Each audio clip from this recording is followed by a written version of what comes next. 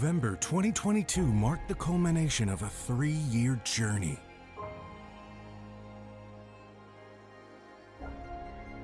Where Michael Hamilton wrote himself into the record books as the first flesh and blood world champion.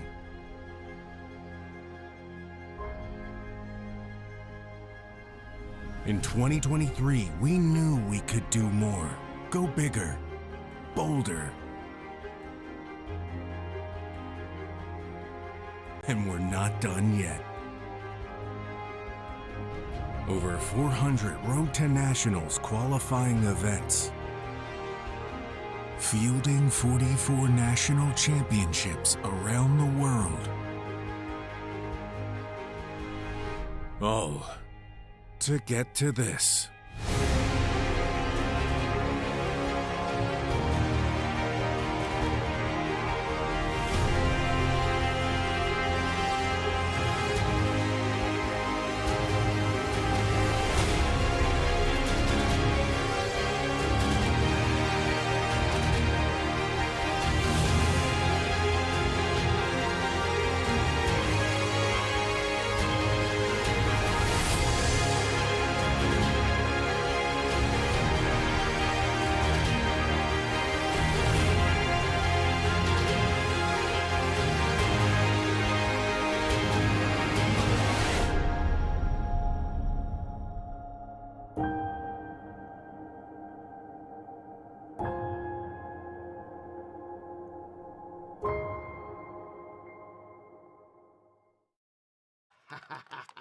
It's all coming together, and oh, what are you doing here? You're not supposed to see this. Not yet, anyway.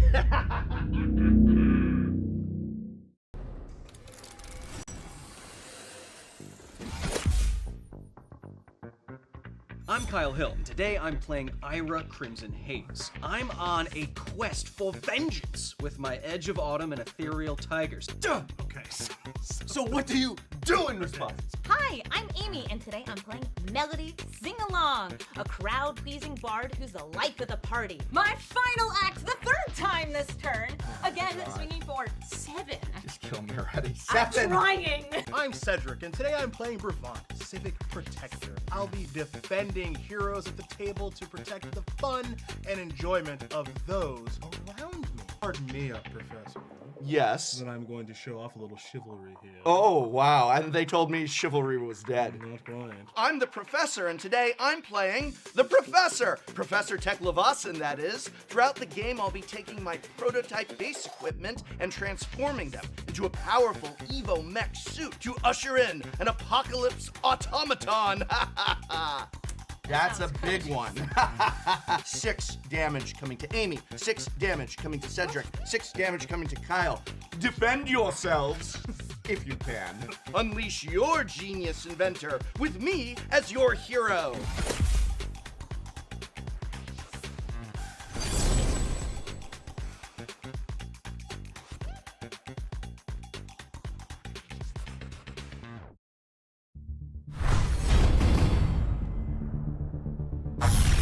Welcome to Metrix, the greatest city in Wraith. Not because of our soaring skyscrapers, advanced technology, or even wealth and power. But because we built this place from the ground up, with nothing but bare hands and brilliant minds. No ether, no divinity, just a spark of genius. Greatest city in Wraith? Yeah, right. Let me show you the truth buried underneath this scrap heap. Metrix was beautiful until they steamrolled it into a parking lot. Now, it's survival of the fastest. And if you can't keep up, then it's off to the junkyard. But I think it's time we rewrite the script, break the mold, and blow it all apart! Haha, there's better ways to blow off some steam, you know. This becoming more than human thing is a real hoot. It's actually kind of incredible, this symbiosis between muscle and machine. But while technology races ahead, simple problems remain unsolved. And this relentless pursuit is coming at the expense of our humanity. And without that, what do we become? Maybe when we can see our way forward. When the bombs go off, When we transcend our limits. the future will be bright.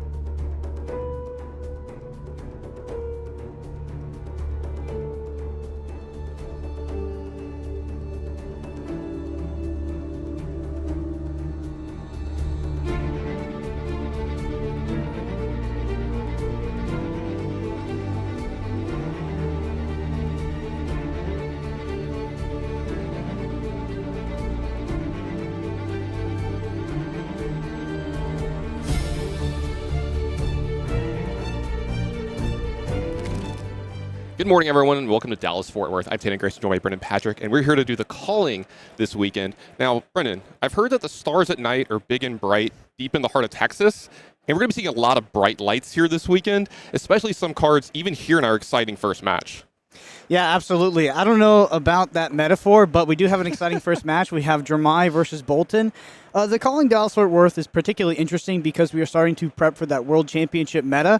We are likely going to see Lexi exit the format, but still a lot of these decks that are on the rise in the form of Dromai, we saw Azalea take a recent win, are serious contenders for this upcoming tournament these players are preparing for. Obviously, the calling Dallas Fort Worth has a big prize on the line itself, so players are going to be looking to, see what they can get this weekend as well. Yeah, exactly. I think the biggest thing you said there is a preparation for Worlds. So, Barcelona is on the horizon. It's very, very soon. I can't wait to be watching that myself at home. I'm going to be glued to the screen when I can. When I'm awake, we're going to have a little bit of that time shift there, but super excited about that. Speaking of Dromai, you were talking about, I was walking around the matches, before. There's a lot of that here this weekend, a lot of Lexi, a lot of cool stuff, but we've got a sweet one here in the first round for us, don't we?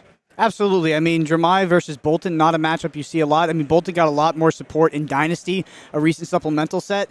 But if we look at the metagame, I think some of the top decks that would sort of fall on at the height of that pyramid would be both Lexi and Dromai. That's why you're going to see a lot of Lexi and Dromai walking around the tables. Taipei happened recently. Dromai saw not a great conversion rate there, but did have a player make it into the finals in the form of Nick Butcher. Lexi right now is seen as the best deck. It's not the deck that everybody wants to play. It doesn't suit everybody's playstyle. That's why you're going to see people on that Dromai and on other lists. But it is a very, very powerful mid-range deck in Flesh and Blood. We've seen it making performances basically since Pro Tour Baltimore. Even before then, Lexi is the deck you need to ask the question against in terms of the Flesh and Blood Classic Constructed metagame. Now, speaking of Flesh and Blood Classic Constructed, let's go ahead and get down to the feature match area and get started here this weekend with our first match. And like you said, this one's a really sweet one. I'm really excited about this because we have one of those, decks that's really going to take over here. I think when Lexi goes away, Dromai it seems to be the pick by a lot of the top players here this weekend. A lot of people like this deck. It's really cool, but we're up against a really exciting deck in Boltyn here, and this is one that you said can do some really explosive stuff. Yeah, so Boltyn traditionally a combo deck via Lumina Ascension, a card that will basically allow the Boltyn to attack many times with the weapons, but it does look like we see a Raiden, which alludes to not sort of going for that combo endgame. You see Alexander Vor reading the new equipment that has come out here for Boltyn. Dromai, honestly, we talked about Lexi being a deck to beat. Dromai's right up there. Dromai is a serious contender in this format, a sort of permanent base hero, putting down those allies. Boltyn does have access to a zero-cost weapon, which is going to allow Boltyn to clear some of these dragons very, very efficiently. Obviously, there's a condition to that zero-cost weapon, but it is nice for clearing some of these dragons that Alexander Vor might be presenting. Alexander Vor basically on turn 0 here is making Ash. That's why you see him play out the blue Ember Maw here. This attack is not meant to do a lot of damage to Matthew, but is going to pitch 2 reds and actually create 2 Ash. Dromai is a hero where you have that sort of other axis that you're competing on with the Ash. It's a serious resource to actually turning on your deck. Getting 3 Ash out on turn 0 here is actually a big win for Alexander Vor, even though you don't see damage pushed. Yeah, I see that blocked by 1 card here by Matt. It's going to go ahead and pop Phantasm. A popper, as we like to call it. We're going to be saying that probably a few times this weekend as we see Dromai going by. Sir Boltyn, like you said, we're going to see which version of this deck, how much combos in it, how much attacking is going on. Alex, we're going to be reading along with you with some of these new cards here this weekend. Here's the thing. How many poppers do you think Matt has in his deck? Is this something that Alexander Vol is going to have to keep in mind in this kind of matchup? Because in some of them, you're not as worried. Yeah, almost 0, to be honest. There's not too many that are going to be presented in the Boltyn deck, but that's not necessarily a problem. I mean, Dromai is a matchup where players tend to be split on how many poppers you should play, because there is a point at which you're diluting your deck and diluting your core strategy in order to put in cards with 6 attack that might not be contributing to what your game plan actually is. So we do see a banish off there, activating Boltyn's ability. Yeah, I see the Beaming Bravado coming in for 3 here. There was a charge of the Soul. Now the card is being used from the Soul, and it looks like this weapon's going to get involved here as well. Maybe not yet. Okay. Looks like we got a block here from Alexander Vor. Spectre Shield's going to get made.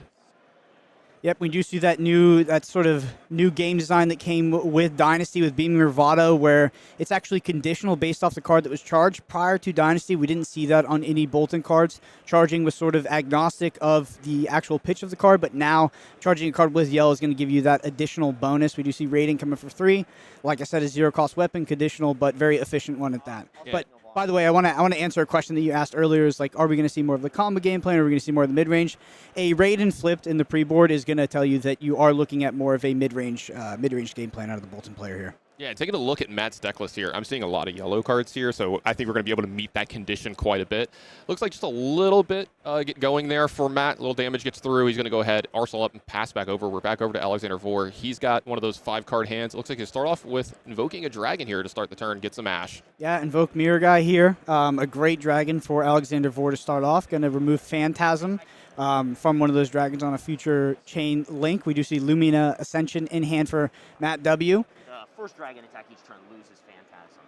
Yep. And there's Alexander Vor explaining what Mirror Guy does. It's just clear because it is important to note that it is the first dragon. You know, that wording can come up sometimes in terms of like what does and does not lose Phantasm. We do see Sigil of Solace in hand for for Alex as well. I'm going to... I think that last card was a Command and Conquer as well. Very powerful card in this matchup, but I don't know if he's going to have enough resources to make it happen this turn. Oh, it looks like he is. And then... Yep, so talking about macro game plans, I mean, Alexander Vor here is utilizing the Ash he was able to create on turn 0 and making sure he stays Ash neutral or Ash positive as he progresses into this game, goes ahead and plays out the Command and Conquer for 6 here, which is not, I mean, it's threatening because Matt basically needs to commit armor or 2 cards from hand in order to block this, or potentially loses that arsenal, which would be an additional card and a massive loss of value. So forcing the hand most likely out of Matt here to block this Command and Conquer in order to not lose that arsenal.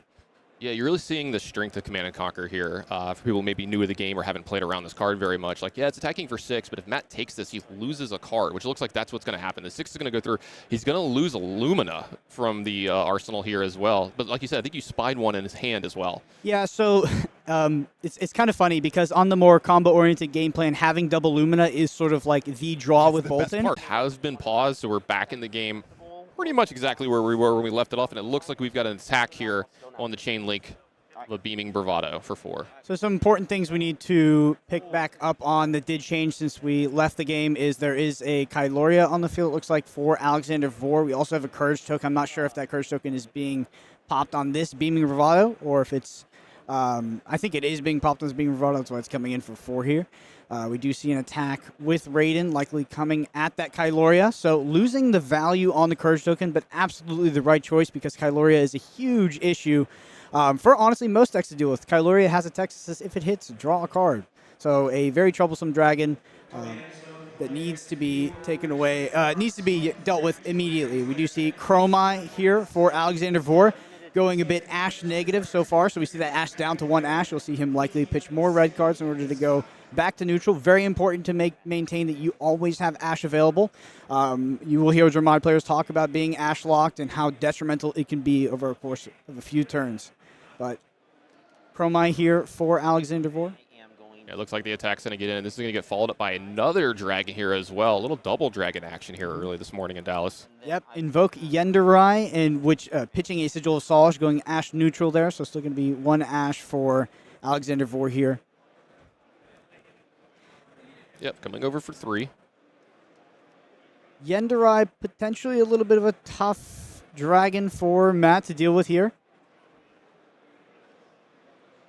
Yeah, something you usually have to commit like multiple cards and 2 to remove from the board can be kind of a problem sometimes. Yeah, it's just not a clean clear from Raiden, so that's going to be one of these things that it's going to be a consistent theme with Matt W here. If a dragon can be cleared by Raiden, you'll see most Raiden attacks at the end of the combat chain go ahead and clear up a dragon. We go 1 for 1. We try to maintain neutrality on the board, but Alexander Vor landing 2 dragons in a single turn, and Matt sort of facing the dual issue of now having to clear Yenderai, likely with something like an attack action, is starting to swing this board state a little bit in the favor of Alexander Vor here. Life total is also in the favor of Alexander Vor at 36. Matt down to 26 here. Now, we are getting a good card played out of the arsenal here for him, though. It's going to set up maybe possibly a big turn for him here. We'll have to see. Absolutely. Debatably the best card in Boltyn, V of the Vanguard. This is an all-star all the way back from the days of Monarch Limited. So this is one of the most powerful cards in Boltyn. Now we'll be able to charge X cards as a result of V of the Vanguard. V of the Vanguard, more traditionally associated with those 2 one-handed weapons because you get the additional value on each, but still a powerful card at that. It is the Boltyn specialization from Monarch, and just one of those marquee cards for Boltyn. We see Alexander Vor considering the block here. It looks like 4 coming across. He does have a Sigil of Solace in his arsenal here as well, so maybe he can gain some of his life back and have a little bit of a buffer here this turn. But like you said, really considering this block here.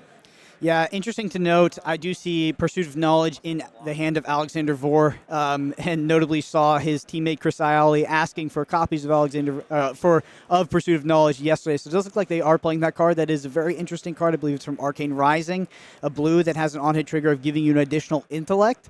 So interesting to see how they actually play out that card. Not a card I've seen in Dromai many, many times before. But that, by the way, one thing to note It is via the Vanguard, looks like to the face, so going up top here. Yeah, Alexander's just telling him exactly how Yunderai works here. He's like, oh yeah, the first one's just going to get prevented, then you can do the next one. And it's like we said, it's going to cause that problem for Matt here of like, this is not a clean board for him to be able to attack in the ways that he wants to. Like you said, he's going to have to go kind of neutral on cards here, going to give at least a 2-for-1. He's got another dragon to work with here that he has to take care of. So board's slipping away a little bit for Matt here, but he's still fighting. You know, he's got this V for Vanguard. Looks like a second one coming in behind this as well. Very interesting. Charges the last card with that as well. So we did see Boltyn's ability activated on the previous V of the Vanguard, giving a go again. And a second V of the Vanguard out of hand here. Looks like this one is potentially going upstairs as well, which is probably correct if you're attacking for 5. But I'll say no blocks. This board state is going to swing heavily in the favor of Alexander Vord. I'm not sure if, going face is the correct. I mean, that's the hard part. Is like, at what point do you pivot to like, I need to clear dragons? When do I need to press damage? And that's why playing against Dromai can be so challenging sometimes, is you have to manage both of those axes. Yeah, you can see Matt really making that decision here. He gets to attack for 5 with his weapon here, and you see that he was kind of paused over it. Like, where do I go? Do I go after a dragon here? Or, you're at 27. I could put you down to 22 possibly here, or try to force some cards out of your hand. But that's the scary part, too. If he starts taking all that damage, that means more of these cards from his hand are going to get on the board, and that board might get completely out of control after that point. Mm-hmm. Important to note that if, Matt W. does not go upstairs at all, or does not clear any dragons this turn is very indicative of an inflection point in which Matt has decided, I'm going face. I'm not clearing dragons. I'm going face because, he's just going to be more behind on dragons, right? This next turn, there might be 4 dragons on board. Kromai's going to be giving you that additional action point, so you can attack with some very pesky dragons. So it looks like Matt is opting to potentially race. Also had a hand that was just not very efficient at clearing dragons. Yes, it could have cleared dragons, but he would have lost value on one of his most powerful hands with the double V of the Vanguard. Yep, as you see that decision, it took a little while for him to come to it, but maybe he's deciding this is my best chance of winning from here. I'm just going to go upstairs on Alex here. I'm going to put pressure on his life total. So he is technically winning on the life front, 26 to 22, but this is when Alex starts to really, really take over. Here's that a Billowing Mirage is going to be attacking over for Alex here.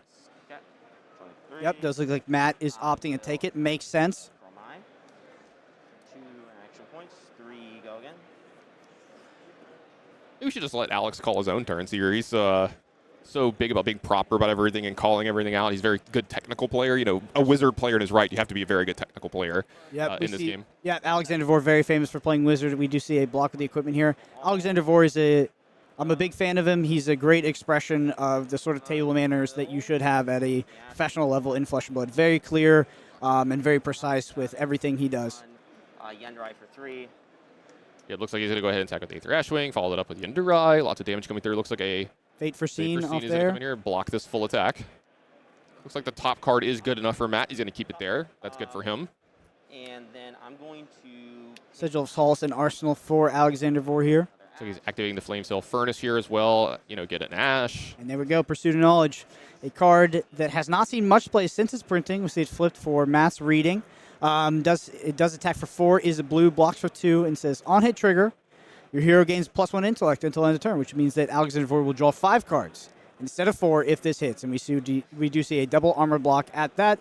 Good choice from Matt W. here. And this is what makes this card good, right? Like, it has a great on hit, but often that's not going to happen because of this right here, but it just forces your opponent to make these kinds of blocks. Like, he might not have wanted to give up his crown there, but he's definitely trying to keep the cards in his hand that he has left over here. So he has to give up a lot of equipment here to make sure the extra card doesn't come to Alexander Vore. So I think the thesis behind the inclusion of Pursuit of Knowledge is the sort of modality of the card as a blue, right? It's not a great blocking card, but it is a card, Dromai not playing a lot of blues traditionally. It is a blue that you can have in your deck that can also function as an attack and a card that you can use to pressure the opponent. Dromai is also a hero that can effectively use 5-card hands very well. Some heroes can't. Some heroes, with a 5-card hand and an arsenal, effectively 6-card hand, won't be able to efficiently play out that hand every single time. Dromai is not that hero. Dromai can play out their entire hand. So it looks like we want to light the way being attacked with here. It was charged as well, the soul of Boltyn here. So it looks like we're going to be attacking for, I think, 3 with Go Again. I think is that a red one? It does look like it's a red one. Yes, it is 3 with Go Again, and Matt W. will not be required to banish a card from Soul in order to swing Raiden here, which is what we see, going after that Aether Ashwing, it looks like. It looks like it's going potentially going upstairs. It is, yeah, it is somewhat hard to know exactly where the damage is going until we see the actual dragon removed. Alex considering blocking here, so maybe it is going upstairs.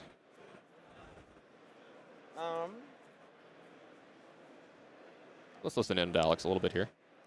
I'll go to reactions, any attack reactions. I will Fate, opt 1. Another dragon on top Invoke here, Thamai off the top. Not a super impactful dragon here outside of the actual life total, which might be an annoying low life total for Matt W to deal with. Does opt to bottom the Thamai. And yeah, the players here are at equal life totals at 22 apiece. They each got a bunch of cards and a card in arsenal, but you got to feel like you're a tiny bit ahead if you're Alex here, right? Since you have some stuff on the board. Yeah, absolutely. If that is a blue in hand for Alexander Vore, does have a Command and Conquer, which could be quite disruptive to Matt W's turn. Because Matt W does not have access to armor to sort of efficiently block it out, and it has no access to Crown of Providence, which is sort of a get-out-of-jail-free card against something like Command and Conquer. Yep. Sigil Solace, go ahead and play it at instant speed there, going up to 25. Yep. Speaking of Command and Conquer, here we go. That's a popper for Matt W. That's going to take care of this dragon, this pesky dragon, that's been sitting on the board for so long. Best way for Matt W to deal with a dragon like Yenderai, which cannot be cleared effectively by Raiden.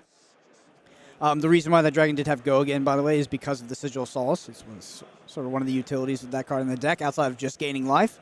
But we do opt to make an Aether Ashwing and go ahead and draw up. So I think a turn cycle win for Matt W there. But that tends to be how the poppers go. I think that Alexander Vore is potentially thinking about playing the Command and Conquer after that, but does run into Matt's Command and Conquer, and his turn is promptly ended via the Phantasm effect. Yeah, I was just about to ask. That's a huge play for Matt right there, right? Being able to stop the turn in its tracks right there and kind of get tempo back in this game. I think it's a huge play in the context of Alexander Vore's hand, but in terms of Alexander Vore's game plan, Alex knows that I'm probably going to have to work through 3 to 6x kind of poppers here. It's just a part of the Dromai sort of play-by-play, regardless of the match. Like, your opponents will be packing poppers for you, and a deck like this in Boltyn likely only has access to a few. So you take it. You take what you get in terms of that. You have the card is gone now, so he effectively is down 1 popper. Yeah, it looks like we're going to have a Enlightened Strike, here for Matt W, and it looks like it's going to get the +2 here as well. We saw a card go to the bottom. So just one big attack going to face, I believe, for Alex Vore here. Interesting. No Snapdragon Scalers available as well, so... I'll block 3, any reactions. Yeah. Yep, we do have Boltyn's ability. That does allow you to get the go again here. Yeah, and then there's going to be a reaction from Alex as well. This is going to block out the remainder of that damage. He's going to get all 7. It looks like the top card of his deck was good enough to go as well for Alex Vore. And then we've got a follow-up here for Matt. Yeah, Boltyn's ability actually not conditional on charging your soul. So just having access to that soul, anything that does have additional attack, which that is printed on, it's a modal choice of Enlightened Strike, is able to give it going in and go ahead and play out this Illuminate, a Monarch Limited All-Star.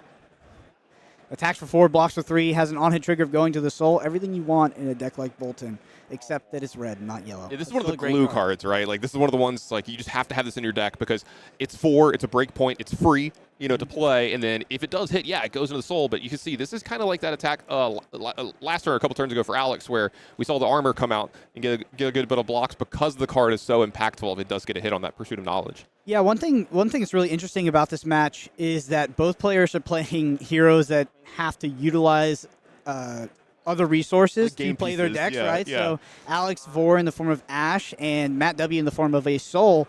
And I think Alex Vore recognizes that putting Matt on 0 soul there, not allowing to get that additional value of Illuminate, is going to slow down or at least limit the potential attacks that could come out on the following turn. So a good tempo play. That's why we see the armor used to block.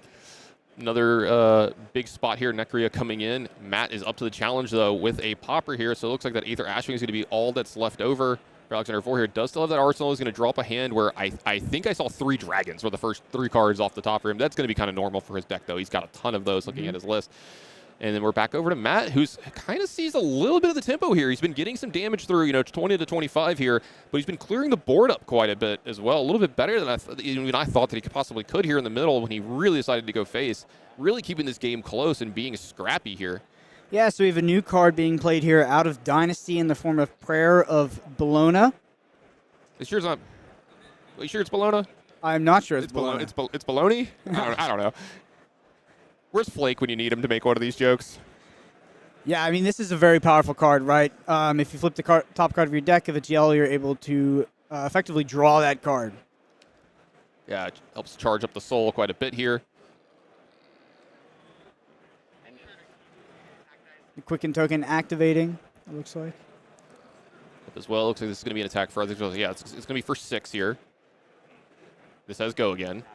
So this is a big attack. Almost kind of like the combo deck coming out just a tiny bit here.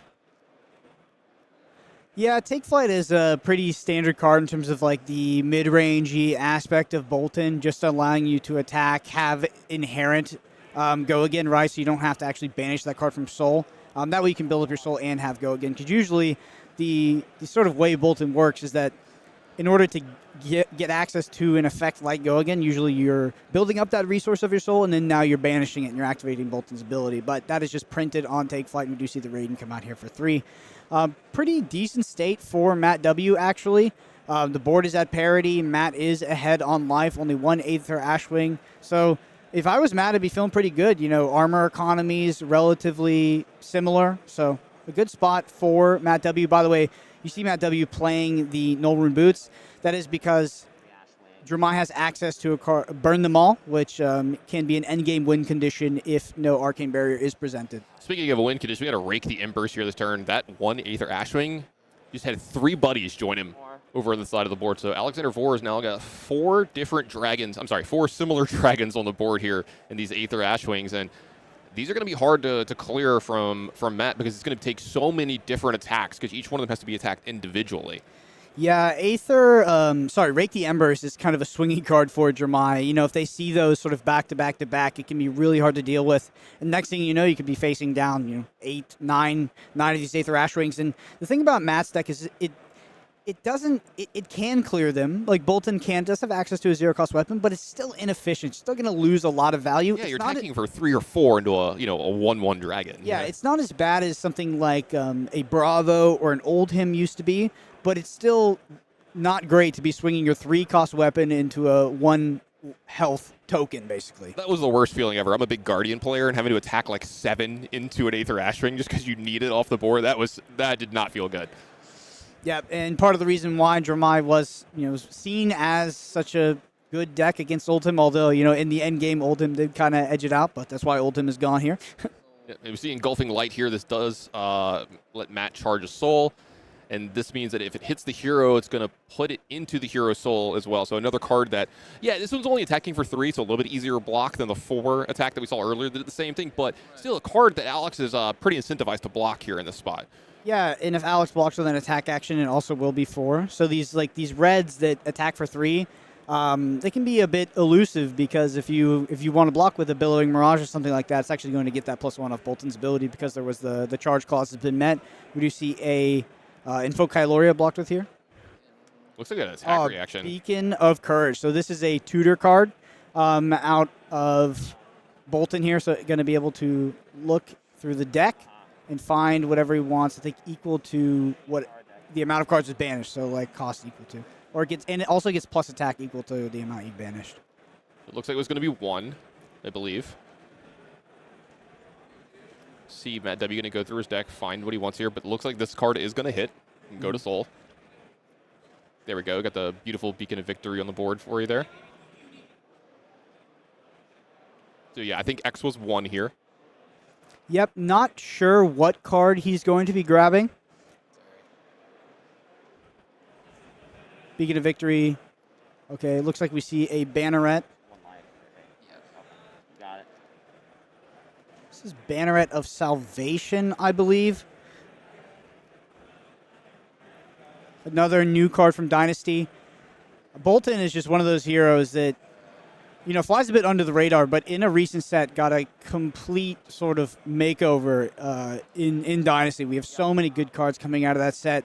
So Soul Flare, the new keyword says, when this is charged to your hero soul, the next time you hit this turn, next time you hit the entire turn, good thing to note that, you gain 1 life.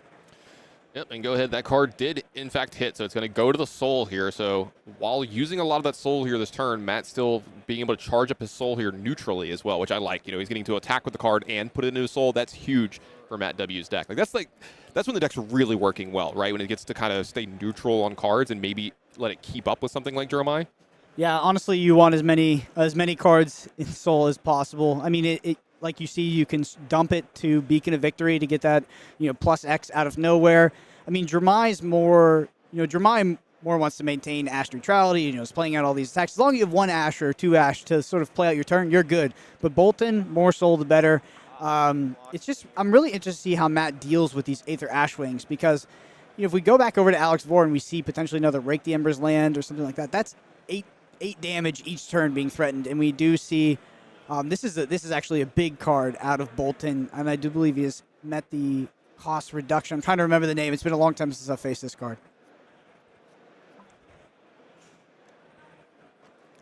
Bolting Blade, there it is. Cost 2 less for each time you've charged this turn. And does attack for 7, so another popper. So now we can reasonably assume that Matt is also on 9 poppers at least, right? Because we saw the Command and Conquer. We've seen there's 2 more Command and Conquers, 2 more Celestial Cataclysms, and 2 more Bolting Blades. Yeah, this one coming in 4-7. This is a big number here, representing over a third of Alexander Vor's remaining life total. So you can see it's hard on him. He's like, I need some cards to do some stuff on my own turn. These Aether Ash Wings are going to make it a little easier because he at least has something. So nobody needs at least a red left over here. So really in the tank here, contemplating if he wants to make this block or not. And I don't blame him. I think this is one of the most important turns in the game for Alexander Vor. Yeah, an absolutely massive turn out of Matt here. Absolutely massive turn. Yeah, like a turning point in the game, right, as we get down to these lower life totals. I do wonder at this point, what does Matt W have in Arsenal? I did not see it when he parked it there, and it's particularly interesting at this stage of the game as Alexander Vor goes down to 11, starts off with an Invoke Dromai here. Dromai 3. Yeah, down to a dangerous life total 11, but Matt is at only 16 here, and Alex, again, starting off an attack with a dragon here, and he's got plenty more where that came from as well. And I think I even see a Cinnapai in his hand here as well. So possibly a big attack to end this turn. So the reason why this is so good is no longer can a popper stop Alex Vor's entire turn. So I think if Invoke Dromai hadn't been in hand and Alex Vor had to start with something like blocking with the Aether Ashwing, would have been in a lot of trouble. But does maintain the action point because of the Dromai. Unfortunately, we do see Matt has another popper in hand in the form of Command and Conquer. Yeah, Matt coming up big here in these games with these poppers. Really good ones at the right time. Very important in this matchup. I've always found that super important in the matchups like this or Prism or whatever. Like, yeah, you have poppers in your deck, but you really need them on those super impactful turns to really gain tempo. And we've got that first Aether Ashwing coming here, and you see Matt, he's in the tank himself here. Like, do I want to use a popper here? What do I do? Yeah, so this could be really disruptive. I think if this is popped. And it looks like it's going to be. Because Alexander Vor is left with 3 cards in hand here. Yeah, so that's going to end Alex Vor's. Yep, let's see. Go ahead. And he's going to activate Furnace here, make some Ash, go to Arsenal. It was effectively ending his turn. He had a couple actions left that he could do, but no attack actions or anything like that. So it does look like that's going to end Alex Vor's turn. He technically got 2 attacks in, but not a lot of forward momentum here. In fact, he actually lost a little bit of his board. So good turn again. Another small victory for Matt W here. Yeah, that was pretty brutal, losing the possibility of attacking 3 more Aether Ashwings because there was the double popper in hand. That being said, Alex Vor does rip a Rake the Embers off the top there. Maybe a little too late, but a powerful card, right? We see that Rake the Embers is particularly... Okay, this is the new defense reaction here for Illusionist, so it's going to be covering that up. Yeah, the Beam Bravado blocked out here. Flicker Trick with Mirage is a 0 for 5, but obviously a bit conditional because you can go ahead and pump the attack and blow that up. So Raiden here coming in for 3.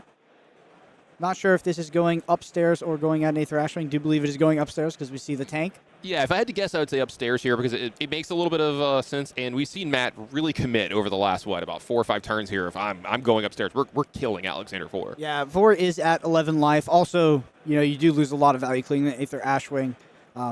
As well, there is no counterplay to him attacking Aether Ashwing, so Alexander Vor surely would just pick up the card and remove it.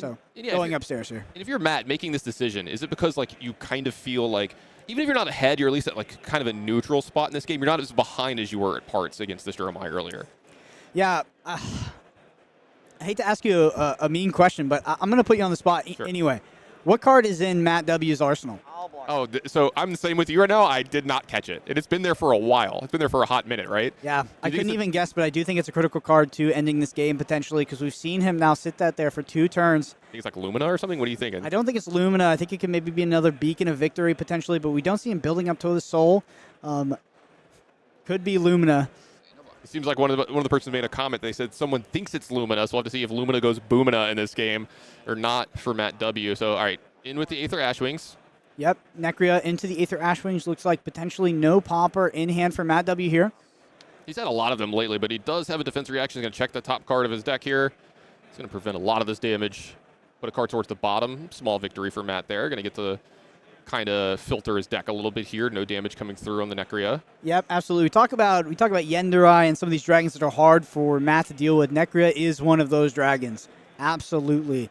Alexander Vor still is going to go ahead and arsenal that Rake the Embers.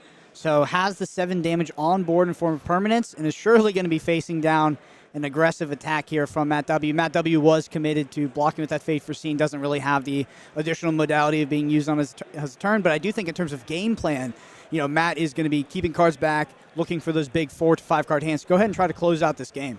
You talked about him possibly trying to close out this game, right? We talked about what we think is the Lumina in the arsenal here for Matt W. Do you think Alex has picked up on that? He's noticed that this card has been in his arsenal for 2 or 3 turns now. He knows it's a scary card. He knows that card is critical to Matt trying to end this game most likely because we've seen Matt play out his entire hand, have these big sort of turns these past 2, but has not played that Arsenal card. Maybe it's because of the resources, but I would be pretty scared of it if we've now gone 3 turn cycles and it's the same Arsenal card. I'm at 11 life. Yeah, usually at a point in a game like this, if I'm playing against someone who's pretty good at the game, and obviously Matt's great, Alex is both these players are great.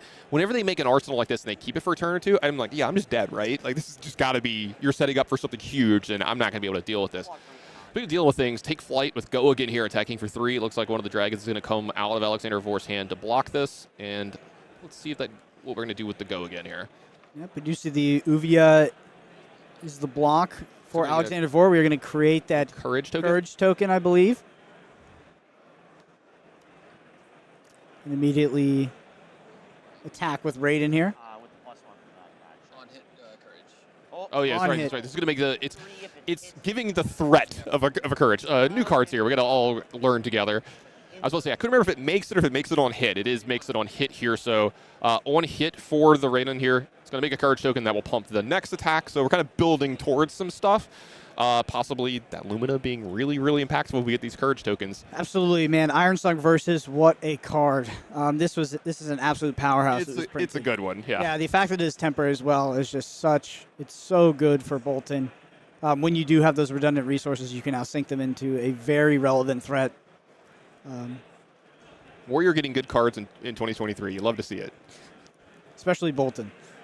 I particularly love to see Boltyn's adopting the Raiden game plan, going for this more mid-rangey game plan rather than sort of the all-in Lumina that has been the only way really to play Boltyn in the past. This is, I think, the current, what you're seeing out of Boltyn right now is a big win for Flesh and Blood game design, right? This is a aspect of the deck that was not nearly as powerful prior to Dynasty. So mid-range rated, and we're really seeing it. We see that Rake the Embers come here. This is going to be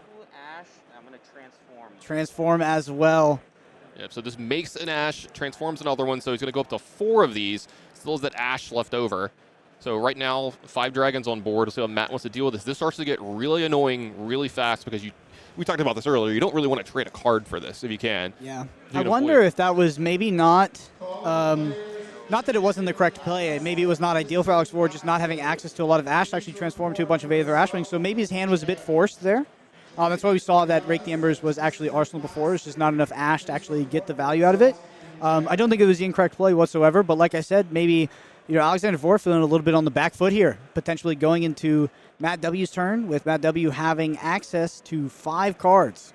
And I was about to ask you here, is this where Matt starts to try to maybe make the pivot depending on his hand? Is he going to be blocking with whatever he's got left over for his equipment, trying to keep the card in his hand and maybe going for the kill or going for the throat here over the next couple turns and putting Alex really on the back foot? It looks like this is what's happening. So what I can tell you is that I don't know if he's going to block, but if he doesn't, if he doesn't block from hand, if he blocks with the equipment like he's doing right now, right? That means that Matt W is going to try to start to close out this game. Whether Alexander Vor is going to die on this turn or shortly after, That is absolutely looks to be the game plan of Matt W here. And I think you can see Alex really picking up on it. I know he was already, but in his mannerisms, I can see him kind of looking at the board. He was looking around a little bit more, and he's like, wait, he's used his equipment. He's got a full hand. He's got an arsenal here. You could see that maybe he's starting to worry a little bit here. Yeah, and Alexander Vor is also presenting lethal in the form of just permanents on the board right now. Ooh, there we go. There is the Fable. At an Ashwing, okay. Yeah. From Dynasty. I think this is. I think he said something going at the Ashwing here. I think that's what I caught, but maybe not. Yeah. Okay. Okay. Got it. Yep. Ashwing down. So he's no longer facing, lethal and just what's on board. So cleaning up a little bit. Definitely has go again. Oh man. So this card is called Spirit of Elrina. The Fable that was played, and it says you may play Lumina Ascension as though it were an instant. All right, so... And I believe someone in chat said they believe that this Arsenal card is a Lumina Ascension. So I think we're about to see a cool interaction here out of the Spirit of Elrina. There we go. Instant speed Lumina Ascension. Now, and when it hits, you reveal. All right, so we do have the defense reaction here. Yeah, so you have 2 action points right now? No, just one. Because you haven't... I see. I'm going to sink. Yep, so here is the sink below.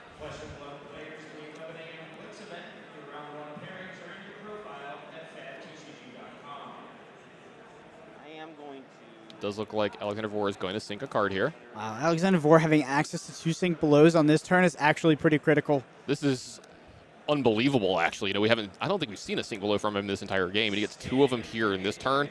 Huge draw from Alexander Vor over the last turn, and maybe even breathing a sigh of relief because this might be enough to get him a win here in round 1 of the calling. That was huge for him. Yeah, these defense reactions are really critical on Lumina Ascension turns. They have been literally since the inception of Boltyn. In any strategy Boltyn tries to implement, whether it's combo or not, you want a clean way to sort of cover those Lumina Ascension triggers. Looks like an Enlightened Strike is going to be following behind here. Yep. I think he said plus 2. Yep, so going to be coming in for 7. Does have access to Soul to give it go again. And at me, I assume. It's kind of how I ask usually. I'm like, I think this is going at me, right? Like, that just makes sense. You sure you don't want to send this at the 1 health Aether Ashwing? Yeah, just an Aether Ashwing. Nothing Acria, nothing else. Just the smallest thing. You always like to double check. You sure you don't want to lose 6 points of value? Yeah. I'll block 3 with the non-attack any reactions. Yep. All right, so looks gonna like give it go again. 4 is going to go through here. It's going to put Alexander Vor down to 7, so the life totals are equal. There's a go again. And can attack additionally with the Radon as a condition of Lumina Ascension, allowing him to attack with it again. I think we're going to see the other Sink Below come out here. Like I said, what a timely Sink Below from Alexander Vor here. ×2. And that's what you needed, right? He didn't have access to armor, so the thing about Lumina Ascension is it needs to be covered up cleanly, and you can't be using attack actions out of hand.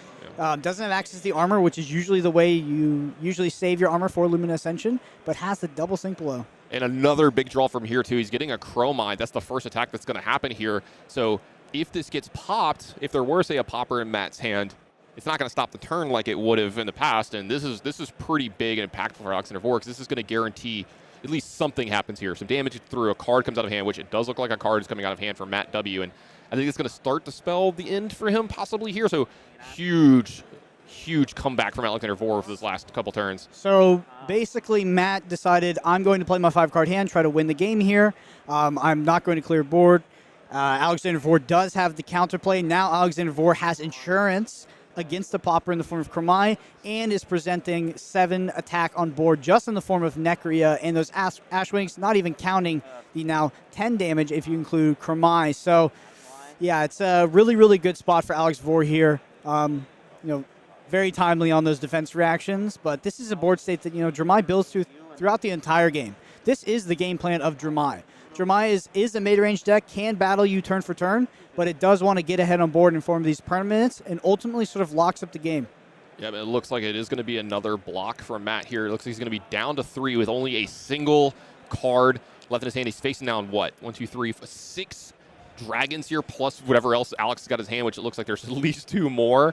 I don't know if Matt's going to be able to get out of this, but we'll have to see. It looks like he's going to keep trying, and that attack is going towards Alex Vor. Looks like an Illuminate coming in for 4. Looks like Alex is going to go ahead and full block this. Going to go ahead and use the Furnace, Plus on the dragons from his hand, that's going to take care of the full attack. Matt's going to draw up, pass over to Alexander IV, but with 3 Aether Ashwings and 3 other dragons, if there's no popper in his hand here, this might spell the end. Well, even if there was a popper. Yeah, even with, yeah. So it's double trouble, right? You would need at least 2, yeah. Well, you need, because you have Mirror Guy, which is going to take Phantasm off the first dragon attack, which is the Dromai. Dromai will make it so if you pop it, you'll have 2 action points. We do see the Fist Bump come out there. Excellently played by Alexander IV, and a great expression of the new era of Boltyn. You know, off the back of Dynasty, we see this rating game plan. The game was very close. Board was at parity for most of the game, and we saw Matt build up to sort of that pivot turn. Ultimately, didn't play out in his favor, but the game, very, very sort of definitely on a tightrope. Could have gone either way. Yeah, this game could have easily gone either way. I was super impressed of Matt W's play here this game because it felt like he was behind early, fought into a good position to kind of get parity, and then actually got to a point and crafted a board state where he presented a turn that could have and rightfully would have won him the game or put him in a position where he was going to win from there. But Alexander IV definitely got a little lucky drawing 2 of the defensive reactions there, but that's why they're in his deck, right? So huge back and forth, great game to start off this calling. Absolutely. I think after double popper, Matt W was actually ahead.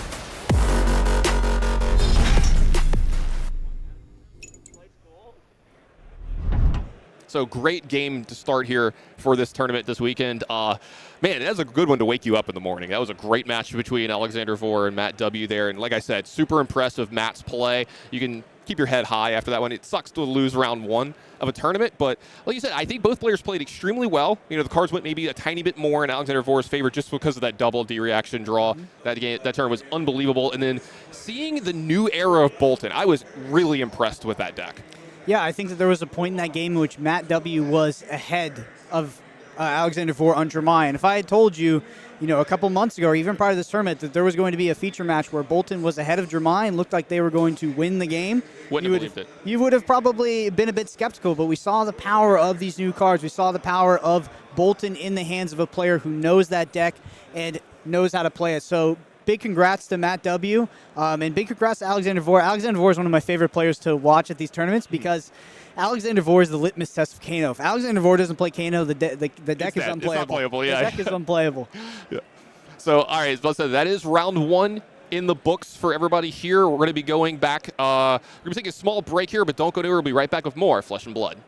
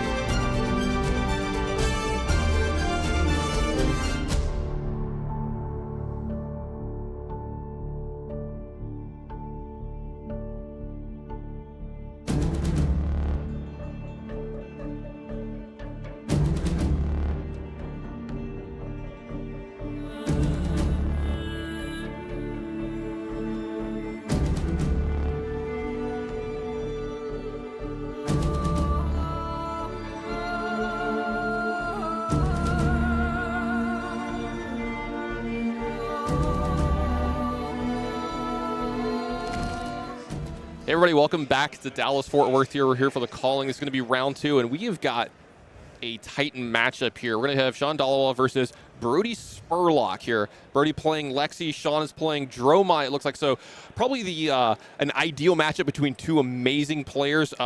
Brodie kind of doesn't need an introduction, but I'm going to do it anyway. Hometown hero, by the way. Hometown hero. So this is one of the only events he doesn't have to travel all over the world to because he's been going to absolutely everything. He's a leader in XP over the last 90 days in the entire world because he goes to everything. Yep. And then Shawn, a great player in his own right, a Canadian that has made the trip down here to Texas. Maybe a little warm for him. We'll have to know. I know he loves the barbecue down here. Shawn, a big food fan, but he's also fresh off of a really good finish at Canadian Nationals as well, and a really good player in his own right. So Brodie's going to have his work cut out for him this round, and it's the prototypical matchup in this format right now as well, right? Yep, this will set the foundation for the rest of the tournament, right? There's a lot of players that are going to be tossing up between two decks if, looking at the best decks in the format, right? They're going to be looking at Dromai and they're going to be looking at Lexi, and you have to make a choice there. I think statistically, Lexi is probably the correct choice, but gameplay-wise, in player agency-wise, maybe not. A lot of players don't really like that Lexi mirror. They do like to play, they like more agency, and that mirror can be a bit contingent on some good cards. Yeah. But that being said, Dromai is sort of the antithesis of that deck. Dromai is a much more, we saw it in the last match, but a much more mid-rangey deck that has access to sort of these complex game plans. So you will see players opt to play Dromai, even though on paper it might say that Lexi is the best deck. That being said, maybe some people have some special stuff in Dromai and they're ready for the Lexi match. No player brought Dromai to this tournament not prepared to play Lexi. Well, let's see if the Dromai player is ready to play against Lexi. Let's go ahead and head on down to the feature match and get this round started.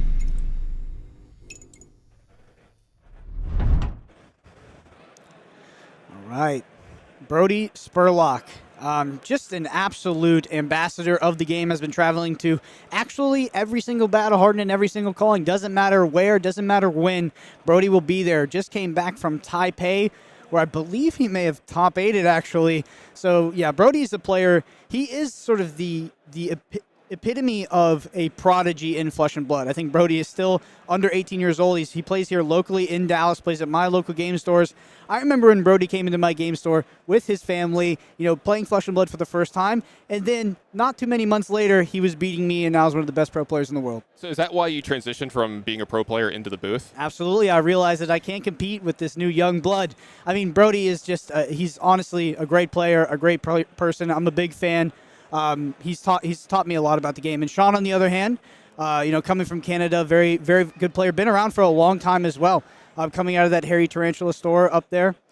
So maybe one of the densest stores in the entire world. We joke about this all the time, but Hairy Tarantula might have the best, just casual drafts on a weeknight in the entire world. Just a row of killers. There's so many Nationals, Pro Tour, World's top 8s in your 8-man in that building that I would be intimidated to even sit down and play against these two. Also, one of the things I want to talk about, not only are these both great players, just great human beings. I've been to dinner with both these guys. I've hung out with them. Absolutely class acts. I'm a huge fan. I love how respectful Brodie is as well. Not that Shawn isn't, but at his age, with his kind of pedigree and how much he's winning, it can go to your head. I know when I was a kid, I was pretty cocky, right? I'm winning a lot. I'm like, oh, I'm the best. I'm the greatest. And you kind of it exudes it in in the way that you interact with people. Brodie, super respectful, always willing to talk to you about anything, walk you through whatever's going on, and then he's just going to beat you when you sit down too. Just great kid. The most impressive part of that story was you told me there was some ancient time where you actually were winning events. I mean, I was not aware. Anyway, we're see talking Shawn way in the past. There's no video evidence of this though. So Shawn starting off cashing in that gold token, creating all this ash off pitching the reds. Does have the royal headpiece and goes ahead and plays a Yenderai as well, so he can have 2 ash on the backup. Honestly, explosive start out of Shawn here. Great turn 0. Has access to the Snapdragon Scalers. In the previous matchup, we saw Alexander Vor actually play the Time Skippers, which pretty much the main reason you play that card is actually just to get Ash on turn 0. We didn't see Vor need to use it. But Shawn, despite not having access to that sync on turn 0, does get this amazing opening hand. Yeah, let's talk a little bit about that gold token. Right now, he's got the crown to make himself royal here. He does have the gold, gets a little bit extra off of it. Is there another impactful card that's going to be in Shawn's deck here because of the fact that he's royal that's really going to be good in this matchup? Yep, the new Tome Tome of the Imperial Flame out of the new set. It's probably the most impactful card out of the new set. Going to allow Shawn to draw 2 cards as well as pitch red cards. I mean, it's so powerful. It is in pretty much every single Dromai deck list. It is the card out of the set, I believe. And yeah, I mean, it took a powerful deck and just put it on raised it up a peg, basically. Yeah, it gave it another card that's a must include to really raise the power level. We saw the same thing happen to our archers, our Lexis, our Azaleas. They got Codex of Frailty and some of these cards in the past, and this is kind of like their version of that card. The Rangers got a whole makeover. I mean, the Dromai here just got a singular card that's completely. He might not have needed the full makeover. It was already, I mean, it's completely swung the dynamic of how you play Dromai, especially in the mirror. I mean, the card's power level cannot be understated. We do see an Endless Arrow here out of Brodie, and he's going to be a Rain Razors as well, going to clear that Yendurai. Attacking Yendurai for 6 does subvert that endurance counter. Does have a resource still floating here. Interested to see what else we see here. Yep, so the Rain Razor, so Brodie basically skipped a step a little bit and went ahead and threw the Endless Arrow back at Shawn's face. We do see Codex Frailty right off the bat. We talked about critical cards in Dromai, but here's the critical card for Lexi. This is a Codex of Frailty. I mean, this card has been the talk of the town since PT Baltimore, basically. The card is so powerful, and we see it, on the text it says, here is a symmetrical effect. You and your opponent both realize this downside. Well, you can see Brodie doesn't have a card to discard and is actually just going to get the Ponder token, give his opponent a Frailty token. All upside for Brodie, and we do see a huge Endless Arrow turn out of Brodie here.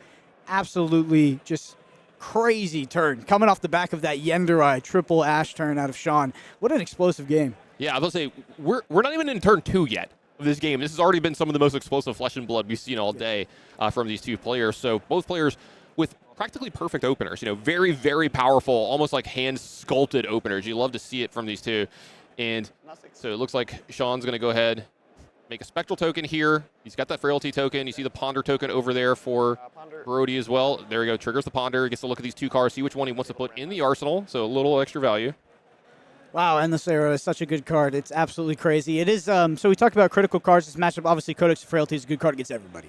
But against Dromai specifically, Endless Arrow is one of the most impactful cards in Lexi's. I hesitate to say arsenal because it has a dual meaning in Flesh and Blood, but we'll say the cards that they have access to. It is critical because you can clear so many dragons with an Endless Arrow. Yeah, Ravenous Ravel's pitched here, creates an Ash. Go ahead and makes another dragon, and it's going to attack in for Brodie here. Another Yendurai out of Shawn. We saw the last Yendurai take the Rain Razors out of hand, although Brodie kind of had the hand for the Rain Razors anyway, but can be a pesky dragon to deal with. A Frailty here as well. Token present for Shawn. Brodie vigorously shuffling those cards. So I call this the tank cam. Anytime we have a player really, really thinking it over here, we're going to take a look at them and see. And so this is one thing that I really appreciate from Brodie. He will take his time, right, to make sure that he gets the plays right. He's one of the most methodical players in the game, right? I think it's an easy way to put that. He's very methodical. That's the word for it, yeah. But here's the thing. After this moment, whenever he figures out what he wants to do, everything else is going to be very fast, very crisp, and very clean. Let's be honest. Card games are less about making good plays and more about not making mistakes, and Brodie's a great example of that. I wouldn't call this the tank cam. I'd call this the Brodie cam because we're going to be here a lot with Brodie. Sure. But Brodie's a deliberate player.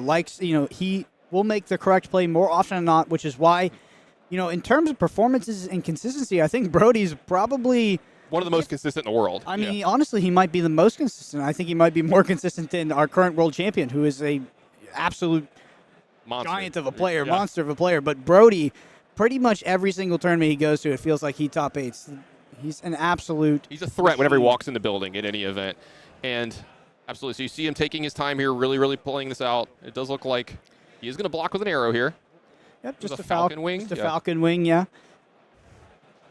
Activate Lexi here and get a drill shot. Activate Voltaire. Pitch for here, and this looks like a Boltyn shot's coming through. This is going to be attack for 5. It's interesting how long Brodie takes to sort of think about his play, but as soon as we flop back over to his turn, boom, he's got the line. So Brodie knew exactly what he was doing. Boltyn shot for 5 here. Shawn presented with the question, is it time to block? The first time I played against a player like Brodie, that was on the level where they play super fast. It was Matt Rogers actually. It's the first time I played against a player like that. The speed at which he played and the conviction at which he played was actually intimidating for me. Important to note that Brodie is on Trench as well. That is the chess piece here, and then the Hornet Sting is the new arm equipment that these Rangers will use in lieu of bullseye bracers being banned, or at least being suspended. It does come back, I believe, once Lexi rotates out. And we see a drill shot here. Drill shot likely going to demand a cover-up, demands an armor block. It looks like Shawn maybe... No, okay, there we see the sand cover. Sand cover taking away an Ash, blocking for sort of a sink below it in speed. Does require the Ash in order to be able to work, but, Shawn had access to that Ash. Yeah, so we saw, some defense reactions that turn and a Spectral Shield going away, and everything covered up here for Shawn, 35. Brodie back at 40. But we're back over to Shawn. Let's see how he wants to do this and how he wants to attack this turn. So we got a snatch pitched here. Make an Ash. A sweeping blow. Just going up in Ash. Shawn had a very healthy total of Ash here. Sort of able to do whatever he wants. Ooh, we do see an interesting card in Brodie's hand. No block. 37. Is that a 3 of a kind I see? Yep, that is a 3 of a kind. 3 of a kind, one of the best cards for Lexi. I feel like I've called 3 cards the best cards in Lexi. Yeah, I mean, that's just the deck, right? I like to call these power cards, right? They have 3 of a kind, they have Codex of Frailty. They have these cards that are just, when they're played, they're super impactful, and you're going to see it this turn. So this is going to draw 3 cards for Brodie here, but until the turn, he can only play cards from his arsenal, but that's kind of what he wants to do anyway.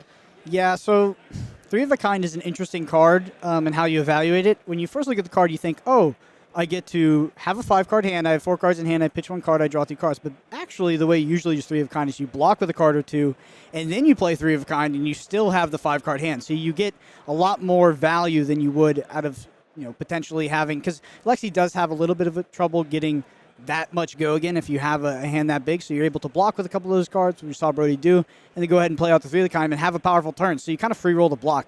I mean, 3 of a kind, literally since Arcane Rising, since its inception, people have seen this card and been like, this card is powerful.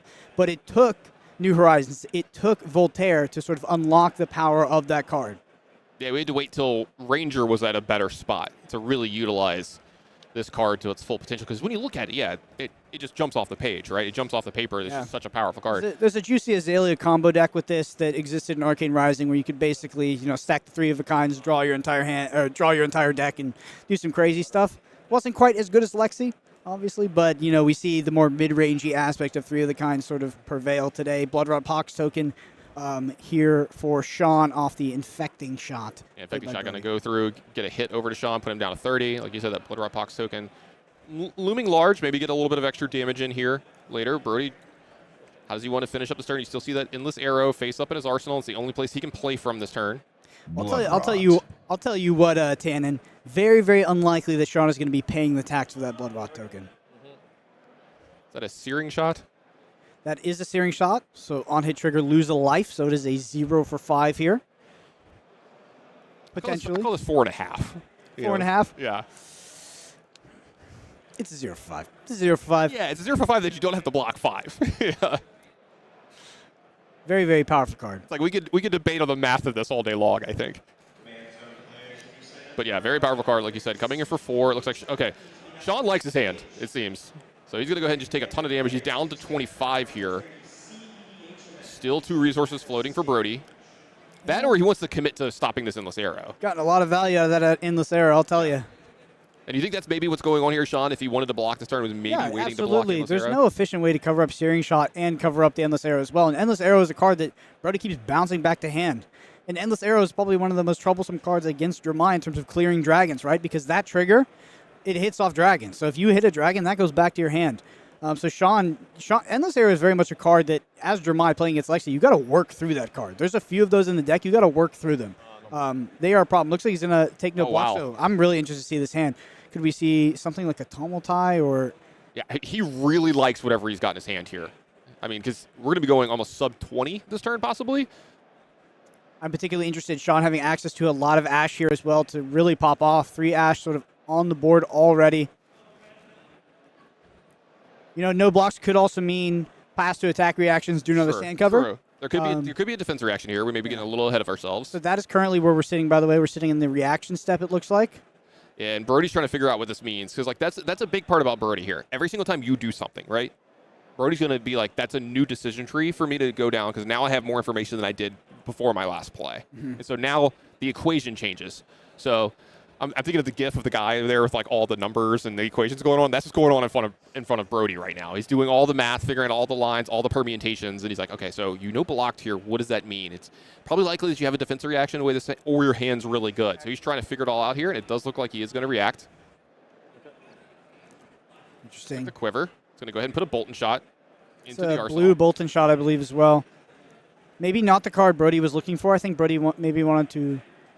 Oh, we might see the Snapdragon Scalers come out here because he's going to play the Endless Arrow again. Yeah, I will say this is a big spot here for both players.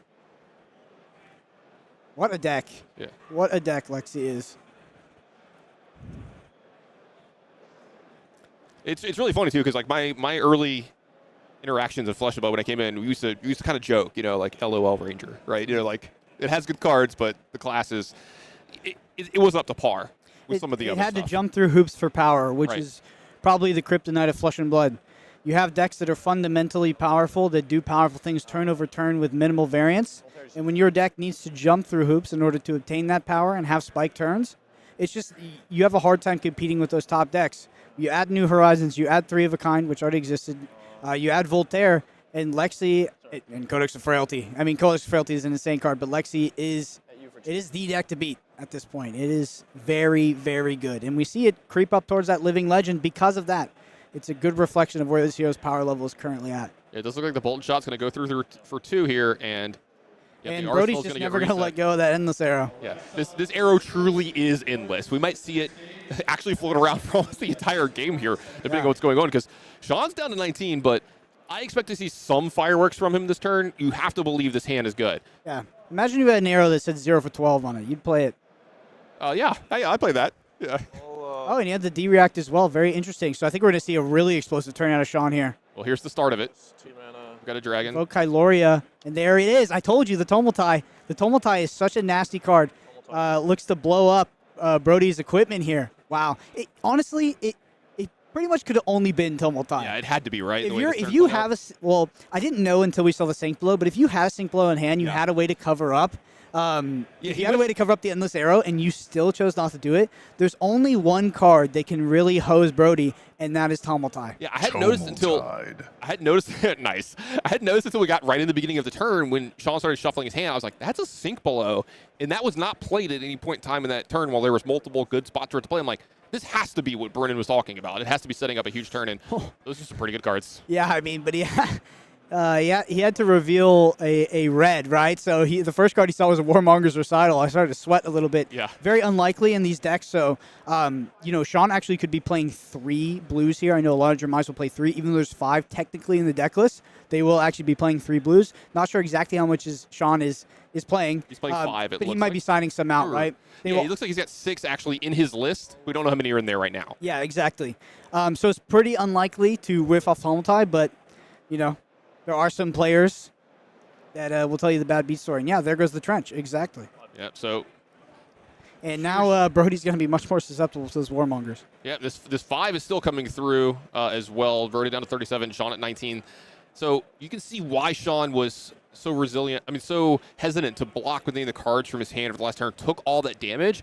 So this is something that you see sometimes in this game is, you'll give up some spots somewhere. Like you'll give up some tempo somewhere. You'll give up your life. You'll use it as a resource to put yourself in a better position in the game. And you see Shawn really doing that. He's like, look, I'm going to take 12. I'm going to take 13. I'm going to take 14 this turn, however much it was. But the swing back is going to be super powerful. So I'm going to get some dragons on board that are really good. And I'm going to get a piece of equipment from the Lexi deck. And that's huge, too, because that could take away some of those hugely impactful turns from Brodie and kind of make them more manageable for the rest of the game.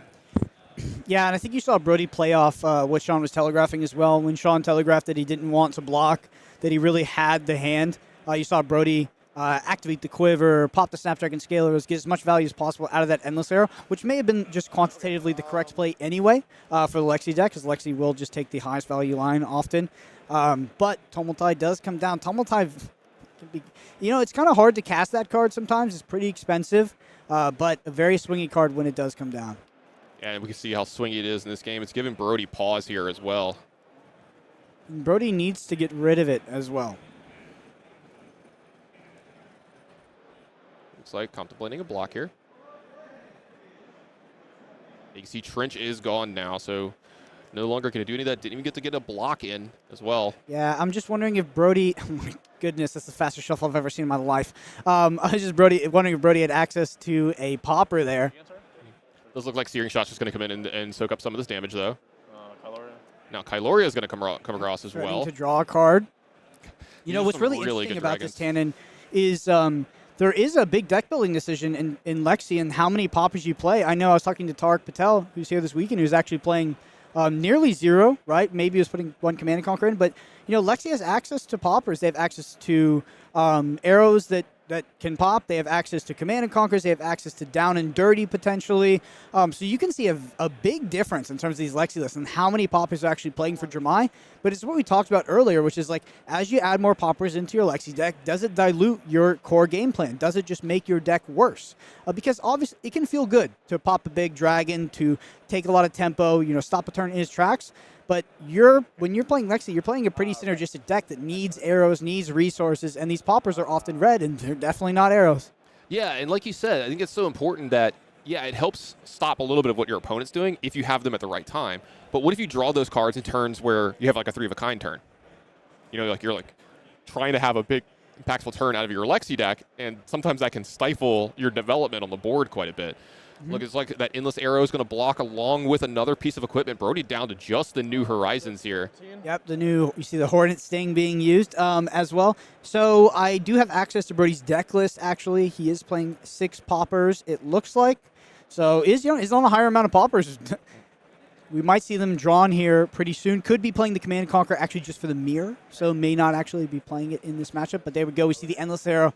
Man, this Endless Arrow is quite an all-star. See it clear the tumble tie. We'll talk after. I think Brodie alluding to potentially just being a goofball. Being a goofball. Yeah, there we go. Love the player bikes. So, like, this is something I kind of want to point out. Like, look at the board state now versus 2 turns ago when Shawn had 4 cards in his hand and was getting attacked over and over and over again. And we saw him just keep taking it. And this is kind of what you alluded to. This had to be a really good, powerful hand from Shawn. Yeah, it's 17-32 here, but you got to believe Shawn might even actually be ahead here in this spot. I can tell you with utmost certainty that Shawn is ahead right now. Shawn is in an amazing spot. Like, it's hard to actually put into words in how good of a spot Shawn is in after blowing up Trench. You know, Brodie did get a lot of value out of that Endless Arrow, but we're talking Yendurai, Kyloria, Dromai now. So the popper isn't even going to stop the turn. Yeah, it's going to kill but we have a Dromai on board, so we're still going to swing at the Yendurai. So, important to note, Command and Conquer actually is in the board here. You know, some Lexi players, you can see Command and Conquer the list. They could side it out. They could play it just in the mirror. If they want to, but we do have confirmation here that Brodie is playing the Command and Conquer, so likely 6 poppers in deck. And speaking of Command and Conquer, Shawn's got his own, and this is dangerous. Brodie, 3 cards in hand, has that Endless Arrow in the arsenal that we've seen practically the entire game sitting there. Yeah, actually the entire game. We'll see if that Endless Arrow is played throughout the rest of this match, but I would be... It depends on everything. So think about this. It's contextual on Brodie's hand, whether he blocks this.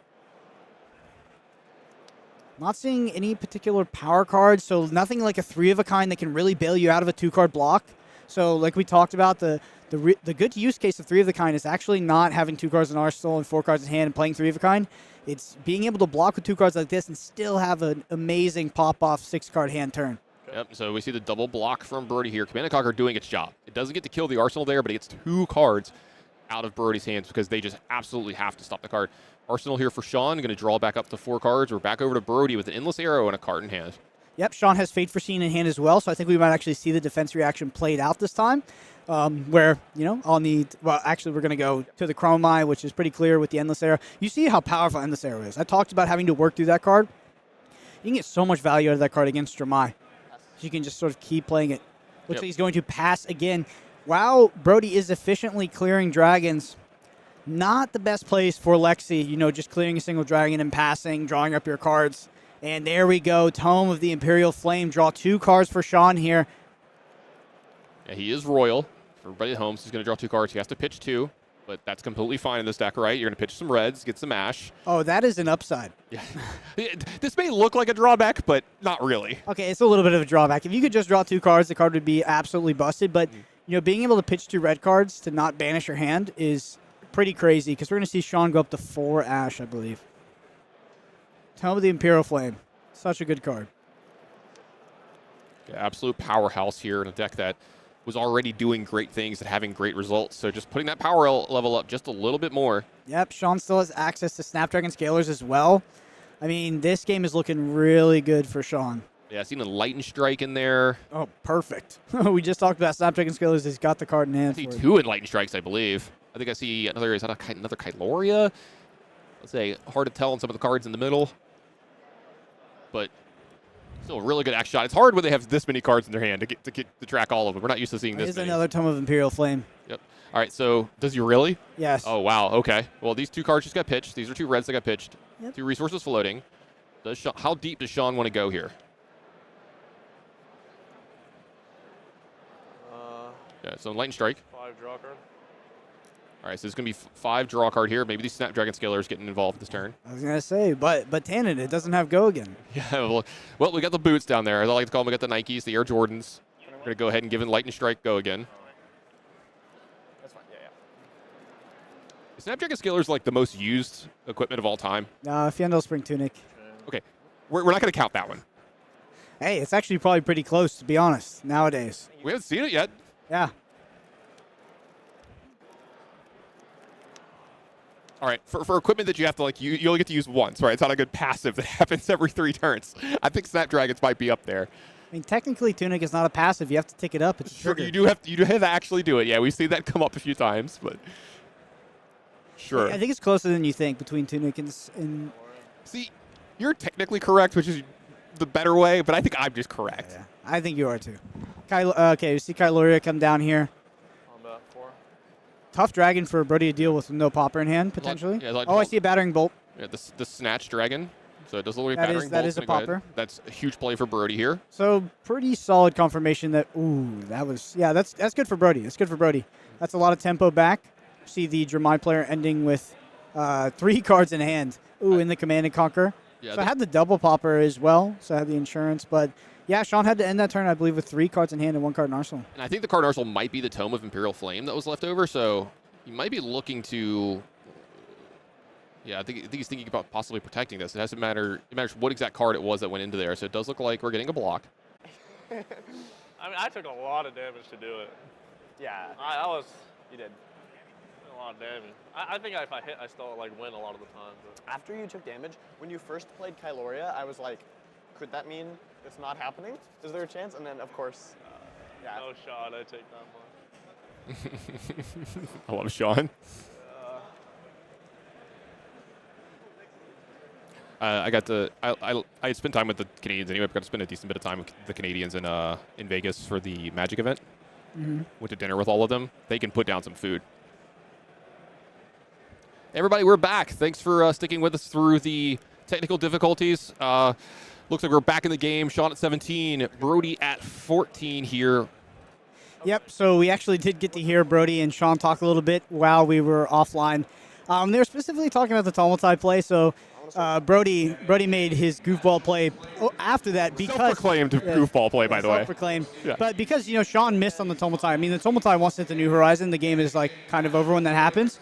But does hit the Warmongers and the Reds, so is only able to get them 1/-1 counter.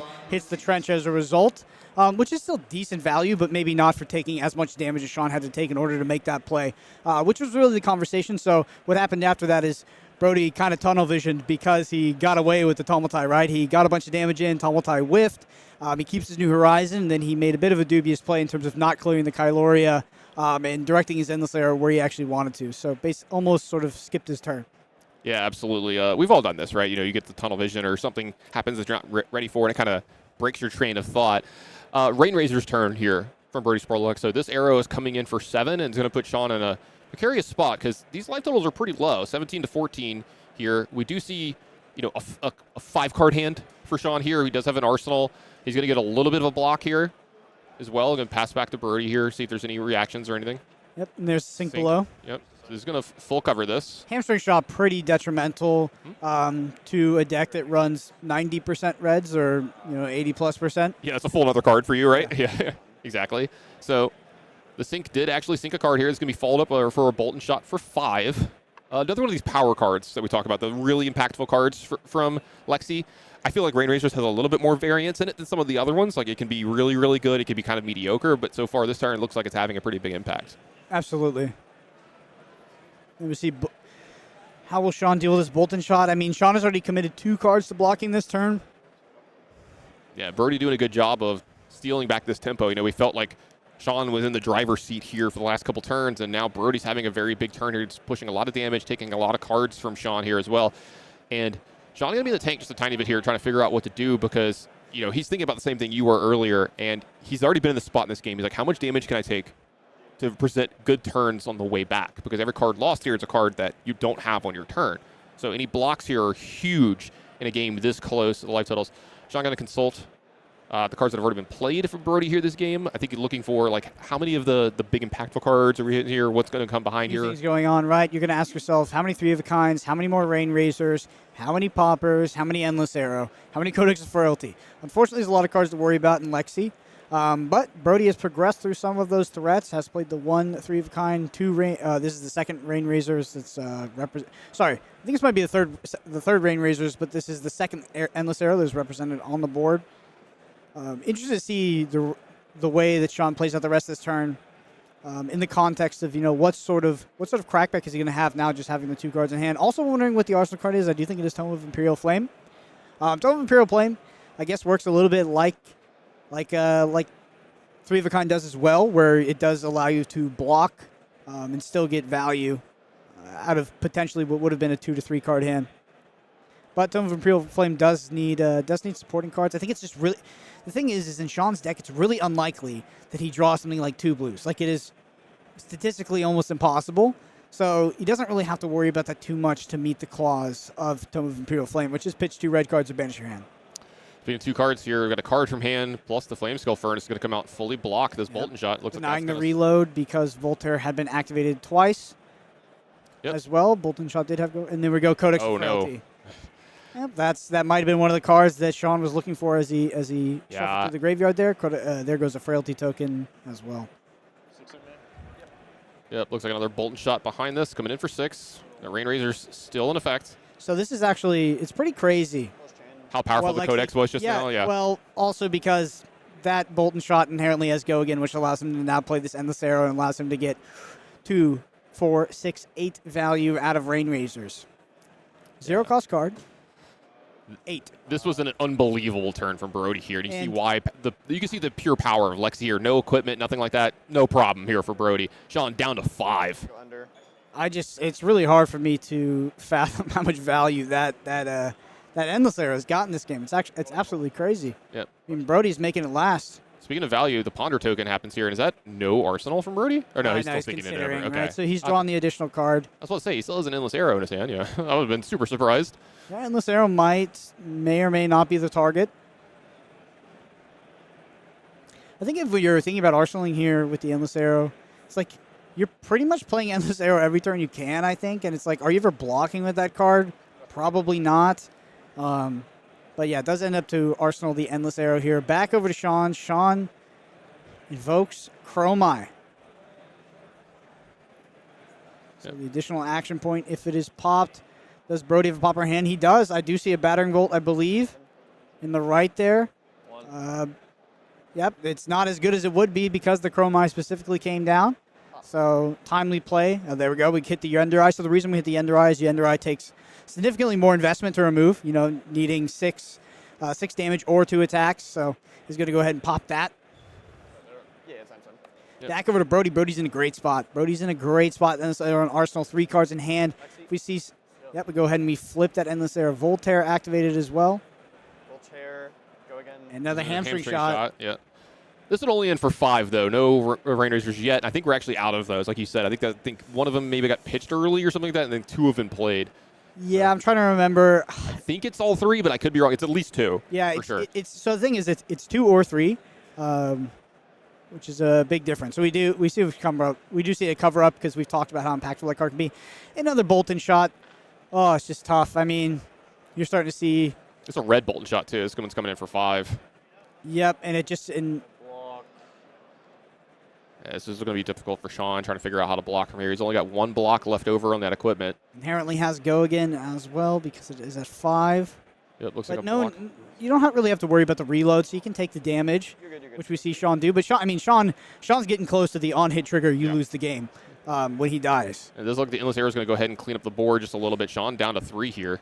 Man, Brodie can really make an Endless Arrow last, I'll tell you. Is this the truly Endless Arrow? Is that what's been going on this game? This card looks better than Drone of Brutality in this matchup. Tome of Imperial Flame out of Arsenal, which we've known for a while. Draws 2 cards. We'll need to pitch 2 reds off the back of it to see a Themai in hand, as well as a sweeping blow.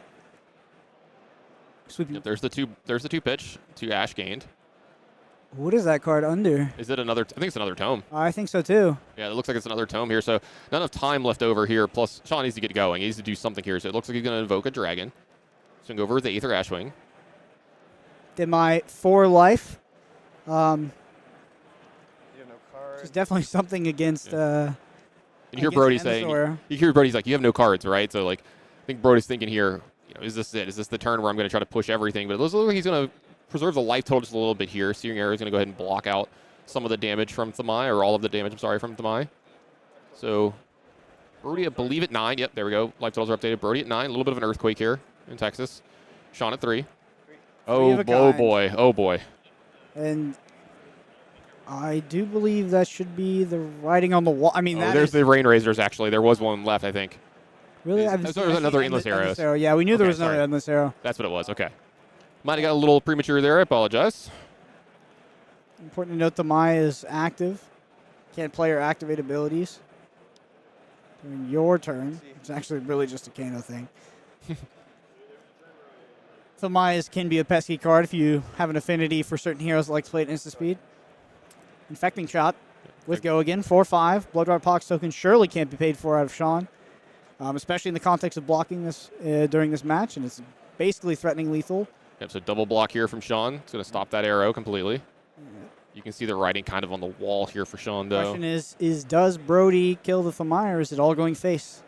Yeah, I think he's trying to figure that out, right? You can see him kind of take a second in the last turn even when he was thinking about it. Fortunately, the Endless Arrow might be able to free roll the Themai bit. I think he goes face. And there's a Searing Shot, so really demanding blocking cards. Yeah, this is 4, technically 5, like you're talking about 4 with the on-hit of an extra 1. So it looks like this is going to be the 4, but it's going to be the Flamesteel Furnace finally finding a good block here. Card from hand is going to cover up the 4, maybe. Shawn rethinking a little bit here. Yeah, I don't think you can let Brodie get another point of value out of here. I mean, think so. I know you'd like to have the equipment block for another breakpoint, which is represented on board here in the form of Endless Arrow, but and it does look like this is going upstairs. Yeah, you can't. Yeah, makes sense. You can't let another damage leak through. Ravenous and Rabble. we do leak 2 there, so I think it's Shawn down to 1 as well. Yeah, Ravenous Rabble gets blocked. Brodie's going to Arsenal, keep 1 card in hand. Draw up here. We're going to go back over to Shawn with no cards in hand. And he's going to get to attack with these dragons, though. Brodie sitting at a comfortable life total of 9. Yep, attack in for 3 from Themai here. Hand, we see a 3 of the kind of hand for Brodie. That should probably be enough. And yeah, Brodie's going to go ahead and take this damage. He's going to take the 3, and we're going to go pass back over. And Shawn going to draw up these 4 cards. And are these the last 4? Oh, boy. It's multiple premeditates, I think. Or 3 of a kind. Yep. When Brodie's playing this fast, you got to believe he's got it rolled up. He knows that it is numerically impossible for his opponent to block him out this turn. Yep. All right, multiple Endless Arrows. I don't think we've had a turn this game where Endless Arrow hasn't attacked. I don't think so either. There goes there the we fist go. bump. There's the fist bump. What a match between these two. 2 great players, but it's going to come down to Brodie making a little bit of a comeback from the mid-game there. And moving on to 2-0 here. Shawn's going to drop down to 1-1. Still a real threat to top 8 this tournament, though. Yep. Unfortunate for Shawn to miss on that Taumatai, not be able to get that New Horizons, but that is... I mean, that's just part of the deck building, right? You need some of those blues to facilitate other game plans. Warmongers is a critical card against these Ranger decks. And unfortunately, just hits it off top of the Taumatai. So a bit unlucky there for Shawn. But still, I mean, we saw a point in the game where Shawn was definitely looking very far ahead, was looking great. Brodie did have in his, a goofball play, self-proclaimed. But was able to crawl back from it. It's funny because I think Brodie's goofball plays they're often very, very small mistakes. He's very critical of himself and is a player that is not well known for making mistakes at all.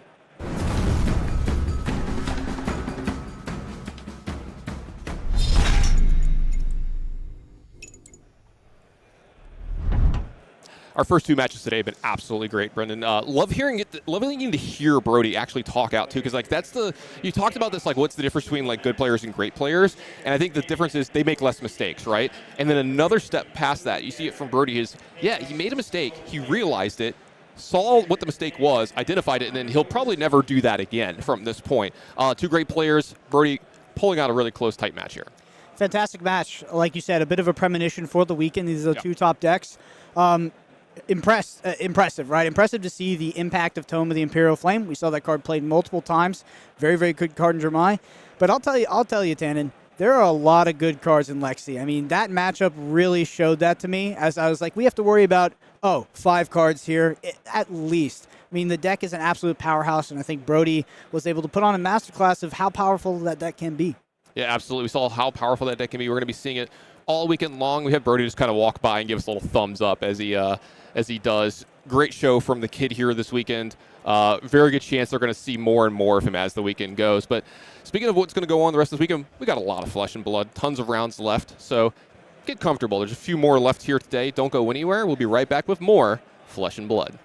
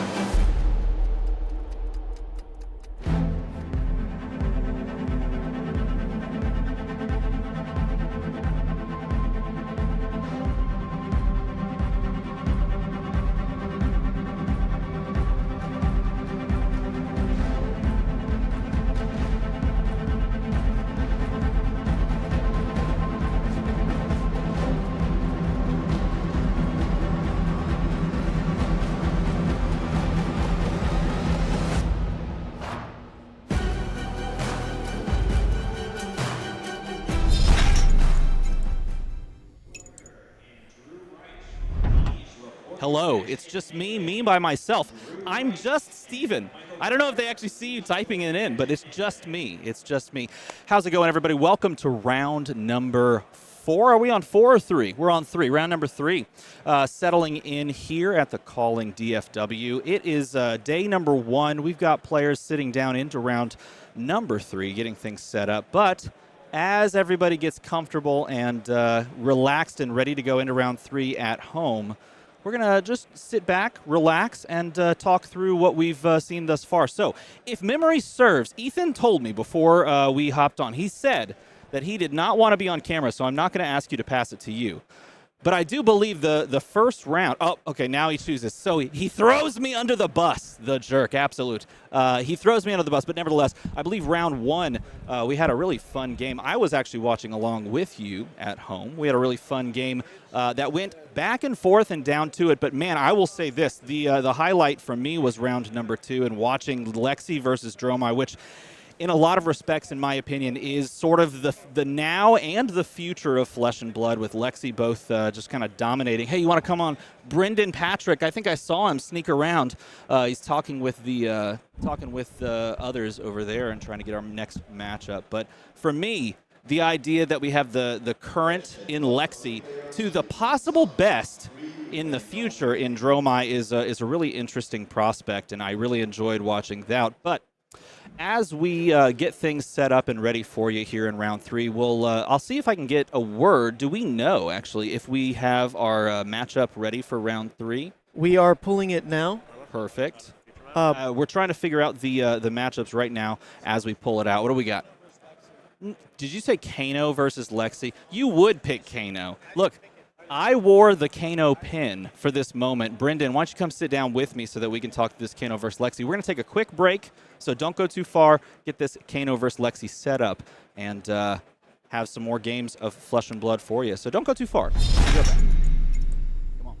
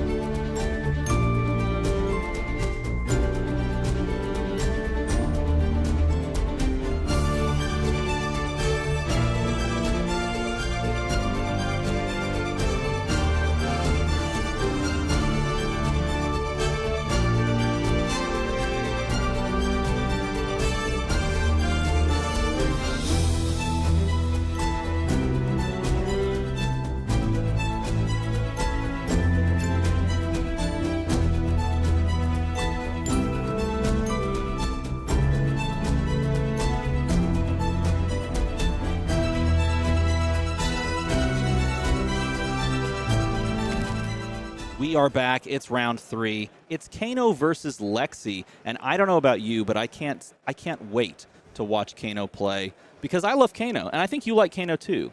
I don't get to play the hero too much. Just kidding. It is my favorite hero. I mean, Kano's one of those. Kano's at a tournament like this, you got to get him while he's hot, right? Get him while he's 2-0, because Kano doesn't tend to convert very well. I mean, statistically, it converts fantastic, but that's because usually there's only 2 to 3 people on the deck.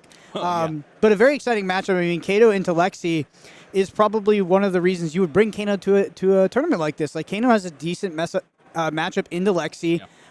Maybe not as good into things like Dromai and some of the more aggressive decks. What used to be Briar, I mean, Kano lost its worst matchup in the format after U.S. Naturals, after Briar hit Living Legend. So, you know, the format is ripe for Kano to come in and disrupt. I know a lot of people will think that is maybe not the case, but Kano's a legit deck. It's also a combo deck. Kano is a pure combo deck. This is a race through and through, so let's go ahead and jump down into the arena and watch us some round 3 action with Kano versus Lexi. Michael on Lexi versus Justin on Kano. I've talked to Justin a fair bit about Kano. He is a Kano main through and through. He's just been a diehard Kano fan.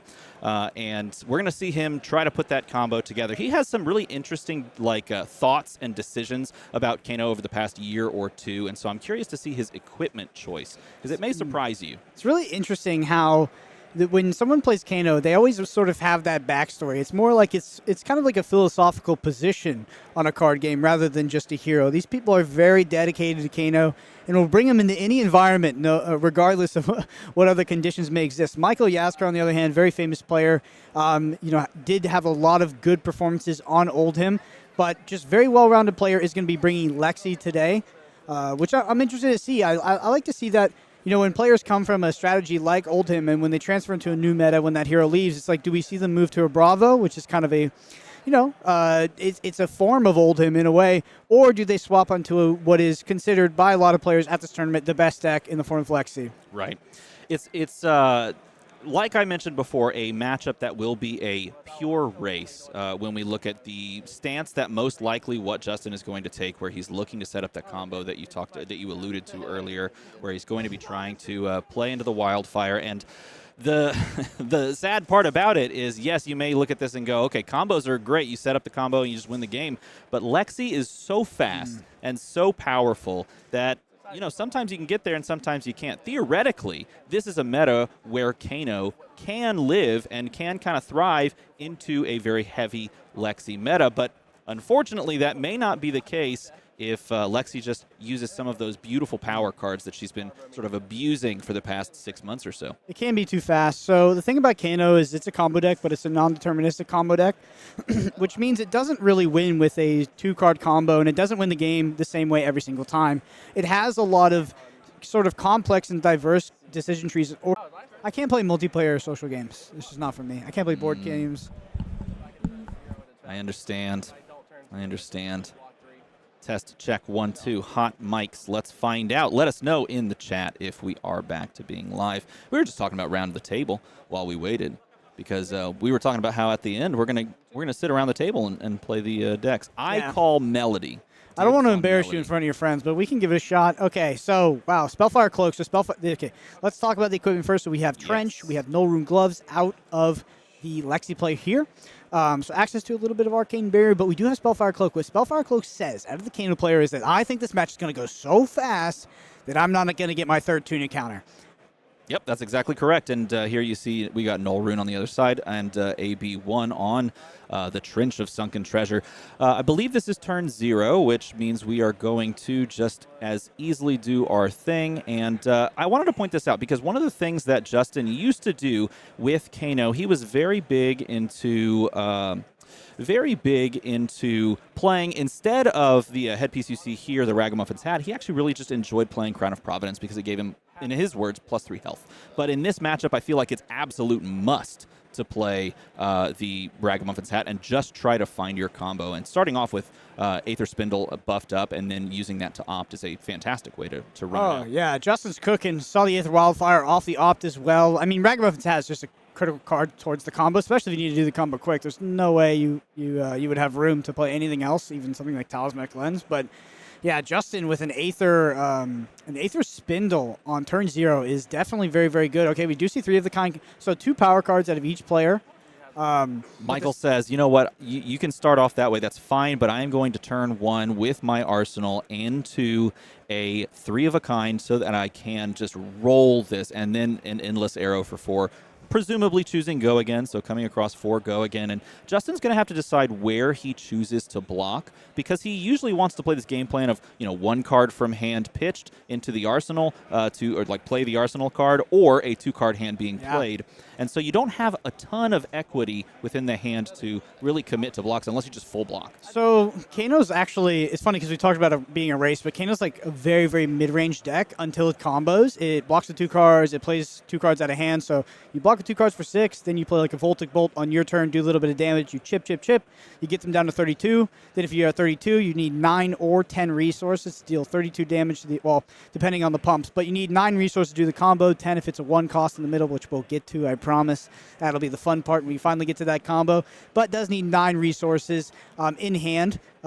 So your base, if you have 4 blues, that's 12, and Ragamuffin allows you to get up to that 12. But we'll get there in due time, don't worry. So we see a Boltyn shot coming out of Michael here. Yeah, this is going to be buffed up by 1 off of the second activation of Voltaire. So this will go 5 Go Again. It will not threaten a reload because there's already a card in the arsenal. Looks like at least 2 of the cards in Michael's hand are either, I think it was a Frostlock, and it looks like a Winter's Bite, or no, maybe an Icequake also mixed, and this is exactly the right play. Timing your use of Quiver and hitting directly on it is huge, because this is a turn where you've already used both of your activations. This reload has no effect, so you might as well get a 3rd arrow shot, or in this case, possibly even a deeper arrow shot if you can, off of the Snapdragon Scalers into a 4 arrow turn. Yeah, I wonder if he'll pop the Snapdragon Scalers here, or he'll save it for a Rainrazor's turn.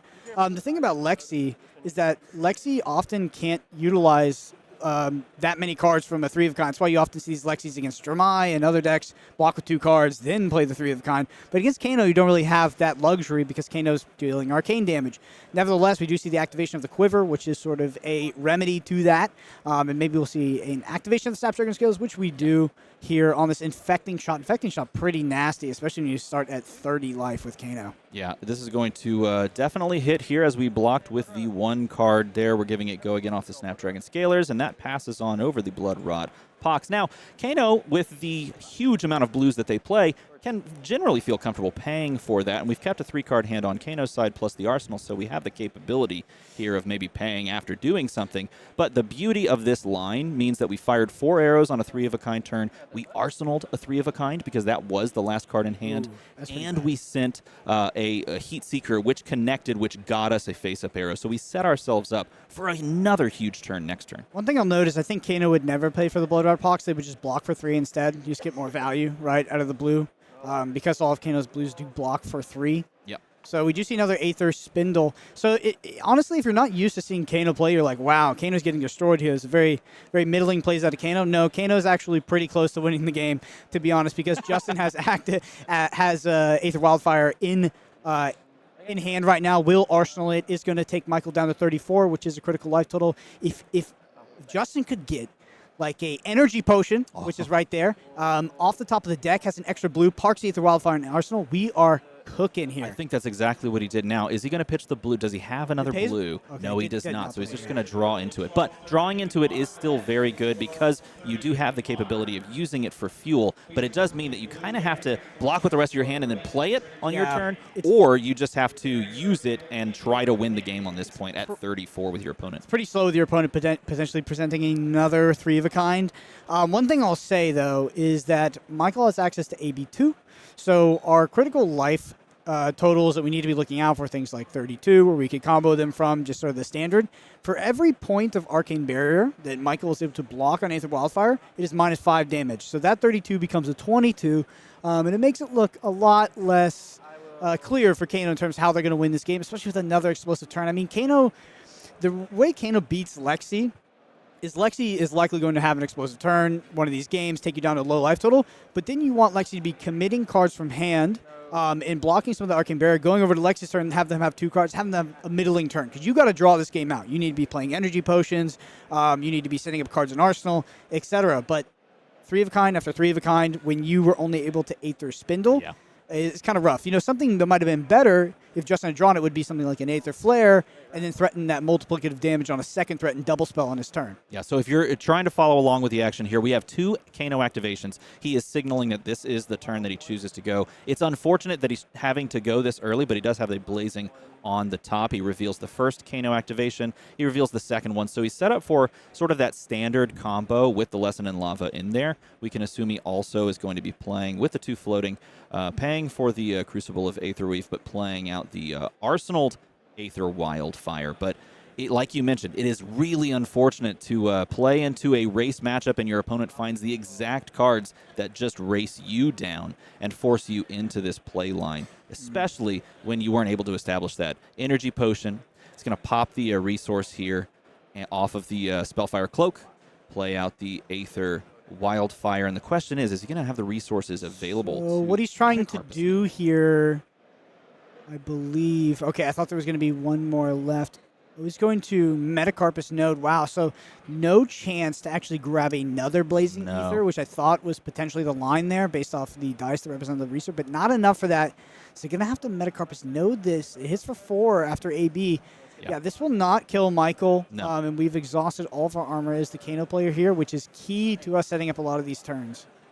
So we're going to, now, if you don't know Aether Wildfire, it is a card that spills its damage over to everything else on this turn. So Lesson in Lava normally comes for 3. It is getting the buff from Metacarpus Node. It's also getting the buff from the 4 damage that Aether Wildfire dealt. So it's pushing 8 on this turn. It will have a on damage effect, as you can see down there, but in this case, because of the resources we have at our disposal, or in this case, the lack of resources we have at our disposal, we can't really do anything with the top of the deck. So we're just going to be heads up, face up, playing this Blazing Aether after the fact, which will deal a lot of damage, but don't forget, this is all in response to the 3 of a kind with 2 cards sitting in Michael's hand. He's looking at the life points and he's saying, okay, if I don't die to this, I basically just walk to the finish line because my opponent's at 12. Yep, absolutely. You're 100% correct. It's a rough spot to be in from the Kano, but you know what? Justin has been here time and time again, and he's often talked about, both on streams and in videos, about how whether or not you're winning or losing on this deck, your rounds are quick, especially when you know how to play the deck, and so you can shrug those off, or you can kind of celebrate them quickly and then go get lunch. So maybe he's just sitting down and saying, you know what, it's about lunchtime.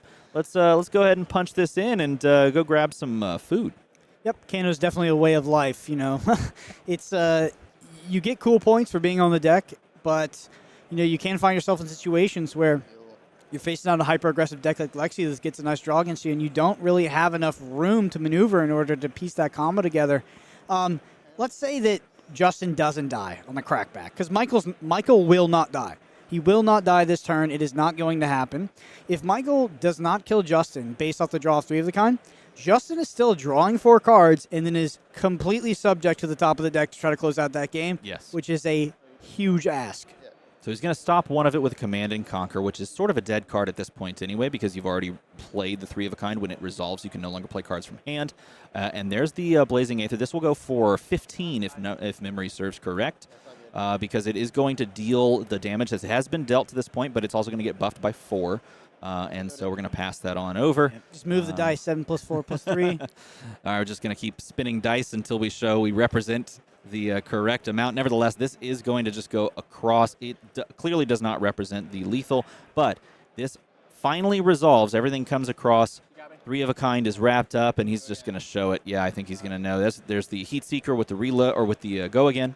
It's going to go for 5. There's nothing in hand to block with. We've expended all of our resources. Yep. There's a Falcon Wing, which is even better because you can just load that go again.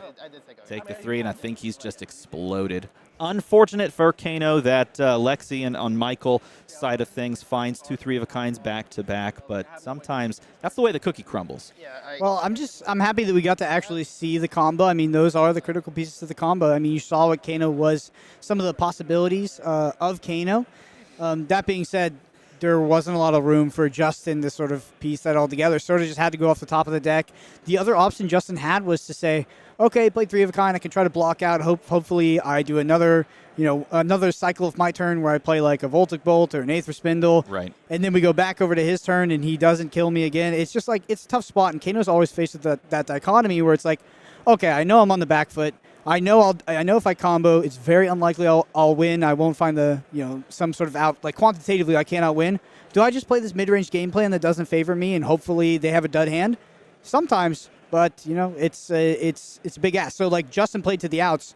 Maybe Michael draws off that 3 of the kind, just draws a bunch of duds. Maybe he draws non-attacks. Yeah, he could draw some blues.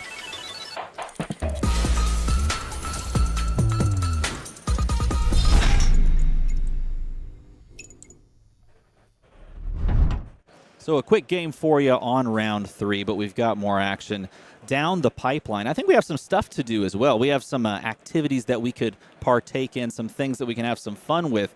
But we both love Kano. I'm a big Kano fan. You're a big Kano fan, and you've brought Kano to a couple of large-scale events. And so it's always fun to watch one of those games, even though it does go by a little bit quickly, right? Yeah, it's cool to see asymmetric ways of playing Flesh and Blood. That's really fun. A lot of these heroes are sort of built upon attacking and defending and the attrition of valuable cards, but Kano doesn't compete on that axis. Kano can burst you from 32 life total, can kill you from 40, deals arcane damage, all of that stuff. So it's just cool that there are ways to engage with this game that exist outside of the normal play pattern. I agree. I 100% agree. And as we see the round 3 continue and come to its conclusion eventually down the pipeline, how are you feeling about the current meta? And really, I should be asking what you see after Lexi makes its way out of the meta and into perhaps a more true indication of what bright lights might actually mean to the game of Flesh and Blood.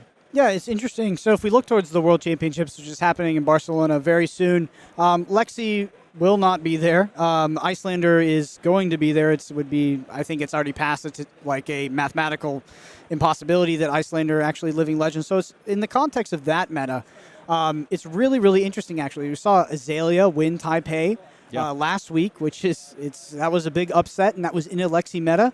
But you sort of extrapolate that forward, and you have things like Dromai as probably the deck to beat. But then now that Lexi's gone, it gives room for the aggro decks to come back in. Things like Phi, like these aggro decks can come in and prey on Katsu, can prey on Dromai. Right? Yeah, but that's exactly what Azalea is good into. So we have this big rock, paper, scissors meta. Icelander comes back in as well. Icelander, very disruptive deck, and more powerful against what used to be Phi, right? Because back in the day when it was Icelander versus Phi had access to Belittle, a card that is now banned. So the dynamic of that matchup has changed. Yes. But you never know. Maybe Ninja Turtle, a defensive ninja deck, is the best deck in the room. Weirdly enough, I was actually playing that a fair bit, just messing around with it as a consideration to possibly playing today. If I sat down at the tables, that was something that I actually tried and tested out for a little bit to see if like a Turtle Phi or a Turtle Katsu can actually get there. The benefit of something like that is actually what we saw with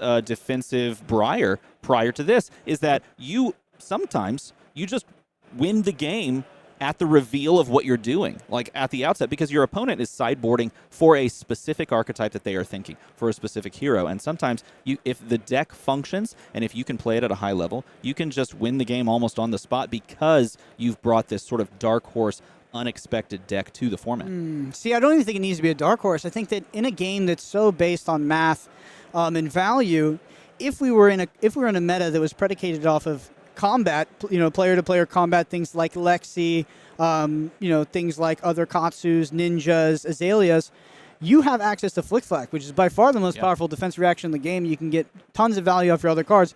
But your question is, if you're looking at a Fatigue Ninja deck as you head into the World Championships, how do you beat not how do you beat Dromai, but how do you beat a great Dromai player? Right. How do you do that? That was the interesting conundrum, but Actually, I found that more comfortable when I was playing into that. Of course, the level of play is the huge one, especially now with something like a Tome where they can play aggressively. If they are playing a super aggressive Royal Dromai with a lot of attack actions, you can prey on that a little bit by simply blocking out. But it's the consistent burn them all, ghostly touch. Yes, like it's the dragons that make something like that a little bit trickier overall, and absolutely. that was Even one if you of have those a million sticking points. poppers, right? Because if we look at how Oldhim used to play into Dromai, Oldhim had all the poppers that you would want in the world, but Dromais could still end up eking out that matchup a lot of the time because they have access to 2 endgame game plans. They have Tomotai for your Null Rune with Burn Them All, and they also have the Ghostly Touch combo where they stack up a bunch of counters on Ghostly Touch to swing for like 15 with no Phantasm. You now that you put yourself on a Katsu or a Phi Control, you just compound all of those problems that Oldhim was facing, and you've got a real tough match to crack. I'm not worried about the aggro decks, not at all. They can play as many attack actions as they want. They can make the combat chain go wide, etc. But it's those end game sort of almost deterministic game plans that Dromai can play into, even if it's playing an aggro package. And see, for me, and we were talking about this just a few minutes ago off air, and for me, I'm very curious to see how people tinker around with and build these new heroes from Bright Lights. I want to see people mess around with Dash.io. It's my favorite hero from this set, probably my favorite hero in recent memory that they've released, simply because it plays so wizard adjacent in a way that you can play off the top of your deck, you can try to stack things. It has a lot of chain break decision points where maybe I break the chain here, maybe boosting just straight up isn't my choice, and instead I need to break the chain so that I can do this or that. And it feels very combo-centric, and that's something that I really want to see players embrace and try to tackle and figure out over the long term, because I feel like, for me, that's the one hero that I have earmarked next to some of these other top tier heroes as maybe eventually making its way up there. It's super interesting because I actually think that Dash.io is not a combo deck. If Dash.io didn't have the limit of once per turn, not only would it probably be too powerful. That would be disgusting, is what that would be. Maybe, but then it would be a combo deck. Right now, Dash.io just has some of the best math in the game. So if you think about something like a boom grenade, right? A boom grenade off the top, you have 0 to 60, 0 to 60, boom grenade, 3 plus 3 plus 4. I mean, you're pitching one card for that, and then you're swinging some sort of weapon. I mean, the actual value you get off that is crazy. But you got to have the boom grenade on the top of your deck, and you're also playing a bunch of things in your deck that block for 0. So the Magical Christmas Land on Dash.io is fantastic. Best math in the game, almost by far. Maybe not better than Lexi, to be honest. But you're going to be facing decks that are going to be attacking you with on-hit triggers, and you need those items to exist on the top of your deck, not in your hand. That's true, and that's the tricky sticking point. And as I built that deck for weeks upon weeks, because I was just sold out, as I built it, it was like, how many items? What's the number of items? Is it 16? Is it something Have crazy you done the like hypergeometric 18? math? Is it? Yes, I did, actually. Can you tell us some of the results? Fabrary has the hypergeometric calculator built into the tool. I don't know if you use that one. I used to have to pull up a separate hypergeometric calculator page on the website and just do that on the side and then import it. But you know what? They built it in, which feels fantastic. I settled to me on the most recent version of the list down to 13/14, pivoting in depending on the certain matchups. And so really it doesn't necessarily predicate itself off of playing off the top of the deck as much. And therefore it also doesn't draw into them into the hand as much. And it's a little bit lower on that side of things. But the interesting point about these new heroes is that they're all a little bit of a puzzle. They all take a little bit more kind of thinking and construction and very specific things that really make them good and make them work, especially when you look at something like Teklevossen, which I think is one of those decks that is a real head-scratcher that can do some really powerful things, not even talking about the construct that you can turn into, but even just some of the math things that you can do are very good on paper. But then executing them at a high level against high-level opponents, that's the tricky point. How do you beat Dromai? There's another one. How do you beat Wizards? That's the real question mark head scratcher, because you sometimes have to give up that. But you know what? I gotta say, Ethan, you chose to come over here and slam down pumpkins onto this table. We have pumpkins here. Here's a pumpkin. You've got a pumpkin there, and did you carve these out yourself? Yes, when I flew in at midnight, I went to a grocery store bright and early next morning and hollowed them out. I brought spoons and pumpkin carver tools with me, In Incredibly celebration solid. of not only Halloween, but the new jack-o'-lantern card. All right, so do we have a picture of that jack-o'-lantern card? Can we put yes, that on the screen? Yes, I do. This is a segment called Can You Cast or Can You Carve? Well, spoiler alert, neither is the answer. Are we supposed to carve that jack-o'-lantern? It is up to you. I have Sharpies for you to design out what you That's want. cheating. And All right, wait. Throughout the day here, we can check in on how your carving progress goes. I'm pulling up chat, and I'm going to have chat tell us what in the world to carve. All right, chat says 16 items is the number. I started at 16. That's really interesting. So there's a theory in card gaming, I think just in general, that the way you want to disperse your results like that is if something is game losing, you want to have a 98% chance to not realize that state. And if something is just bad, you want a 70% chance. This has obviously been applied to other games before, but yeah, if you determine, because you can't just do hypergeometric math. It's too broad. It doesn't allow for any nuance, right? But if you tell yourself, if I draw 2 items in a game, that's game losing. Then you want to calibrate off the number of a 98% chance to not have 2 items specifically, and then back down to 70 for something that is bad for you but not game losing. So if I don't have an item on top of the deck, or I do draw it in hand and I'm forced to take a bunch of damage or take it on a hit trigger, the 70%. So Dash.io is definitely it's a mathematical puzzle for sure. But if you look at the math of the deck, if you draw out the ideal scenario, it's really, really good. You're giving us a newspaper like we're like kittens that don't know how to use a litter box yet. Here's the spot where you go. See, they chain us to the desk, and then this is what we have to use if we need to go use the restroom. This is the point. I also want to point out that in this current configuration for this camera, you look like the album cover of a rap artist that is just trying to break out, where they just cover their face a little bit, Especially when you lean forward and your eyes were the only thing covered, and it was a. I've heard this is the most ideal way to witness me on a stream. Witness me. Witness. Just fully covered. Chat, carve the Mona Lisa. Get out. You're not getting that. I carve your best interpretation of each other. Oh, that's pretty good. I just carved Bravo for you. It's your favorite hero, and it's also what you look like. I wore this shirt today because I knew that we would hang out, and I knew what a Bravo fan he was. Yeah, one of my good friends is actually playing Bravo right now. His name is Zach Bunn. He started at 02, so there you go. What does it say? What does it say about the hero? Because he's a quality player. I'm not saying anything about him as a quality player. He is a quality player, but what does that say about the hero? Bravo's a good hero in the right hands. I'll say that. Carve James White. I don't know. Good Lord. I think we are grossly overestimating. I think we need to limit the scope a little bit. Yeah, like maybe a flesh. He's not even here. Ethan just left. Look, you can see Ethan set all of this up. Fantastic individual. Also, we got to pick like a card. Like we should do a flesh and blood card. We should let chat pick a flesh and blood. Boom grenade. Carve boom grenade. I could do that. I thought we were going to do each other, and I was going to do O2 drop for you, but I guess not. O2 drop for me? No, I don't O2 drop. I go 2-3 drop or 3-2 drop and play side events. That's what I did at the World's Calling. I think I went 3-2 drop and played side events with my friends.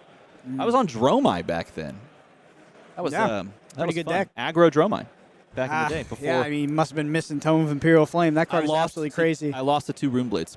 Yeah, you actually that was the thing, man. You missed the match versus with Shawn versus Brodie. I watched that. Oh, okay, so you saw Shawn miss off the Tommeltai and had to go for the chess piece. It's funny because you, sir, are part of a podcast in Flesh and Blood, and I believe you had a conversation with a friend of yours on said podcast where they mentioned the exact same thing happening to them, and then they proceeded to drop in their tournament. I think they hit both of them or something, but that person is just he's a walking bad beat story. There's a million reasons why he didn't win the tournament. Carve 3 of a kind. No, I'm sorry, that would offend too many people. Carving 3 of a kind. That's the play. What else? I want to see a rune chant. Oh, now that would be good. Nearly impossible. No, I think we could do that. A seismic surge? How do you carve a seismic surge? What would you even do to carve a seismic surge? Yeah, carve a Bloodsheath Scalata. That card's banned. I don't think that card even exists. Bloodsheath Skeleton. Hey, Living Legend format. How are you feeling about that? How do I feel about it? Yeah. It's pretty funny to see people perform with Lexi in that format. Bit of a premonition for what's to come, but Starvo is a really good hero. I'll say that. Starvo is a very, very powerful hero, and there's crazy decks that exist in that format. But if Starvo, the issue with Starvo is it both goes tall and it disrupts you. So it not only hits you for 15, but it also takes away your action point, makes you discard cards, etc. So and then if you start to lose because your deck doesn't work, you just play Awakening. Yeah, I love Awakening. Shout out to D-Root who played that against me in Indianapolis. Dude, I don't know what to do. What should we carve, Tannen? The Professor. Carve the Professor. Carve the Professor, okay. I was thinking about maybe carving like the flesh and blood symbol. Oh, carve the logo. The thing is you have to be very careful because you can't do the full logo. Dang, the logo that's a Flesh and cool Blood, idea. just the name of the game. That's why you can't. That's why it's hard. No, look behind. Look, you got to do the little border, or it's on the screen. Look, you got to do the little border. That's tricky. I was gonna put I heart F&B. I won't take that idea. That's for you, man. Let's be real. I am not artistic in any way. If I start trying to do this, look, I'm really glad Flake's not here because we're handling. Flake would love this. Oh my God, he would eat this alive. This is a Flake. This is a Flake. Make a change pumpkin so it could carve. What? Can you guys hear me? Yep. Yeah, we can hear you. So I'm really happy that Flake's not here, and well, I'm sad at first. I'm very sad that he's not here too, but I'm also happy because this would degenerate into something. No, one of us would lose a digit for sure if Flake was here. We would lose a finger. A meep. That's a good idea. Yeah, I agree. All right, we gotta. I'm gonna commit. I'm carving jack-o'-lantern. Oh no, that is like such the Bravo answer. Be like, I don't know. I'm just gonna carve jack-o'-lantern. This thing is like 10 pounds, by the way. How do you do the flesh and blood logo? How would we do that? I'm gonna try it, chat. I'm gonna try the Fab logo. What's up? Oh, you want to scoot in? All right, I'll scoot over. 3-man booth. Let's go. I'll scoot over. Oh, I can sit here and make fun of you guys because I have no artistic ability whatsoever. While you think that we have artistic ability? While we carve, speak for yourself, my friend. While we carve, we can check the deals at Kroger. So if you're curious, you can get $1.97 a pound boneless chicken. That's the play. What else? Is there? No one else has a good idea. Carve a bonobo. Get out. I'm not doing that. Tome of Aetherwind. That's easy. That's just a rectangle. I can do that. All right. Yeah, I'm doing. Let me see the chat. Let me see chat. You help yourself. I'm doing the Fab how do I logo. open this one? I'm an Apple guy. Oh my God! All right. There we go. All right, so we're gonna go here. All right. While they're doing that, how's everybody doing in chat this morning? I'm gonna simplify a little bit. We're gonna simplify. Let's get a roll call in chat. Where's everybody watching from? That's what I want to see. Let's that's get good. the international flavor of Flesh and Blood here, because I know it's not just America that's up right now. And Bro, watching. you can't use a Sharpie. That's cheating. That's how you do it. You're literally scraping it out with your haunches over there. Freehanding.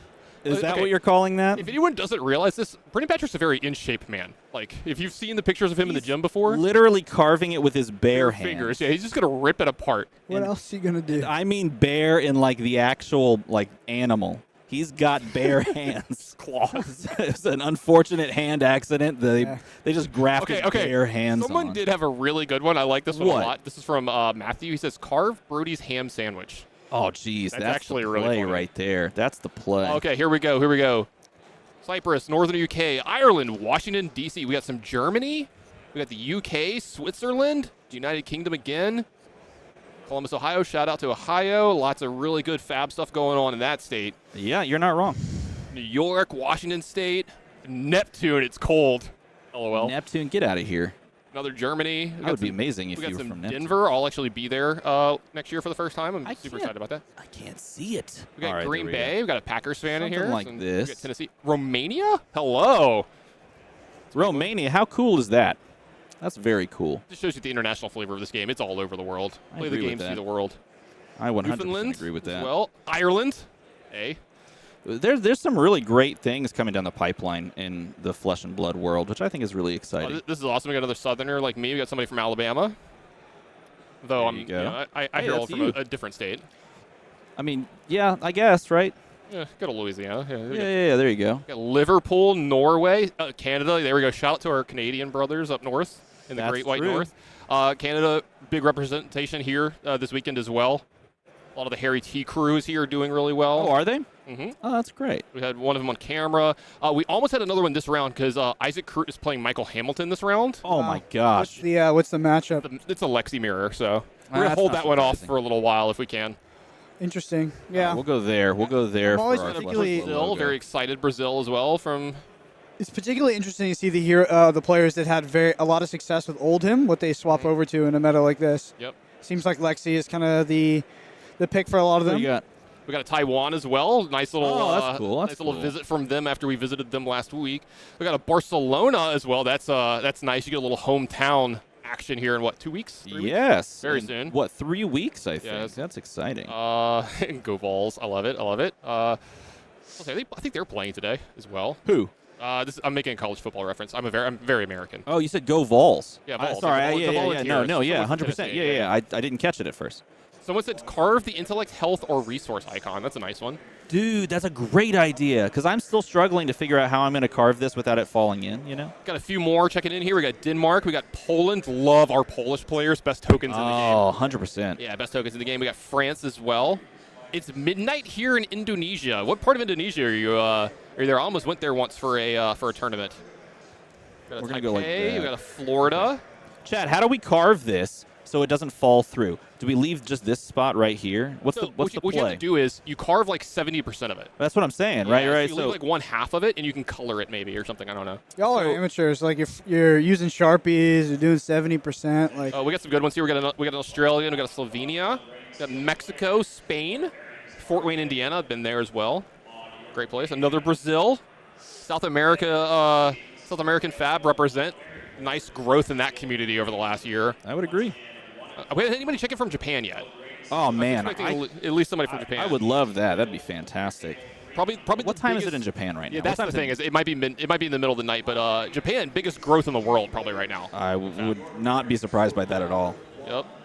All right, so Streaming on your overnight shift. Well, I'm glad that we're there with you. You know, helping to keep you up at your job overnight. That's awesome. Alaska. There we go. Hey. Fab in Alaska has got to be fun. Hey, that's a great. There you go. go. Just the casual. Here we go. Jack-o'-lantern. Here we go. That's a good start. So, if you play Fab in Alaska, do you both just start out with a frostbite token? Oh my god. Well, I don't know. You knew it was more coming, like right? more like a Siberia Yeah. scenario. We got a Singapore. It's very temperate. It's very temperate sometimes in Alaska. I like this. Can you cast or can you carve? What if the answer is just no to both? You didn't Yes pay to attention both. because I made that joke. All right. Well, sorry, I was out doing work. But No. The person in the chat. They gotta like. Hey, we got a Hong Kong. There we go. We got a Japanese representative. Very Nice. cool. All right, so with this one knife, can we get a nose? Can we carve a nose? Answer: no. It's still dark outside because it's only 10 a.m. in Alaska. Wow. Okay. Only 10 a.m., so it's still dark outside. Someone says they have a ProQuest in 9 hours. Well, good luck in your ProQuest. Yes, ProQuest season, I believe, started today. Is Yeah. today the day it started? it is. ProQuest yesterday or today? We have somebody who's a little worried about you in the chat. Matt says, Steven's making me nervous. Watch that Kodachi, bro. Nah, man, I got this. I got the control. I'm still just trying to figure out how in the world I'm going to get this to stay put. Okay, we got another, there we go. We got Probably have somebody from Japan. to stay put right there. Someone from Japan. Yeah, we got Greece as Hey, well. Ask Nice. ask them. Well, I guess let's ask them right now. Hey, what time is it in Japan right now? They said 3 a.m. Wow. Okay, that That's seems some about right. dedication, man. Up That to watch seems this. about right. That's pretty awesome. Okay, Brendan, since you're already done, give me your expertise. What's the play here? How am I getting across the finish line on this one without it just falling through? I think you have bad form. You got to put that on your lap. You think so? Yeah, no. start falling What into it. Where do I leave the connections? That's my question. Where's the connection point? You're gonna write flesh and blood. Ethan, you know what we forgot? We forgot the little, I'd like little to. fake candles Okay. that you put inside the jack-o'-lantern. Oh, hey, if you got a tea light at home and you're here in Anybody's in the Dallas area. if you're here in the Dallas DFW Worth area, yeah. I'm bring gonna a be tea honest, light by. Steven. I'll take the under on you putting flesh and blood in the middle of that. I will too. No, I'm being very honest as well. I am gladly taking the under as well on that. I would be surprised if anyone took the over. Chat, what are you saying? Guys, we did it here. Elsa won her first PQ. 35 left. Only 35 pro quests before, Icelander leaves. That's the sticking point you mentioned earlier. Careful. Dude, you're fine. This thing, you could, floss with this. This is what I'm This talking is about. not an issue. Someone's going to lose a digit. This is not an issue. Someone's going to get hurt. Do you see? Now, here's the Ethan, thing. do you know where the nearest hospital is, just in case?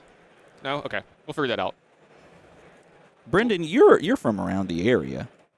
So are you, Steven. Oh, I guess that's true. Yeah, I also used to live in Dallas for a while, too. Do we know the nearest hospital? Because we're not going to need it.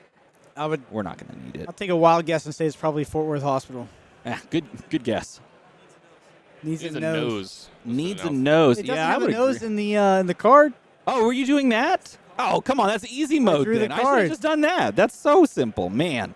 See, you had the big brain play there of just doing the card. Oh, see, flames and texturing. I like how We're putting him to work. Ethan can like 100% just sit back and relax while we do all of this and enjoy the pure like grass-fed content of it all. I don't know if I can do flames without Well, looking weird. You did, I think you got this. I got it. Here, you got the Guru is Sharpie? really enjoying this. He says, now this is content. You speed ran the face portion. Oh, what do you mean? I just used my artistic skill. Is that what it was? Hey, wait, what happened to this Sharpie thing? You're like, I'm just throwing that to the That's birds. how I'm doing my fire. We have some real pumpkin carving pros in the chat giving us like... Tell me. Yes, give So me apparently- ideas. Apparently, you were supposed to only cut like the outer layer off, and it leaves the inner That's layer. what I'm and you can playing. do more That's the intricate. problem that I'm running into. So I'm going to leave this. Yeah, no, they're saying apparently you can take like all of it off, but not go fully deep. You know what I'm saying? So it doesn't... Oh, sure. Yeah. It'll No, still glow, 100%. No, that's a good point. Yeah. No, you're right. I could do that. That is a thing that we could do. Scott, you're a pro. Come here and show us how it's done. We actually, no, we would really appreciate that if you could do that. Thank you. Because I will not lie to you. I've never carved a logo before. I've never carved a pumpkin before. Have you never carved a pumpkin? I've never carved a pumpkin. I have carved a pumpkin with my kids. What kind of childhood did we have? I don't know. I said pumpkin like I was a child. Never carved a pumpkin. What was? Did you have a go-to Halloween costume? Ooh, no. I was like a superhero guy. I wore a lot of superhero stuff. I think I was an M&M, like an edible piece of candy. Wait, it was your suit was actually edible? I don't know. That'd be a lot of What chocolate. color do you think I was? Green. I don't know. I actually don't remember. Ask the question, you like answer, he's like, yeah, I don't even know what the answer is. All right, so We're going to be fighting pumpkin on this desk for the rest of the weekend, by the way. Jeez. Okay, so now I actually do need the like. The I newspaper? need a paper towel is what I need. That's the problem. So we have this carved to this point. We got a happy little logo in the center. I'm just channeling the inner Bob Ross. So funny story. My There are no television- accidents. Yeah, no, it's true. My television at home has a dedicated 24/7 Bob Ross channel. And that is the channel that I actually have when the TV starts up, it pops up. Is dedicated Bob Ross. Because if my kids turn on the TV, I never have to worry about anything that pops up. It's problem solved. It's Bob Ross. You can't go wrong. Okay, so how much money did you bet that I can't carve fab into this? Like flesh and blood? No, well, we're there not. you go. We're not doing. I can't do that. Don't think the logo says fab. Well, it's about to. Yeah, So I'll say it's about to, buddy. whether or not you can read it that way, we're gonna find out. But it's gonna say fab. I'm going to I'm gonna lean heavily this way a little imply bit. that we're gonna just get the FAB in there. There it is. Yeah, someone's telling us we don't have enough tools, apparently. We need different tools. Well, we're making do with what we got. Well, you know what? We Say don't we have enough. cannon. What's that? Nothing. That jerk call. But you know what? I'm gonna get this. This is gonna happen. We're gonna go. That's why I'm here. Yeah. Should we go all the way through for the fab so that it pops right out? Is that the play? I'm just going to do it. Forget it. At this point, I'm just going to call this one a lost cause and then use the other side for the actual, like, glory. We still got a few more, so. What? A few more pumpkins? Mm-hmm. Oh, how many? We have 4. Oh, dude. We can go for Maybe we days. get Ethan to do one. I have a feeling Ethan would do, like, really good. He seems like a really artsy guy. I have a feeling that's the case as well. He seems like... Eat it. If he thought about it... Oh, my God, you got to... If he thought this through, you got to imagine that he's got this, like, on lock. Or he brought one from home just to, like, one-up us at the end. Flew with the pumpkins. He's like, yeah, exactly. Yeah, he's got the pumpkin in the back. He's just like, well, y'all did this, I did this, and it's like actual the Mona Lisa. He pulls 6 pumpkins out of his carry-on at TSA. He's like, don't worry about it. I'm doing a bit. That's what he said to them on the flight over. Okay, this is the dangerous part because Would that be now the we weirdest thing a TSA agents opened that day? He, like, opens up, it's camera equipment and pumpkins. I don't know if that's the question. I don't. Yeah, maybe that's worth a conversation at another juncture. Ask your dad. Ask your father. Nevertheless, okay, F. All right. Don't break it. Don't break it. It's breaking. No, it's not. It's not, probably. I had a feeling Steven would be good at this. Like being a teacher, have to work with children. I just feel like you pick up skills along the way. Good is definitely a word. Better than us.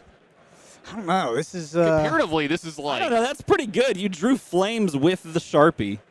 Comparatively, this is better than I could ever possibly do. It's not done yet, you know? Yeah, I have. I still have lots of time to make this an abomination. I'll just put it that way.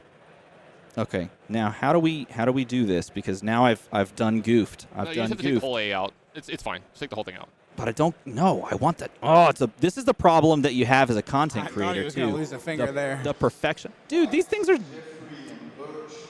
Come on now. Come on now. Y'all have never done this. We talked about this. Yeah, you can have actually tell. never done You this. can tell. You gotta understand. These are not the sharp ones. The sharp ones are probably what those other people mentioned. Savage Lands News thinks it's beautiful. Well, thank you for being my mother that says, "Oh, I'm sure it's fantastic, honey." Yeah, Savage Lands News is literally acting as my proxy mother here, telling me that no matter what I do, she's going to give me a juice box when it's over. Shout out to Mama Armada. Yes, thank you. Thank you. In fact, she actually texted me during that last round. She that's really cute. There was a group text, and she wanted to know if we could get dinner. I don't know if she knew I was on stream. But nevertheless, that maybe, Mom, maybe. That might be something. I don't know. All right. Just got to stick the land. Oh, no. Oh, no. Got to stick the landing here. Get the... The curve is going to be difficult. Well, maybe not, actually. See, it's all... This doesn't smell that great. I'll tell you that. It doesn't? Nah. You must not like the smell of pumpkins. I mean, I like pumpkin pie. See, it doesn't look like a bee. That's okay. It looks close enough. It's the impression Close enough. of a bee. Dude, we have to cast here. Respect the table. Look at the mess I made. Yeah. Yeah, Over here, none. it's like, look, it's like Brendan to the left, clean. Over here to the right, messy. I feel like this is just turning into a roast session. The number one thing we've learned about DM Armada from this weekend is that he's just messy. Is that what we've learned? Yeah. He's better at carving pumpkins than we are, and he's messy. We also learned that I can't quite carve a bee. I think that's like one of the harder letters. That's fairly close. Okay, now, how do we do anything past this? You have to create, what do they call scaffolding? Yeah, see, that's what we need. But how? How to chat? Are you there? There's a little bit of a delay, but tell me, poke it out from me. Yeah, I understand. It's cool, but Armada could do better. This is. Oh, I don't understand. I don't know what you're talking about. Okay, what if we should we shave this off? I don't know. At this point, it's a puzzle that I'm not sure I'm equipped to solve. I don't know why you're asking us. I thought this was a competition. I'm asking you because I trust you, but he wins. Perhaps. I give Armada my vote. All right, Ethan, are you good at carving pumpkins? Ethan shakes his head no. We were wrong in our assumption. I don't believe it. Not for a second. That's what an S-tier pumpkin carver would say. Yeah, I don't believe it. There's always room to improve, and so therefore he's not. Have you seen this man? He just looks like he could probably paint, draw, play 4 different instruments. How many instruments do you play? Is that a real question that you're asking? Yeah. How many instruments? I teach band. So you play like 7? Enough. What? 12? Flute, oboe, clarinet, saxophone. We're not counting the different saxophones. We're just going to no, saxophone. One. We're not going into the subgenre. Trumpet, French horn, trombone, euphonium, tuba, percussion. What was that, 10? Euphonium? Yeah, euphonium. That sounds like you get sick with that. No. Euphonium sounds like something the Joker takes and like Batman has to stop him. You know, that sounds like one of those like made up. What is a euphonium? What is this? It's an instrument. It's like you go outside when it's cold and you stay out there too long. You get euphonium? No, it's a baby tuba. Sound off in chat if you played euphonium. All 2 of you out Someone there. asked the triangle. Does triangle count? Yeah, percussion. I play percussion. Hey, fun story. No one will be able to find this. Well, actually, no. Maybe I should not. Maybe I should not do this. This Cut it. I played a drum set in a funk band. Did you know that? I played drum set What's in the name a of the funk band? That's for Chad to figure out. They probably will find it. Yeah, I mean, literally a Stephen Cookus on the... That's you, right? That's 2 O's. You're going to figure this out. I don't know how to progress from here. I think you're good. All right, well, there it is. Great. You know what? You could probably do like You actually did the wrong. I turned it away because I'm embarrassed that I can't go any further than this. This is pretty good. So, I feel like I should be able to carve out, but I think this would look maybe great. that's where maybe the I light could inside of it. Cuddling me. Like, they were saying, chat was saying, if you shave this part, like, down, I could see that. What if I just did this? What if I just, like, I'm going to go for broke. I'm gonna ride for the glory of it. I'm going to do it. No, that won't work. Crap. I don't know what to do from this point. I'm just going to break it. Don't break it. It looks great. Why? But no, look, if I go right there, look at chat. If I go right here and I take this chunk out, this whole piece comes out to there. Okay, I can see what you're doing. Yeah, See maybe what I'm that. saying? And then supposed that to do? stays. And then this point, let's just go for it. Let's see what happens.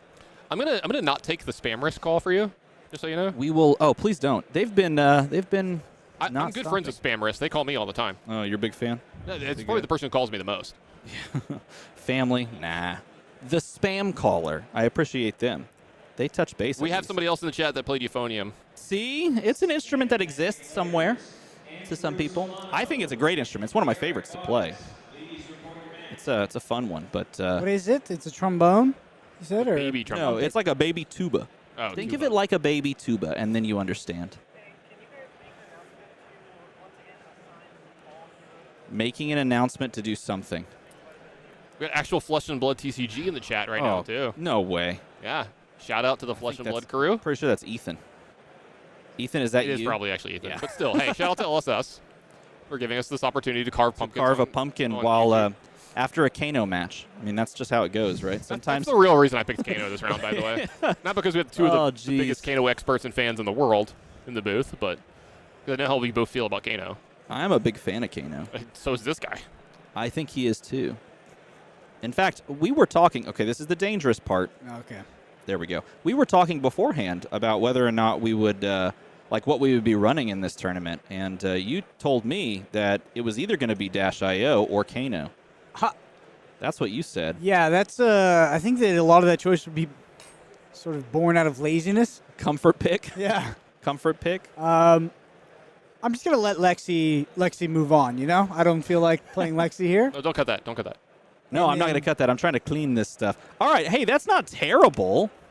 Out of all the things that you could do with a pumpkin, that's not bad.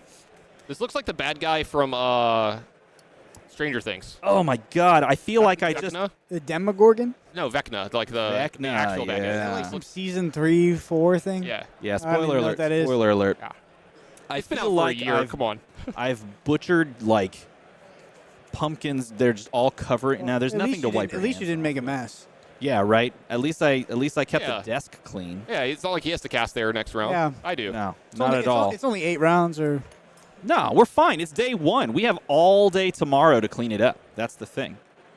Oh my God, there's so much stuff in it's there. gonna be moldy pumpkin. No, this is fine. Y'all. So Gross. you've said you've never carved a pumpkin. In chat, this is not a poll yet, but in chat, how many of you carve Perfect. pumpkins as a tradition? Is pumpkin carving a tradition that you have done or continue to do?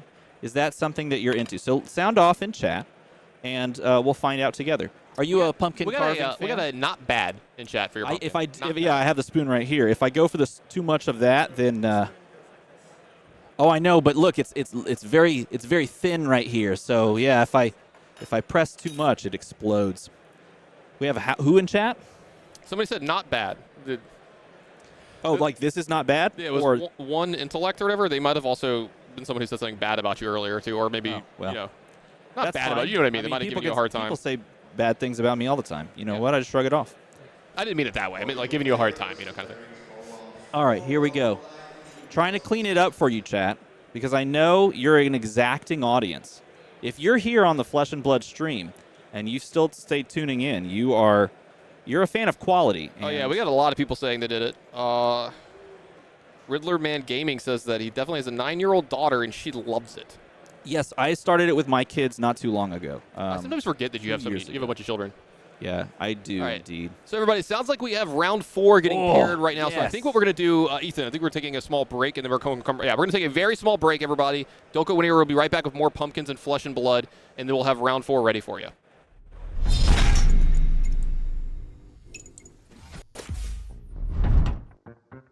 I'm I'm Kyle Hill, and today I'm playing Ira Crimson Haze. I'm on a quest for vengeance with my Edge of Autumn and Ethereal Tigers. Okay, so what do you do in response? Hi, I'm Amy, and today I'm playing Melody Sing Along, a crowd-pleasing bard who's the life of the party. My final act, the third time this turn.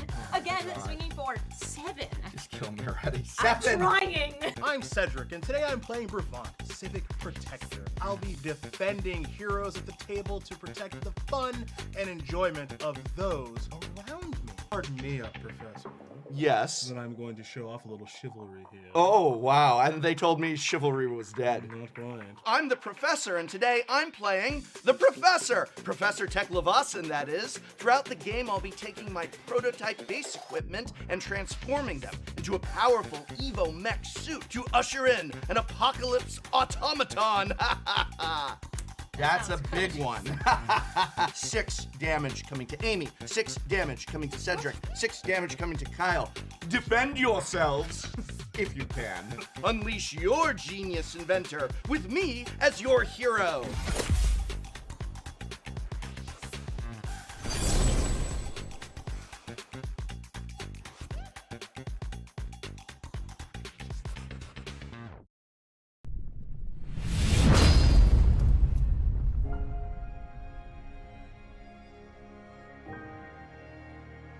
November 2022 marked the culmination of a 3-year journey.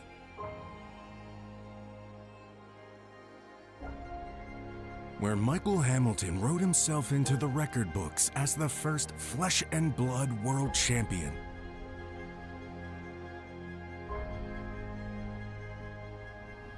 In 2023, we knew we could do more, go bigger, bolder.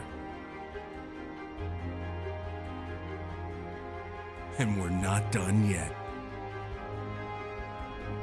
Over 400 Road to Nationals qualifying events. Fielding 44 national championships around the world. All to get to this.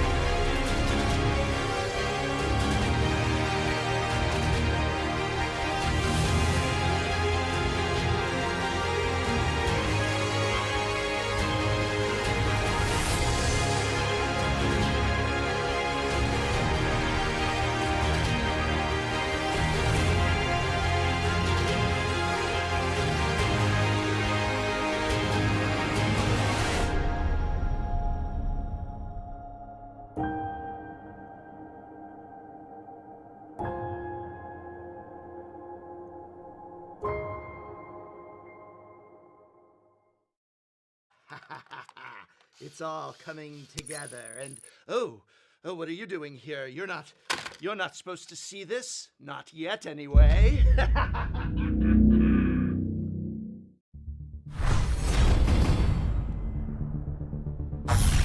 Welcome to Metrix, the greatest city in Wraith. Not because of our soaring skyscrapers, advanced technology, or even wealth and power. But because we built this place from the ground up, with nothing but bare hands and brilliant minds. No ether, no divinity, just a spark of genius. Greatest city in Wraith? Yeah, right. Let me show you the truth buried underneath this scrap heap. Metrix was beautiful, until they steamrolled it into a parking lot. Now, it's survival of the fastest. And if you can't keep up, then it's off to the junkyard. But I think it's time we rewrite the script, break the mold, and blow it all apart! Haha, there's better ways to blow off some steam, you know. This becoming more than human thing is a real hoot. It's actually kind of incredible, this symbiosis between muscle and machine. But while technology races ahead, simple problems remain unsolved. And this relentless pursuit is coming at the expense of our humanity. And without that, what do we become? Maybe when we can see our way forward. When the bombs go off. When we transcend our limits. The future will be bright.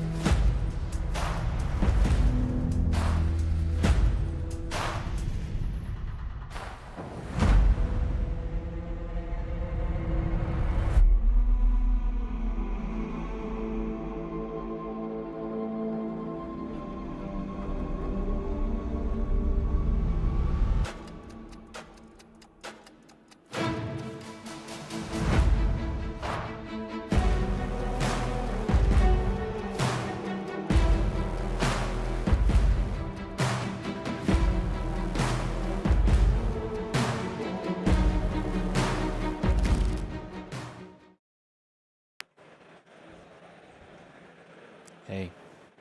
Everybody, welcome back. There we are.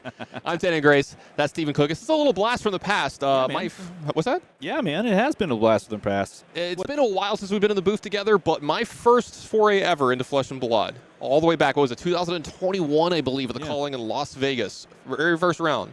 Yourself and me. That was us. Yeah. And we've been cruising ever since. Look at that. Now here we are in calling DFW. Yeah, and Flake stole you from me, so mostly. Yeah. I mean, he's a kind of a thief, isn't he? Those Canadians. Matt, I know where you live. I'm stealing him back. The bromance is back. Hey, it's round 4, right? Right. We're in round 4, and we've got a pretty cool matchup. We got Dromai versus Bravo here this round. Bravo is here. Okay. Sorry, that was my homage to Flake.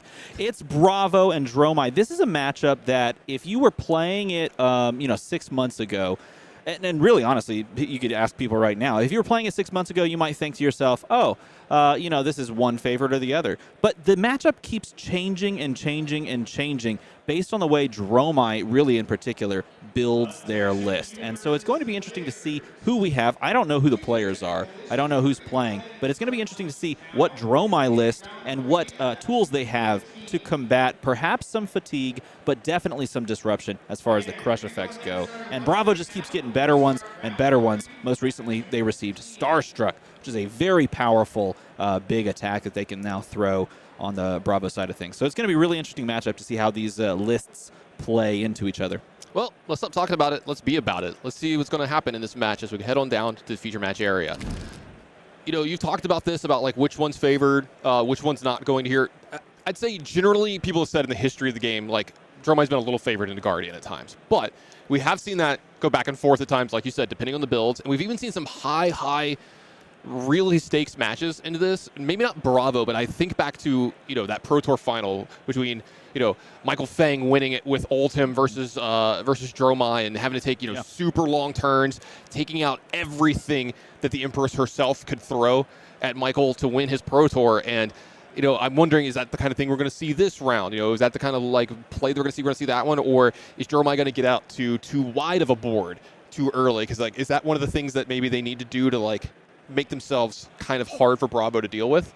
Well, yes and no. The nice thing about Bravo is that the entirety of their deck essentially is cards that pop dragons. They are 6 power or greater non-illusionist, attack action cards, which means when they are used to block, just one card can be used to block any dragon, and it is destroyed. But there are new tools on the side of Dromai to get around that. One of those, and this is a really important piece of this matchup, is the new Chromai Dust. The new Chromai Dust allows Chromai, if placed onto that dust, allows Chromai to avoid pop. And if you can establish Chromai and then threaten that attack gaining action points. You can send multiple dragons in one turn without really worrying about losing the action point because that dragon gets destroyed.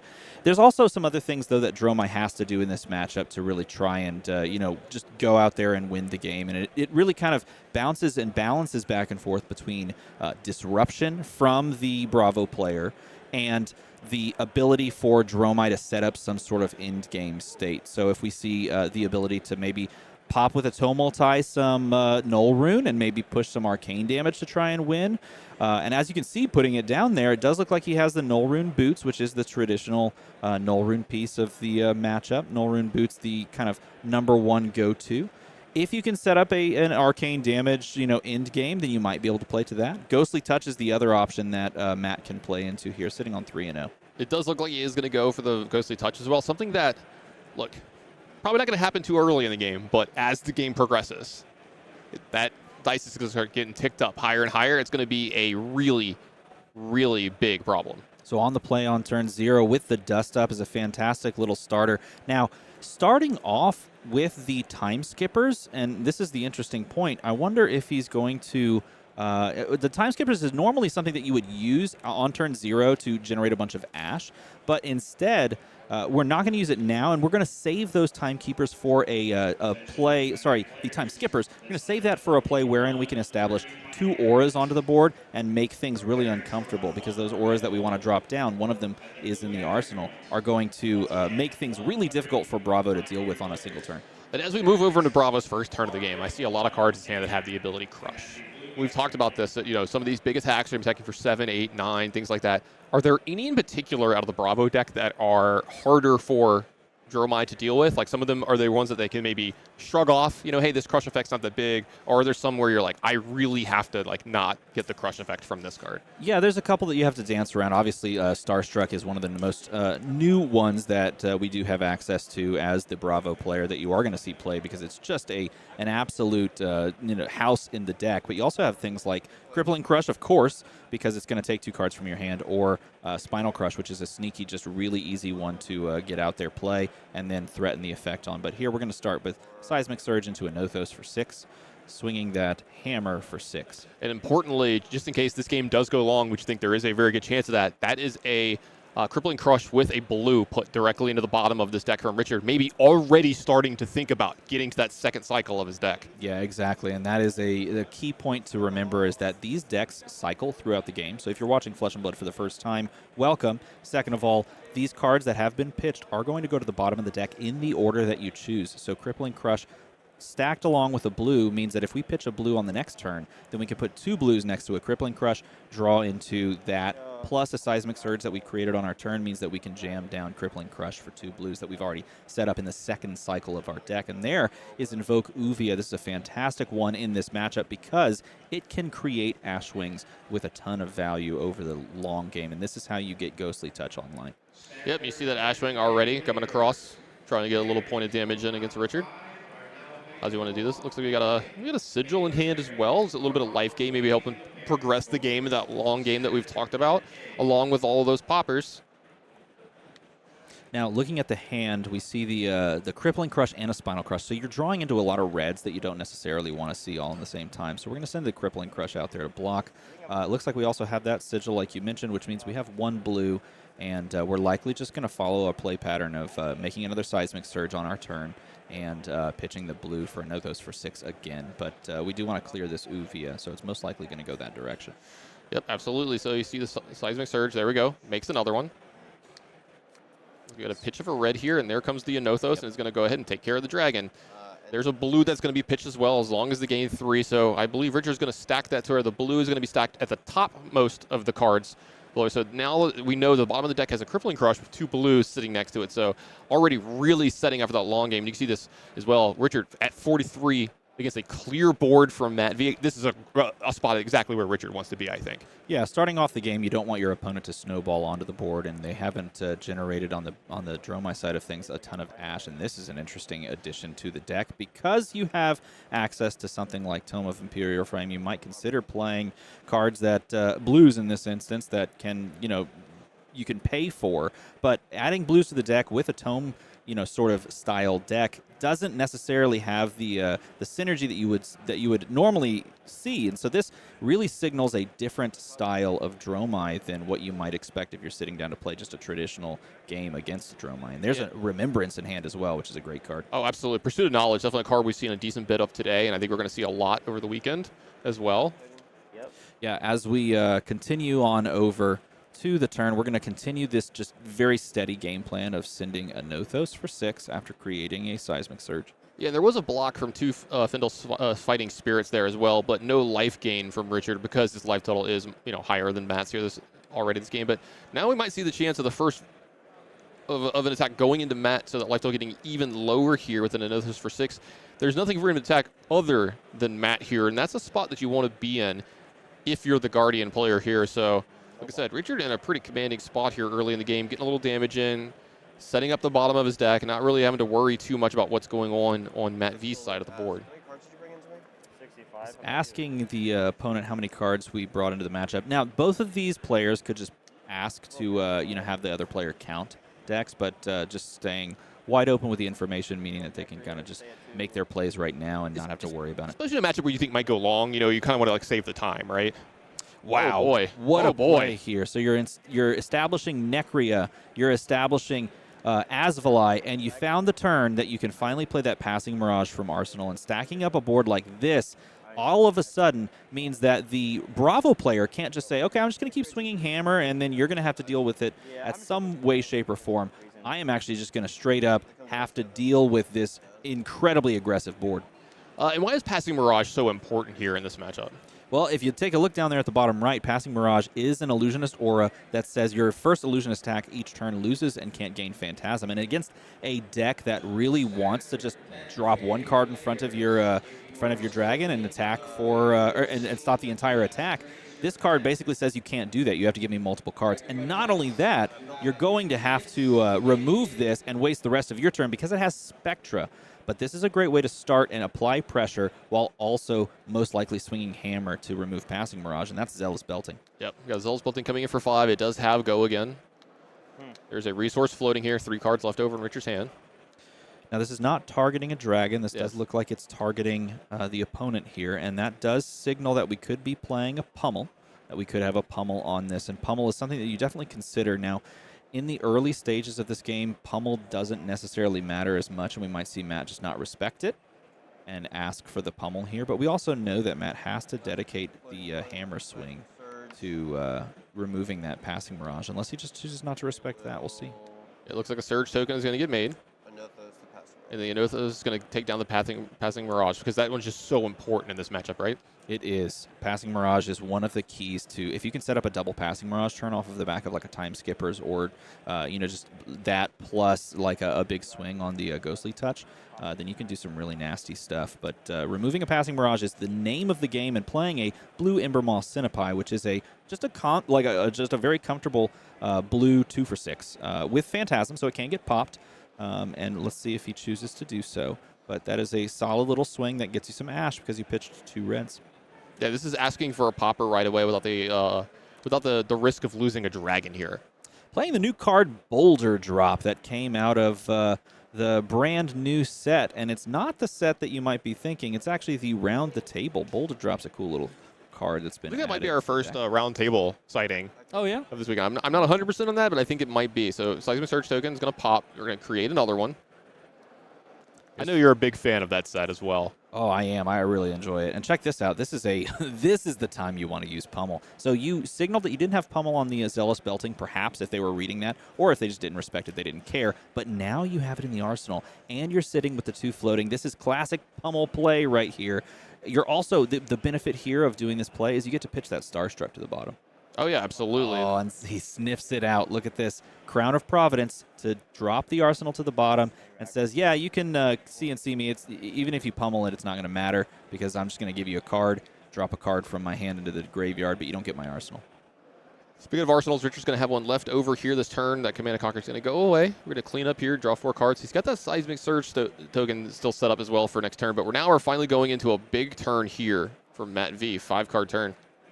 playing down Invoke Mirai. This is one of the best dragons in this matchup as well. Pitching the Endurai, which is a fair dragon to have on the board in the mid-game, but swinging Necria. Necria swings for 4 damage, and it lost Phantasm because Invoke Mirai was established on the board. So this is just 4, and when it deals a damage, it gets to make you an Ash. It also takes 1 point of damage, but it's going to make you an Ash, and this is kind of what you want to do as Dromai, is establish a really strong Ash base that you can just play whatever you want. And establishing a second Passing Mirage along with a Sigil play there means that we're going back up in life, and we're saying, deal with this Passing Mirage, or I have just this overwhelming board of a dragon that stops Phantasm and an aura that stops it. Yeah, it looks like that's going to be it for Matt's turn. He's going to progress his turn, get a bunch of dragons in play. And is that an Oasis Respite in his hand that I saw drawn? And some other dragons as well? I think the big one there, we got Dromai, we've got Oasis, and we've got a Tomotai. I was about to say the Tomotai, yeah, that's the big one. We've seen that one do so much good work already here this weekend. Now, back in the day when you would play as Dromai into Oldham, there was a decision point that you'd have to make when you established Tomotai. Do you take out their Null Rune, or do you take out their Crown of Seeds? There's a similar decision that you have to make in this matchup, where you do take out their Null Rune Boots, or do you take out their Tectonic Plating? Because being able to take away the Surge token creation means that it's much harder to establish an Oathos for 6, but I think it's almost always the correct play to remove the Null Rune Boots, because Bravo can do exactly this and be much more disruptive over the course of the game, and that is a dominated Crippling Crush for 11 on hit. Lose 2 cards. Yeah, something we don't see too often. This is one of the least activated heroes in the game. We don't see Bravo always activate their hero, but when they do, it's always hugely impactful. So only 1 card is going to be able to block from hand here. Though we do get around this with that respite that we talked about. So this is going to prevent what is that? Is that 4, 5, 6, 7? It does. It covers 7, but that also, then he's going to pitch into the Flamescale Furnace. Okay, so he does some dancing around, and that is a smart heads-up play. I was going to say, that current block did not get around a Crippling Crush dominated, but he didn't have to give up the Flamescale Furnace, and instead paying 1 red for the Oasis, and then Flamescale Furnacing the other card away so you don't lose out on cards. You still have a board, and you can still swing one dragon. And he's going to swing Necria with no Phantasm. Yeah, and the Crippling Crush, the crush effect happens, right? Technically, you don't get anything from it because, like you said, you got to kind of dance around it, still get value off of it, but it still did its job, Richard. So you're still happy with that if you're Richard, right? Exactly. Yeah. And as Richard is punching in some damage and trying to get Matt's life lower, this is essentially what Bravo wants to do, is they want to play protective until they find a hand where they can push some damage, and then they want to play protected again and swing hammer. The more hammers you can swing, the less your opponent blocks them, the closer they are to just dying, and then at a certain point you just pivot into just blowing them out with dominated attacks. But here he's queuing up a possible 2-card block on that Necria. Changes his mind just a little bit. Looks like it looks like a Terra Sunder and one of the big crush effects. Yeah, it looks like Starstruck plus Terra Sunder is going to be the block here. Covering up 6, which means no dragon connects. Actually, a Crush Confidence going away there. Yes. Changed his mind here at the last second, I think. Indeed. We're going to go back over to Richard. Looks like Richard is going to be able to set up. It looks like just a boulder drop going on after the threatening aura there. It's going to get taken down, and he's going to set up an arsenal and pass back over. Yeah, boulder drop removes Passing Mirage number 2. And this is definitely a more defensive version of Dromai that we've seen. A lot more blues running this list, which means you're probably not running Tome of Imperial Flame. If you see this many blues and your opponent is just running them out there and pitching them sort of willy-nilly, you can assume this is not Tome. Yeah. And this is one of the more unique effects that we see in the game. So what happened here is since Dominion attacked, they revealed the top card of their own deck. It was a red card because most of the deck is red. So what this does, it allows them to look at Richard's hand, and they get to banish a card from it. So they're going to take probably the best card here from Richard, or the best defensive thing from him here. It looks like they're going to take the Zealous Belting because that's going to take away the opportunity of Richard to have a good return on the next turn as well. Yeah, now this, I believe, has no Phantasm because of the Mirai. He takes the yellow Zealous Belting. First of all, yellow Zealous Belting, that is a spicy card we don't see played very heavily. The red is the one that is mostly played. And then because this has no Phantasm, the nice thing about it means that your opponent can't just pop this with impunity. So he's going to give him the showtime and then follow it up with a non-poppable Command and Conquer from the arsenal and say, do you like your arsenal card? I think that's still pummel. If it is a pummel, if my memory serves. No, it was a Terra Sunder. Yeah. Okay, so Terra Sunder floating there, and the question becomes, is Terra Sunder worth more than the cards in hand that you'd give up? Like, do you want to give up 2 cards in hand or equipment block versus keeping that Terra Sunder in the arsenal or just losing it? That's the option, the decision point that you have to make here. Do you want Terra Sunder and try to set up like a Terra Sunder hammer, or do you want the equipment block that you can kind of just give instead of that Terra Sunder? Yeah, I think that's the hard question that Richard is contemplating here. We have the tank cam up. So take his time, consider all of his options here. Like you said, 2 different main options to really play around here and figure out which one's best. And it's going to take him a minute, and I don't blame him. The life totals definitely come into consideration here a little bit. He is at 35, so he has a little bit to play with, but you don't want to get too low, too fast against this deck. This one being at 22 is a thing to talk about as well, because that life total, you can take big chunks of that pretty fast as Bravo. He's just going to give Crown. Going to take 4 damage is probably just a really nice heads-up play because it also cycles you into a 3-card hand, and you save your Terra Sunder for later. I think that is exactly the right call. It's okay to take damage in this matchup. You're most likely, especially after you saw Tomulti get pitched, you're most likely not dying for the foreseeable future to any sort of arcane damage or anything like that. So we're okay cycling, taking a little bit of damage. We're not worried about a long game we die to it. We just got to make sure that our opponent is pressured on their life total while we defend ourselves efficiently. So a couple things pitched here, making a Seismic Surge token, and then a Nothos is going to be coming in. And it looks like Richard's trying to figure out which one. It does look like he's going to take care of that pesky dragon. Yeah, I think that is a huge takeaway. I think that's the exact one you do. The consideration to take away Miragai is also there, but you almost never go face there because there's too many good dragons on the board that are worth removing. Speaking of good dragons, looks like we're going to have a Kyloria get made here. This is the Snatch Dragon, as I like to call it. And as you said, if you can gain control of an item, you can draw a card this way. You can either gain the control of an item if they have one. If they don't have an item, then you just draw the card. There's the 4 block on the equipment, and this is why we save the equipment, because this Kyloria is not poppable, and we're just going to do it again. Same play as last turn. Now this time you don't have the play line of choosing to Crown of Providence or just full block with equipment, things like that, right?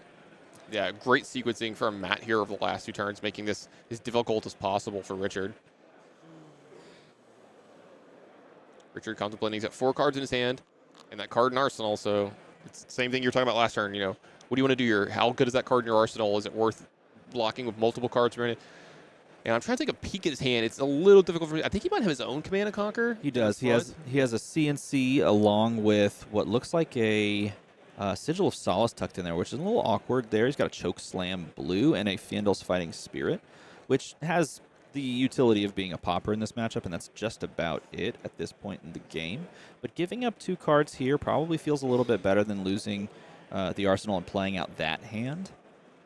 And so it looks like he's probably favoring the 2-card block with his own CNC, which means that we probably have an attack in the arsenal. I didn't quite catch what he dropped into the arsenal, but he's done a very good job, has Richard, of finding moments to pitch away things like Starstruck and Crippling Crush for the second cycle. So his deck is not going to thin nearly as much as you would expect because he's not playing out those threats. He's playing the more defensive plan, and he's finally removing that Miragai.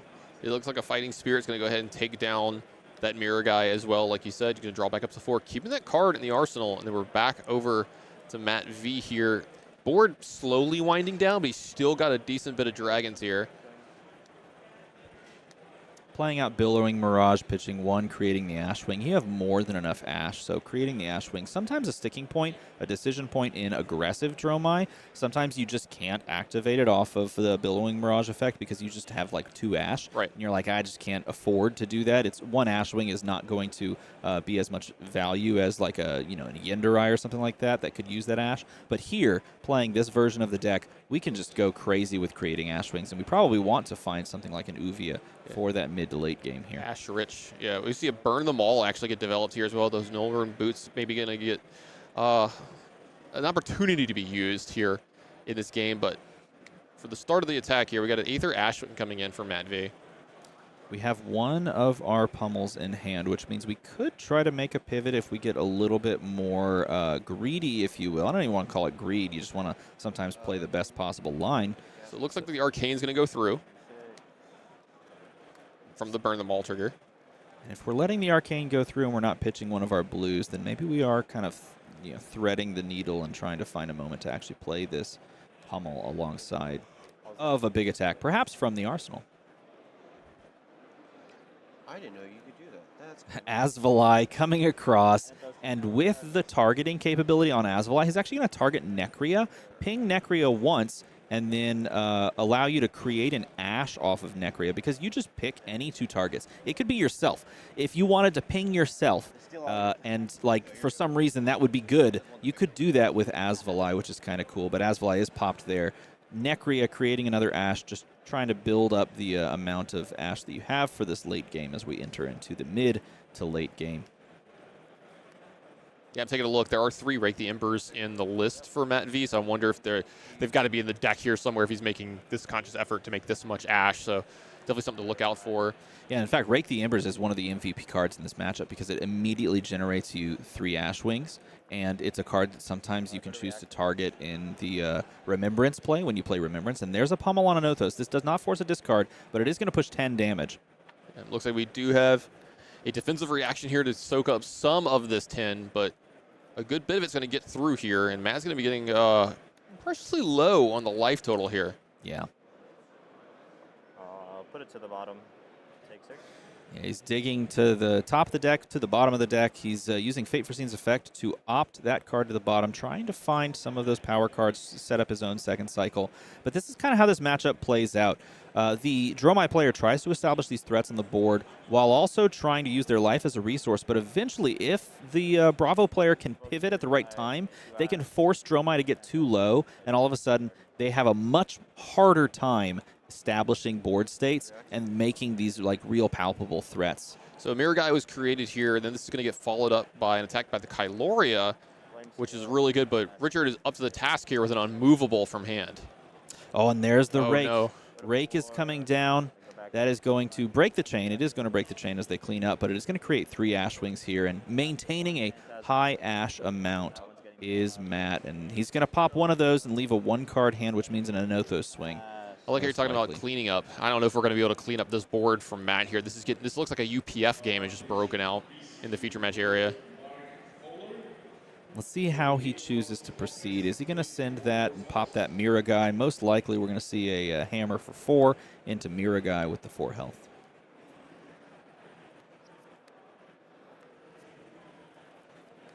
Yeah, but I think you're completely right. It does look like that's going to be a blue pitched Mirror Guy down. Anothos, and that's going to be the turn for Richard here. Got to be a little worried if you're him. That board is getting very daunting on the other side of the board from Matt.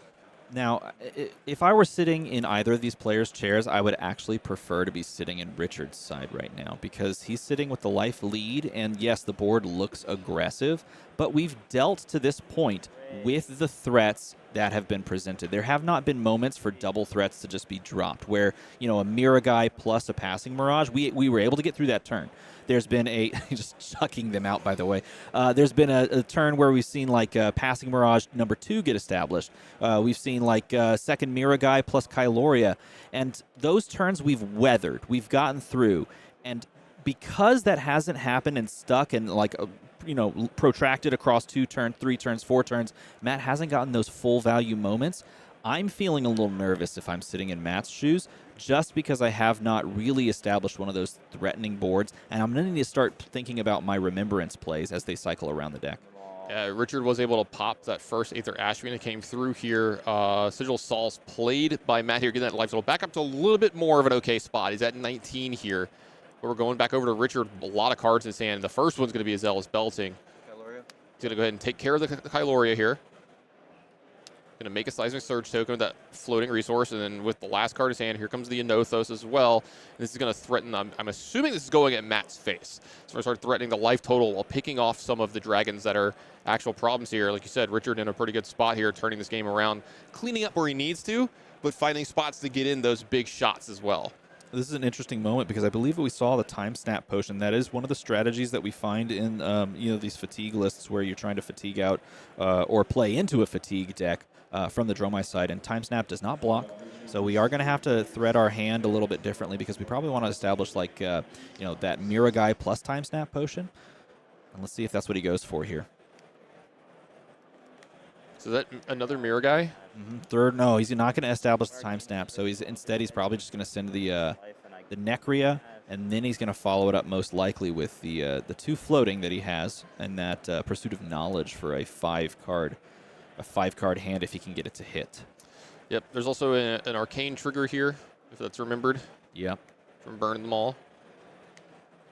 And interesting that we haven't seen too much in the way of pitching into Arcane. It's a little less efficient because we don't have something like Crown of Seeds like Oldham did. But oftentimes we do see those get pitched into. Instead, he's just going to take the damage, and maybe he's trying to pivot a little bit from the Bravo side of things and send big attacks. He's got choke slams, and he's got another Zealous. He's got another Zealous belting here. I think that's the big part here. He's going to try to set up a really big turn, it looks like, possibly.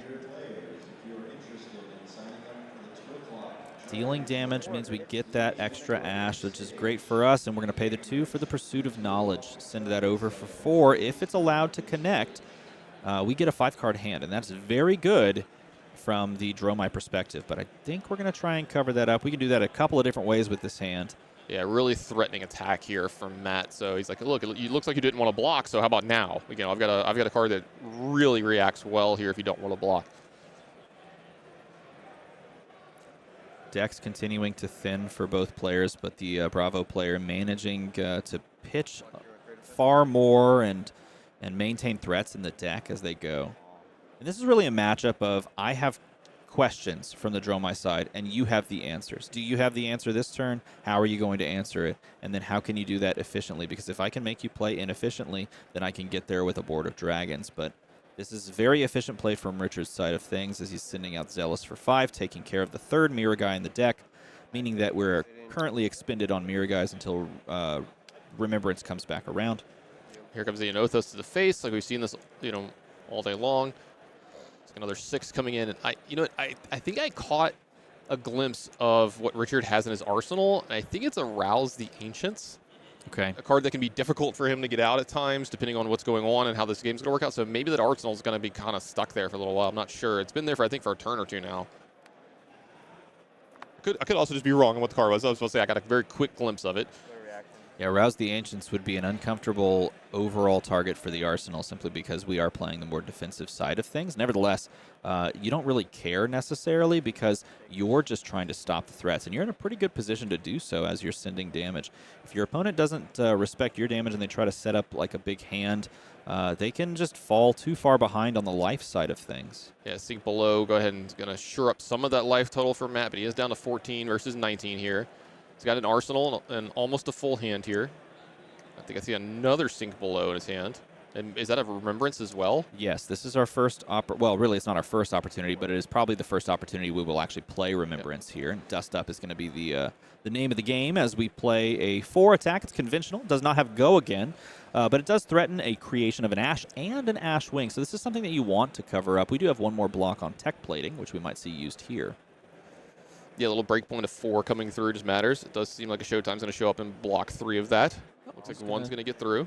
Just give up the Ashwing generation. Maybe he just says, I have so many poppers in circulation. I don't really care about Ashwings because I am going to just deal with them. But that can sometimes be tricky if the right concoctions occur. Nevertheless, there's the first Remembrance play. Remembrance lets you pick 3 or 2 or 1, up to 3 action cards, and put them back into your deck, shuffling your deck afterwards. If you're Matt, is there anything particular you're going for? It looks like we're going to go for the good dragons. Yeah, you go Mirror Guy. Mirror Guy, and Passing Mirage is a good 2. Passing Mirage is a solid one. He does a good impression of Mirror Guy. Yeah, and in fact, sometimes it's even better because you have Spectra attached to it. So you get Mirror Guys because they're persistent threats, but you can get Passing Mirages as well because you can go Time Skippers, Passing Mirage, Passing Mirage.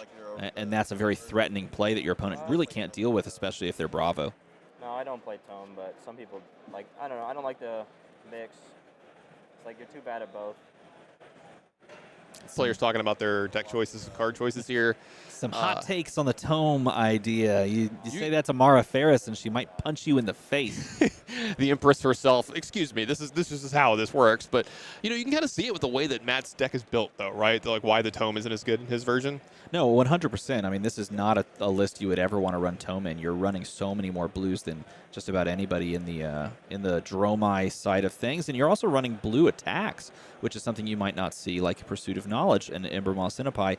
And those are things that you just don't necessarily want to include in your list if you're ever playing tome. And you're playing the aggressive side of things, like with Ravenous Rabbles and things like that, which is why we haven't seen any Ravenous Rabbles played, and it's been very dragon-heavy and, you know, like Rake the Embers heavy, which is exactly what you would expect from someone playing a little bit more defensively. Yep, now we've got a Command and Conquer coming over from Richard after he makes the Seismic Surge token, threatening to get that arsenal, so it is going to get 2 cards out of Matt's hand, saying he really wants this and is, oh, I was supposed to say that for a second, I was like, this is Pummel, but no, this is the Sigil of Solace, just gain 3. Do you think he was doing that just to give Matt a little bit of a heart attack here for a couple seconds? 1,000%. I mean, as a Bravo player, how do you not make that play every single time? And reactions, I'll gain 3 life, but then the other player threw up in their mouth a little bit as they start to show the reactions, especially if they really value that arsenal. But there are some good arsenal targets from the Dromai side of things, so you sometimes want to protect those. Looks like this Chromai is going to get met with a popper here. Ghostly Touch up to 4. It's a good thing to keep in track of what that count is. It is up to 4. It looks like Aether Ashwing. So to come across here. Yeah, I think we might have missed a few Ghostly Touch triggers along the way with some of those Ashwing pops. I'm not quite sure, but we could have possibly missed those. Nevertheless, even if we didn't, we need to get that number up higher. Those are rookie numbers, and we got to pump them up because that is not a very scary Ghostly Touch. All right, Seismic Surge is going to get made here, and Othos is going to come through 4/6 yet again, and I got to believe this is just going upstairs. This is the dangerous moment where Dromai is trying to set up their reshuffle with their Remembrance, trying to draw into more Remembrances and into more of those threats, and trying to line multiple threats up on the board. But their life total is sort of precarious, and we're going to have to give cards to each of these hammers now, and the inevitability of Borvo just coming across with the hammer over and over again. Yeah, it looks like it's going to be a little bit of a block there, but down to 11. We hit the pitch stack that you mentioned earlier. Nice. Turn 1, we saw a pitch of the Crippling Crush in the blue and a Spinal Crush that followed. And this is that moment. We have, I believe, 2 blues, a Crippling Crush, and a Spinal. We have a Seismic Surge, and now we can, as you said earlier, throw that Crippling Crush. And as you see, Richard's like, yep, the damage is coming. He's like, yeah, I'm just going to take this because he's setting up for this. He's been setting up for this turn since turn 0, really. Here, as a mirror guy and a dust up get presented over on Matt's side of the board. I think he's just gonna say that's fine. You can send me the bill for dust up. I'll let you even have an Ashwing because I'm gonna start taking this game over. It really depends, like you mentioned earlier, what that arsenal is though, because it would be fantastic if we could play out that arsenal and then sort of set up a 3-turn like chain where we go Crippling Crush, Spinal Crush. I believe the Spinal Crush was pitched alongside of this. That'd be fantastic if we do a threat this turn, Crippling, then Spinal. Richard taking his time here with dust up. Maybe thinking, can I afford to get rid of one of these cards out of my hand?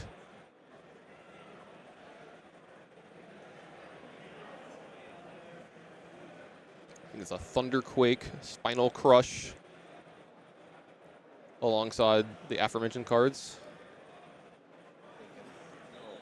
I think he's really in the tank on whether or not he wants to take the more threatening line. If he chooses to play aggressively here, he almost has to like pot commit to playing aggressively a few more turns based on what he kind of pitch stacked. But he also pitch stacked rather well. Many of his threats are in the deck still. He's got 2 Starstruck still floating around in there that have been pitched not terribly far behind some of these big cards, but I think he's just going to favor playing this out in a more defensive strategy, which very well could be the right call here, especially if he gives the Crippling Crush. I mean, it's been working for him so far this game, right? You know, it's like, why deviate now?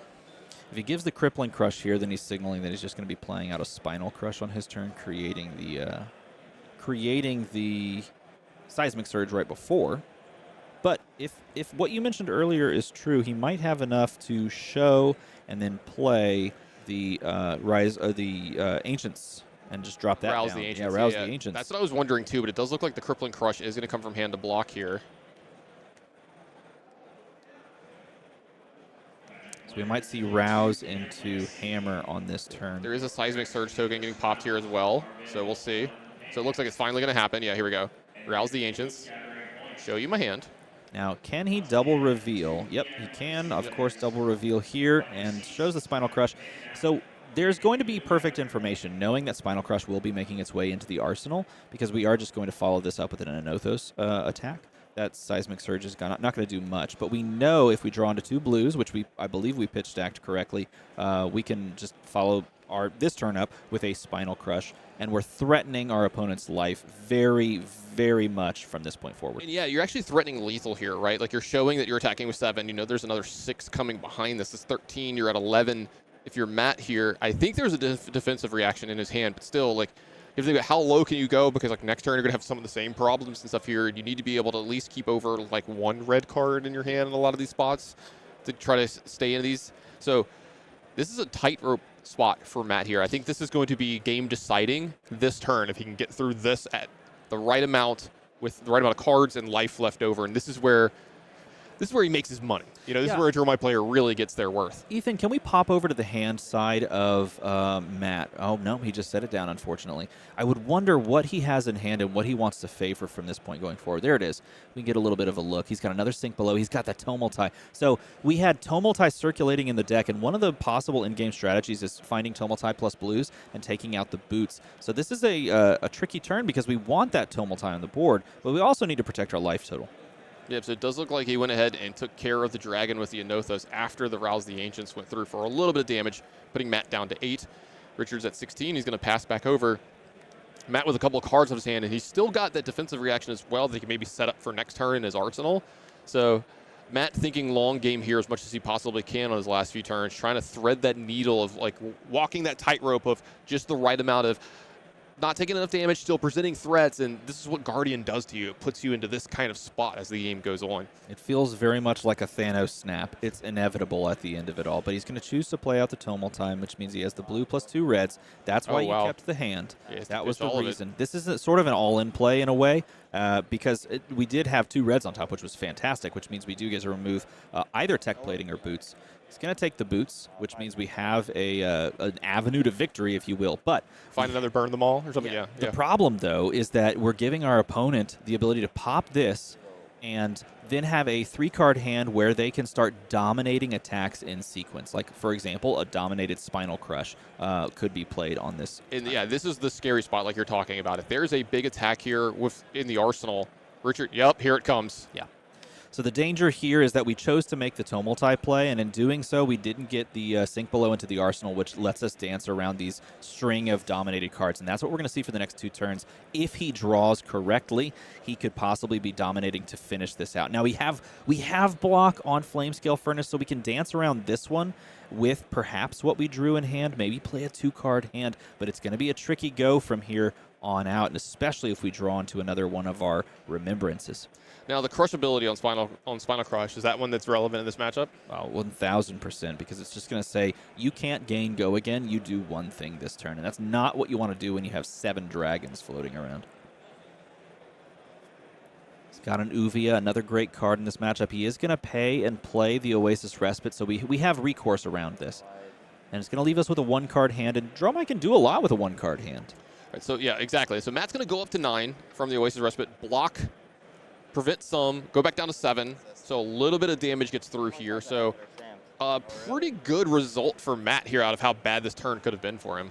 And this is the 1-card hand. You start with Burn Them All, and now the inevitability begins for Matt's side of things, because there's no way to stop this arcane damage. That's 1 point every turn, and you've got 7 shots at least on the board with the Aether Ashwing stacked up, plus that Necria. It all just depends on if you can start surviving these big attacks, though. Does Richard find a way to stop these attacks plus come back at you with enough every turn? That's a big question that has to be asked. I mean, if any deck can do it, it's definitely Bravo, but we'll have to see.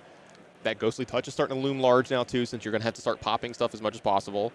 Now, his decision point here is we've pitch stacked some blues and a Starstruck, which is a huge attack that basically just shuts off the turn. So if he gives a card to pop here, and yes, I'm going to finally use the teleprompter. I fought back. Ethan, I fought for so long not to use this. If he gives a card to block and pop this dragon, it stops all of these dragons from threatening the board as well. But if he doesn't, then he's saying to himself, I'm putting you on a 2-turn clock thanks to my hero effect because I'm going to try to kill you over the next 2 turns. That's the decision point, and it's really a game-defining decision. He's going to give up the Starstruck and say, you can't hit me with all of these dragons. A dumpster of dragons over there. Nothing gets across. I'm awestruck by your amazing ability to use the teleprompter. I can carve pumpkins at Telestrator. Okay. I can carve pumpkins and draw on the screen. So not dominated, but that's why they pay you the big bucks. That's right. That's why they pay me the medium-sized bucks here as Starstruck comes across for 10. No dominate, but it still threatens casual lethal on the board. Yeah, this is still a huge, huge attack from Richard here and representing more than enough of life total from Matt. Now, I think I see a Fate Foreseen possibly as well. Is that a Sigil in his hand as well? Looks like maybe we've got a lot of stuff here to maybe go down to like block, defensive reaction, gain some life, have 1 card left, and start trying to do the same thing again next turn, which looks like that's what it's going to be. We've got a block. Fate's going to opt a card to the bottom. So this makes 3 get through. So Matt is going to be down to 4 here, but he's going to get that 3 life back if he wants, unless he wants to keep the red card in his hand, which is something that he could possibly do as a Dromai player. You desperately want to Arsenal that time Sigil. snap potion. Yeah, unfortunately, because we have the time snap, we don't have a red starter, so we have to play it as Sigil. But we can do this. We can pretend as though we are just going to send the 1 Ashwing, and if they take the 1 and then don't block this, then we can actually play Sigil, gain the action point back on resolution, and send another Ashwing, get a little sneaky point of damage in that way. Yep, so I think the arcane damage went through. No way to stop it for Richard because of that Tumultai earlier in the game. Really, really big play.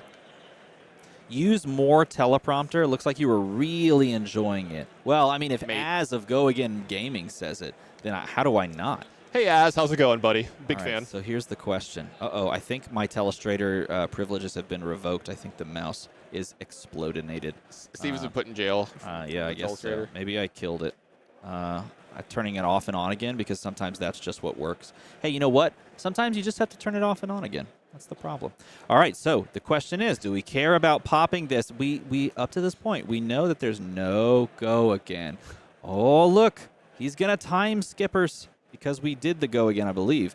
Maybe I missed it because I was too distracted by the Telestrator. But we are gaining the extra action point by pitching this, and that's going to allow us to have basically 2 action points to this point. Yep, he's going to go ahead and fight through them. Richard is going to have multiple poppers come in, kill these Aether Ashwings, stay up at a pretty healthy life total 13 versus 7. That burn them all, though, is looming large as we get further and further into this game. Just guaranteed damage is going to come through. But for Richard, he is taking care of those Aether Ashwings a little bit at a time. There's only 3 of them left along with that Necria, so the dragon count is getting low.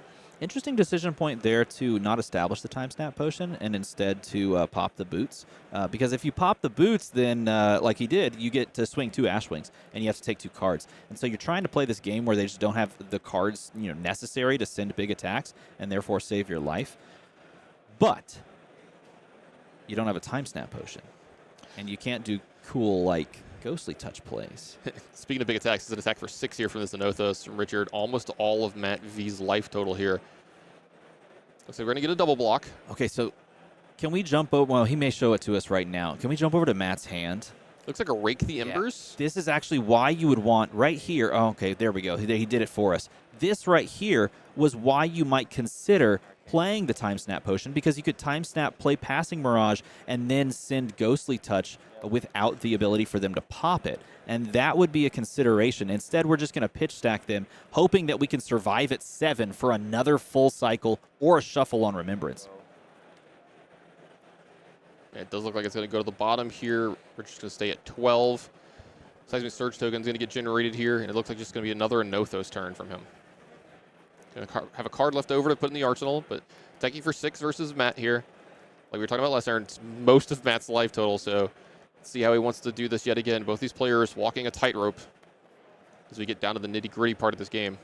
And at this point, we've basically seen the pitch stack to basically completion, minus the card that was sunk off of Crown of Providence. So we can probably assume that there's no pummel in this list and that we don't have to dance around it. So we're just going to give 5 here and then take 1 down to 6 and try to play out a 3-card hand. Yeah, the Flamesteel Furnace finally coming out to play. It's going to get a block of 2 in, get that -1 counter on it.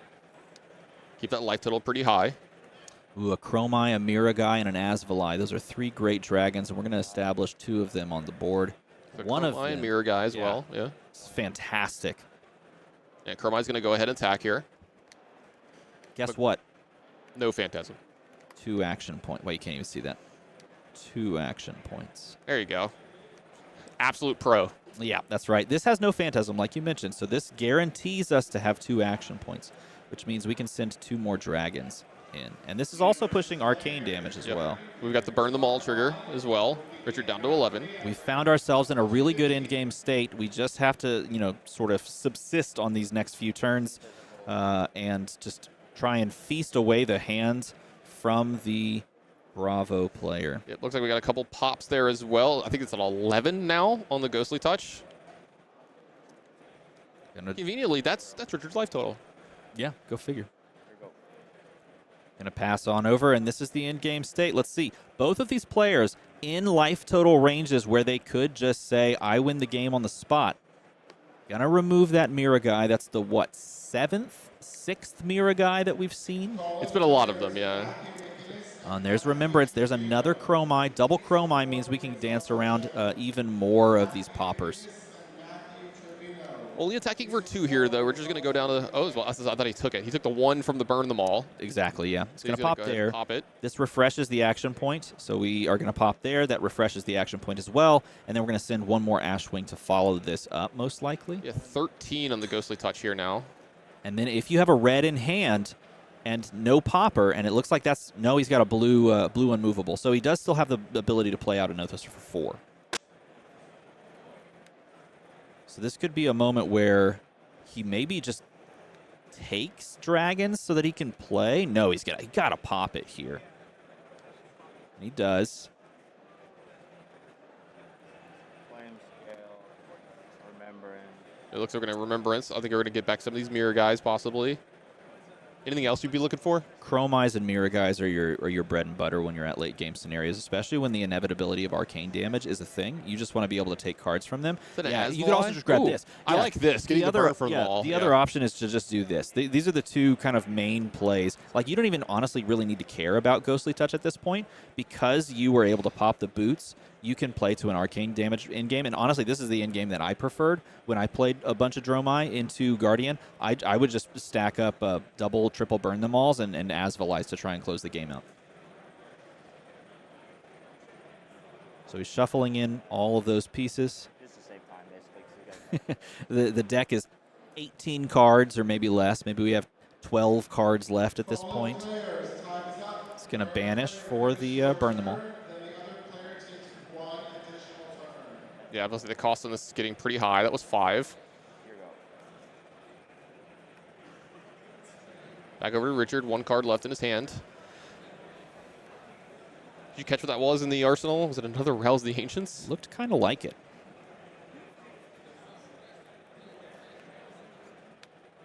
Looks like he's going to go ahead and just use the... Yeah, I was going to say, use the unmovable, take care of one of the dragons here, and pass on over. The Anothos doing what it does best, and whacking some dragons out of the sky. Oh, and this is a terrifying start to a turn if you're the Bravo player. When it's a conventional attack, you can't just get the free pop. Look, you can see it in Richard's eyes. He, eyes went wide because when you have to start dealing with conventional attacks, even with 2 Ashwings on the board, you know this is not it. You know things are following this. You know you have to deal with so much now, and you can't pitch into boots. Now you're starting to wish, man, maybe I would have pitched in a little bit, saved a little bit of life, and maybe I've been able to swing one of these big attacks and try to steal the hand. Yeah, this is scary because this is sweeping blow coming in for 3, and like you said, there's so much possible coming behind this, and then that Ghostly Touch still looming super large here too as well, and Richard going to go down to 7, takes the 3. Here we go, we've got another dragon coming in. Invoke Uvia, this is the perfect time to find boy, both is that an of these Azalea as well? dragons. Azalea is going to send the arcane damage. Uvia is going to create more Ashwings, and this is Matt Vor's game to lose at this point. He has to just have so many answers at this point, Richard does. He's going to pop some stuff. He's going to take care of some business, but, I mean, you have so much in your graveyard that you can banish to keep this one around, and if you can establish 1 more burn them all and survive 2 turns, you can basically close this game out. So let's see if Richard can pivot on this exact turn with a 3-card hand to try and send damage, and you know what? Here we go. Rouse the Ancients. Yeah, this is big. It's going to be 7 damage. Go again, and he says it at you. That's right. And look, he had the answer. He covered it up. Don't jinx me. Don't do that. Okay, you can speak. You can speak. Pinch, poke, owe me a Coke, as the kids say, right? Something They do like that. They used to do that. Yeah. We were more of a punch bug family. Ah, there you go. My brother just liked to hit me is what all it was. But we can go through this therapy session. We can unpack this later. Yeah. It's definitely something. At this point, Richard might be needing to go through his own therapy session at the end of this game because he's looking at he's looking at a lot of problems, and this is the turn where he has to try and solve it. 7 + 6 is 13. He's going to give him the whole hand, and Matt says, I'm just going to play to kill you in 5 turns. I'm going to send a dragon your way. You're going to have to deal with Get it. the 1-in guarantee at least of burn them all. Yeah. You could also have a red 0 in hand, and that's not the case. Or sorry, in arsenal, and that's not the case. It looks like we probably have something like a sink below, maybe. Maybe not. Maybe that's just an expensive dragon. Yeah, I was going to say, if it was a red 0, I mean, I think this game gets turned on its head. But okay, so he's going to throw that down. He's got a Cranial Crush most likely as the block. He's got a Thunderquake in hand. Thunderquake's a fine card to maybe throw, but I think he may just favor the Anothos here. I mean, really, we're just feeling very stuck. He Terrace under here? He has Terrace under Hammer. Actually, this might be fantastic. Yeah, Terrace under Anothos here. That's attacking for a ton with Dominate here. Does he have a way around? I mean, technically, we can just throw one card. Yeah, it was the fate foreseen. So he can dance around it. He's been holding onto it this whole time. The perfectly timed defense reaction from Arsenal to say, yeah, you wanted to blow it out, but not going to happen this time. And there's a Mira guy. Another huge problem for Richard, mounting up from all the ones that he already had. And Azalea is going to attack here. It's going to get that guaranteed arcane damage. This is going to put Richard down to 2. Matt's at Ash 0. He has no Ash. He's everything that he spent his time building in the first few turns of the game, those times where he would make these little intricate plays to get another Ash, has all paid off to this exact turn. On a turn where he can actually pay 1 to blue to establish Miragai into Azalea and say, I'm going to try and win right now. Those players are starting to speed up a little tiny bit too. This clock is starting to loom. We've got about 2 minutes left. Rouse Ancient's going to come in and block. Aether Ashwing behind this. There's a block to break it. Here we go. Wow, burn them all dies. I think he's Burn them all finally goes away. Here's the thing. He should be drawing another one, possibly like this turn. There's another Burn Them All left in the deck right from the Remembrance. Yep, there we go. First card off the top. Burn Them All. Seismic Surge token built. Richard really trying to decide if he wants to attack this Anothos. Yep, he's going to go ahead and attack the Azalea. Yeah, it represents lethal on board if that Azalea is not there. But now, and Azalea, and that's going to be lethal. And that's it. The arcane damage cannot be stopped. That Tomotai looming super large from that mid game, taking away those arcane boots and sealing a very close victory. Bravo says, I'm inevitable, but Matt says arcane damage is inevitable, and that picks up the win for him. Very well piloted, I would say, by both players, but Matt supremely skilled on those early turns to set up exactly that in-game state so that he could get there in the end.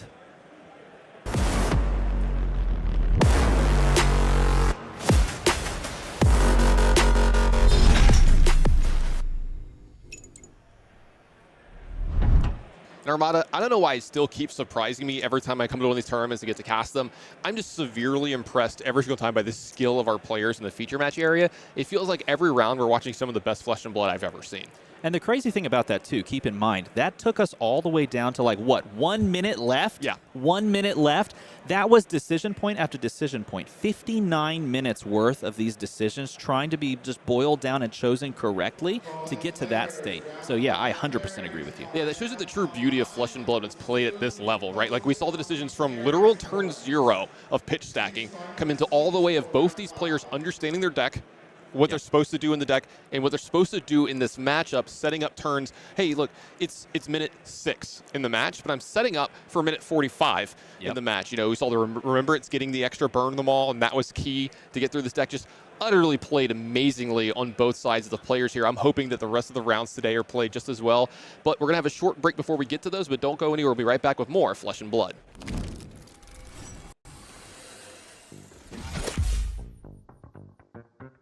I'm Kyle Hill, and today I'm playing Ira Crimson Haze. I'm on a quest for vengeance with my Edge of Autumn and Ethereal Tigers. Okay, so what do you do in response? Hi, I'm Amy, and today I'm playing Melody Sing Along, a crowd-pleasing bard who's the life of the party. My final act, the third time this turn.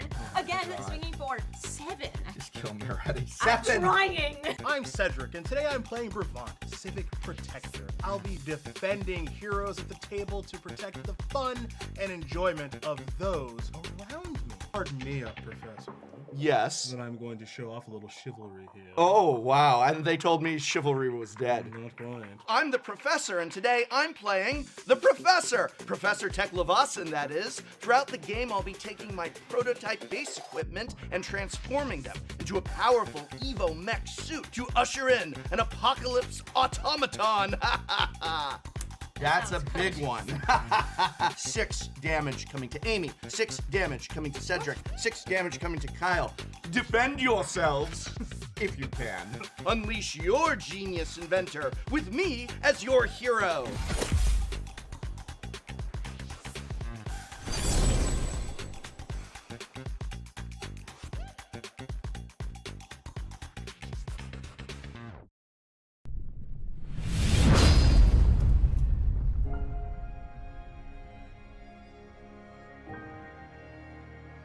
November 2022 marked the culmination of a 3-year journey.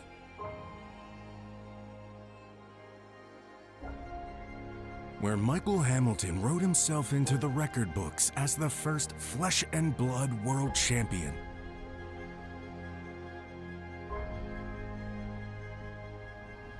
In 2023, we knew we could do more, go bigger, bolder.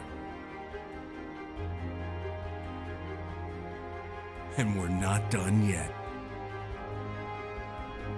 Over 400 Road to Nationals qualifying events. Fielding 44 national championships around the world. All to get to this.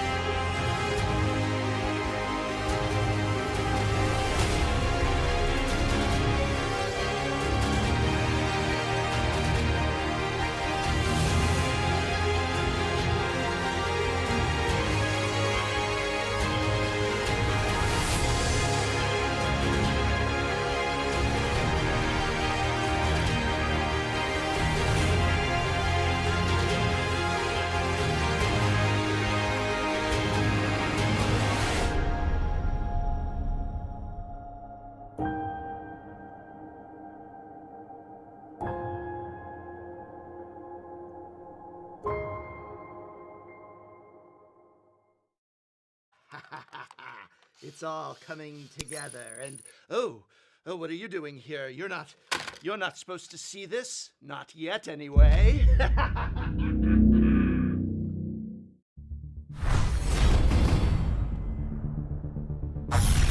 Welcome to Metrix, the greatest city in Wraith. Not because of our soaring skyscrapers, advanced technology, or even wealth and power.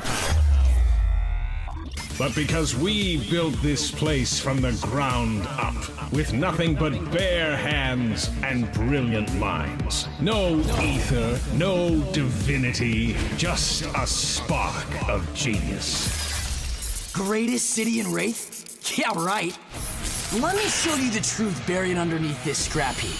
Metrix was beautiful, until they steamrolled it into a parking lot. Now, it's survival of the fastest. And if you can't keep up, then it's off to the junkyard. But I think it's time we rewrite the script, break the mold, and blow it all apart! Haha, there's better ways to blow off some steam, you know. This becoming more than human thing is a real hoot. It's actually kind of incredible, this symbiosis between muscle and machine. But while technology races ahead, simple problems remain unsolved. And this relentless pursuit is coming at the expense of our humanity. And without that, what do we become? Maybe, when we can see our way forward. When the bombs go off. When we transcend our limits. The future will be bright.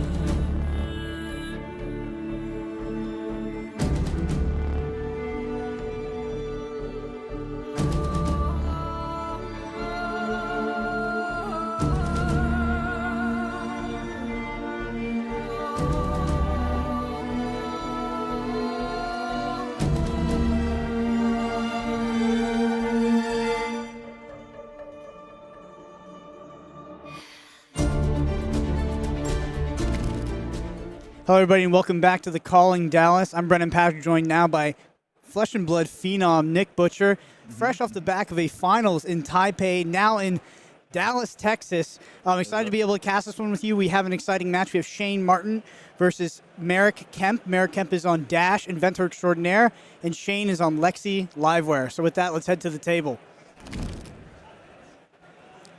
All right, Nick.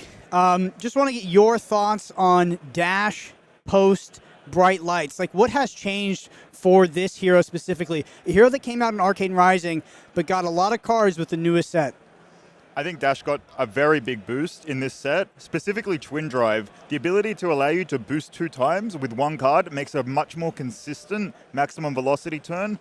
And not only that, we also see that Merrick is playing 2 Big Shot. So that says when you've boosted 2 times, you are only allowed to play it, and then it comes in for 8 off 2 cards. 1 blue pitch, very consistent card, a lot of damage output. As we can see on the screen, Merrick has a new card in his arm slot, Adaptive Plating. Mm-hmm. What do you think of that? I mean, it's interesting. I just wanted to ask you before we start. I'm used to, the biggest thing about Dash is when you sit across Dash, you're usually presented with an initial question of what archetype is this hero potentially on? Where do we see the Dash deck right now after Bright Lights? Is it this adaptive mid-range deck? Is it an aggressive deck? Does it have a control package? Just talk to me about the macro game plan of the new era of Dash, Inventor Extraordinaire.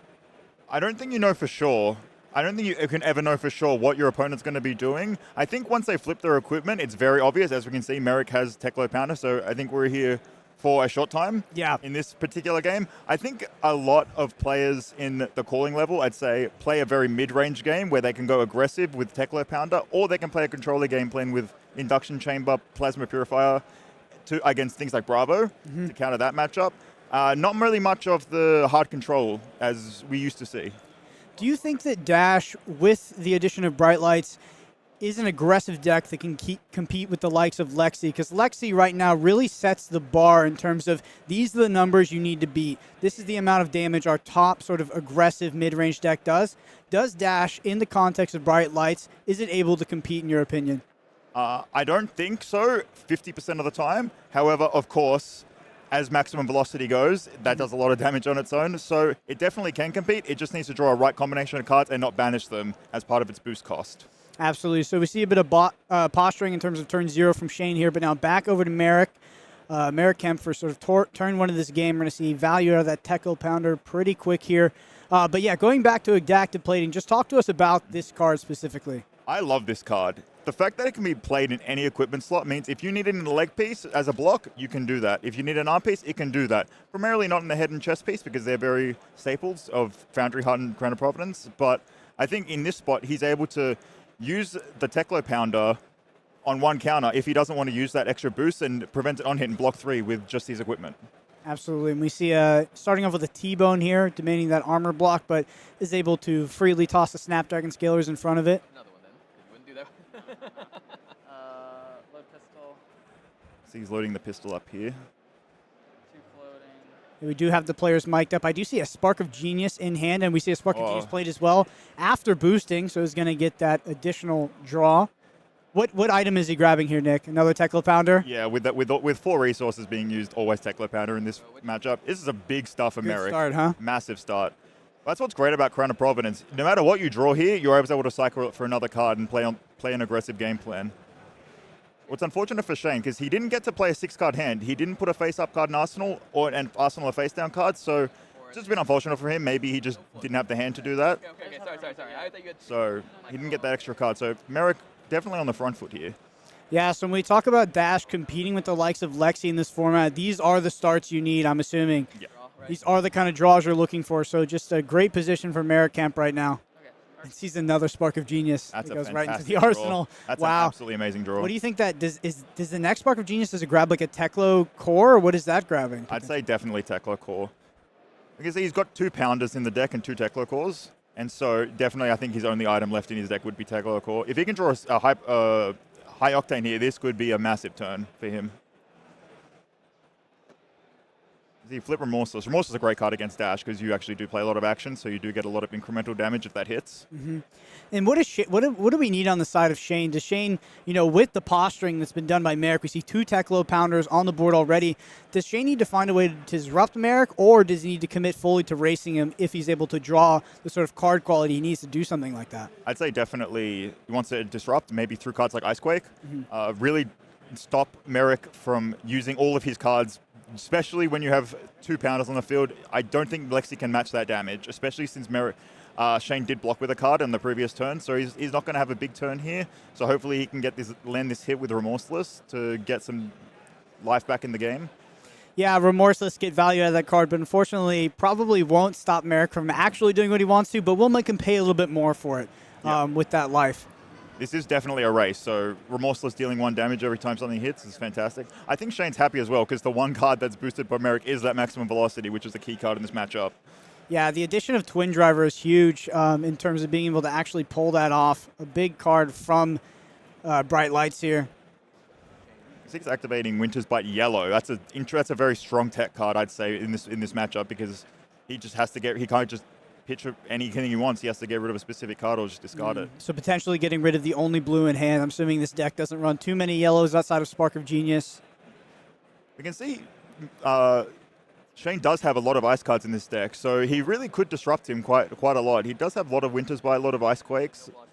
So, and that Inertia as well could be very strong, because that does prevent 5-card hands if Merrick gets stunk with cards. What is the philosophy behind adding those disruptive cards to your Lexi deck? What are you looking to target in a tournament like this? Mostly Dromai, most of them rematch. You really want to stop your opponent having 5-card hands, and Lexi does have that ability to flip an ice card, give a Frostbite, which is incredibly disruptive on its own, and then just leaving it face up until the next turn, where you can disrupt them again, is just incredibly powerful, and probably the reason why he's running so many ice cards in general. Looks like we might see the Crown committed with a card from hand, potentially, unless he's just looking to cycle away that Spark of Genius. Just that? Or, cycling away a card from hand. Yeah. Yeah, that is an alternate mode of Crown of Providence. You don't see that often. Well, not when you have a Spark of Genius in Arsenal, I can tell you that much. That's one of your best cards. And I'll pass my turn. Okay. He's just keeping all of his cards here, so Shane is probably scared. So you think he was looking for some sort of boost card for that maximum velocity? What do you think was the idea behind the filter specifically out of hand? Yeah, he could just be digging for a card he needs. Maybe he has too many blues in his hand and just says, hey, I'm just going to go for this now. I have Spark of Genius. Maybe he pops Achilles Accelerator here after getting Teklo Core. Put on the brake, because this is 8. He's 1 card 8. This is 0 for 8 is a card I would play in my deck every single day of the week.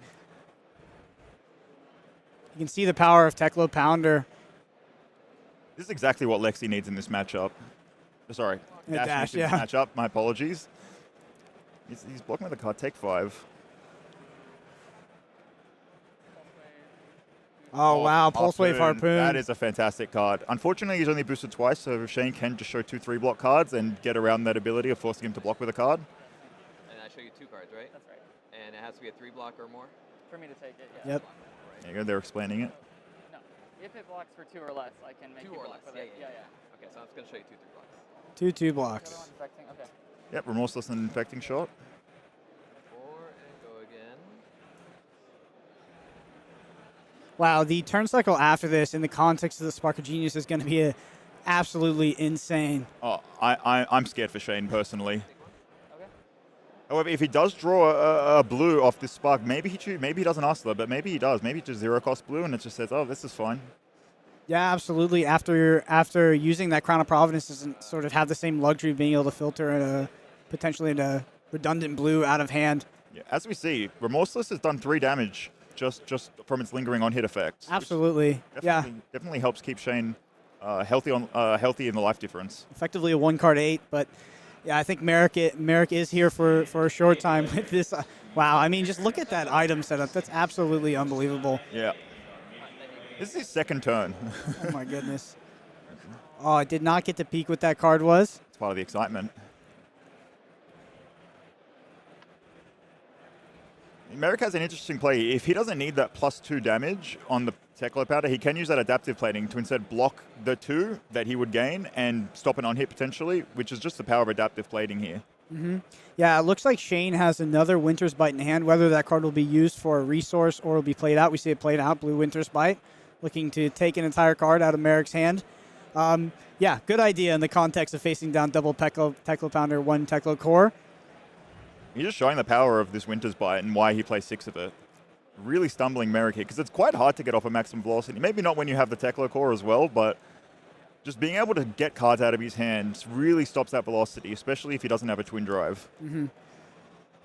Yeah, 6 Winter's Bite, it's not super standard, right? We usually see the 3 Winter's Bite. The 6 is more of a tech choice, correct? Oh, yeah, absolutely.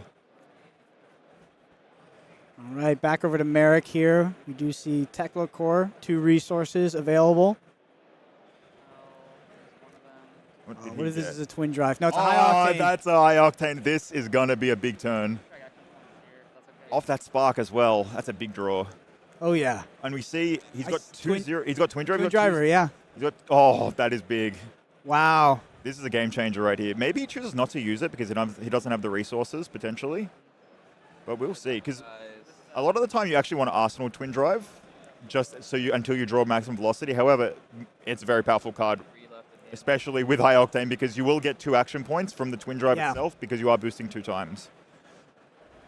And 8 damage. This is just so much damage, and he's going to be able to attack with the plasma pistol quite a few times this turn. Shane definitely has to think here because he has to decide where this game's going to go. Because if he starts taking damage and doesn't give it back to him, it could go downhill for him really quickly. So he has to decide: am I going to block out until these Teklo Pounders are gone? Okay. He's deciding to block. Might be an extra card in hand that he doesn't need. Yeah, it looks like Shane has a Rain Razors in hand. That was pretty much the only card I caught. We see our first pistol. No bucks. 2 damage for free right here. It's a dash special, 2 damage for free. He's tanking here. Yep, does have the high octane, so. The great part about these aggro mirrors is that every micro decision matters when it comes to damage taking. So you really do have to take your time to really determine, is this the best play here? What's my opponent going to do in the future turns? Do I have to block a next attack? Is he going to? He could play another Spark of Genius here. You just never know. Okay, he does have 2 blues in his. Oh, this is going to be a big turn because he's going to be able to Twin Drive, get 2 more action points, and then attack with that pistol, right? Multiple times, yeah. 3 more times. So he's got 11 more damage coming in this turn. Throttle and another Pulse Wave Harpoon. But like you said, is able to get multiple action points here. The 2 blues in hands is going to be a crazy turn.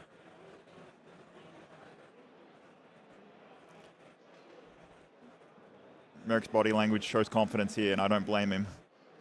This is a massive turn. He even lost a card from Winter's Bite, and he's still presenting just 19 damage.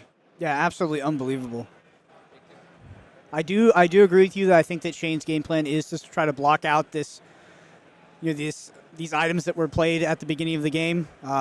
You can't really. It feels like it'd be pretty hard to race double Teklo Pounder, Teklo Core. Definitely. So maybe the best you can do is try to block it out and then pivot from there. We saw Shane sort of posture with that, blocking, playing out his disruptive cards. But Merrick's got this turn and 1 more turn of just absolute gas. Well, Shane has a great follow-up because he can flip his Arsenal card, Tunic the Endless Arrow, come in and then just go through the Rain Razors and just do he's a big turn himself, to be honest. So maybe that is what he's planning to do. This is... Because obviously Rain Razors doesn't block, so you're not exactly wanting to block on a turn you have a Rain Razors.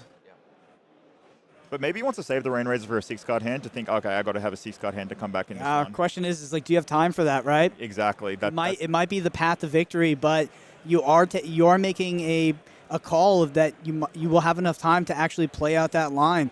I think these players are so experienced that they know that you play to win.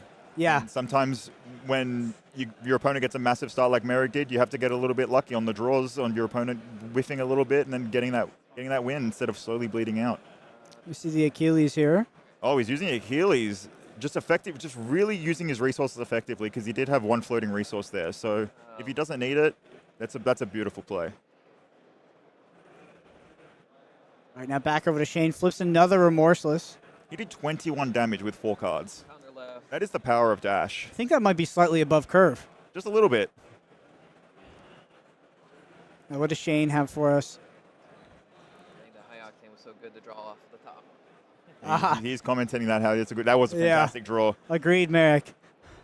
But here's the fantastic thing: if he can't really, if he attacks with this Remorseless, Merrick can block it without using a single card in hand. That's so amazing. How funny is that? Wow. Yeah. The power of adaptive plating, huh? He's gonna Arsenal. Oh, looks like he's gonna Arsenal. Okay. Yeah, I think he noticed that his opponent could.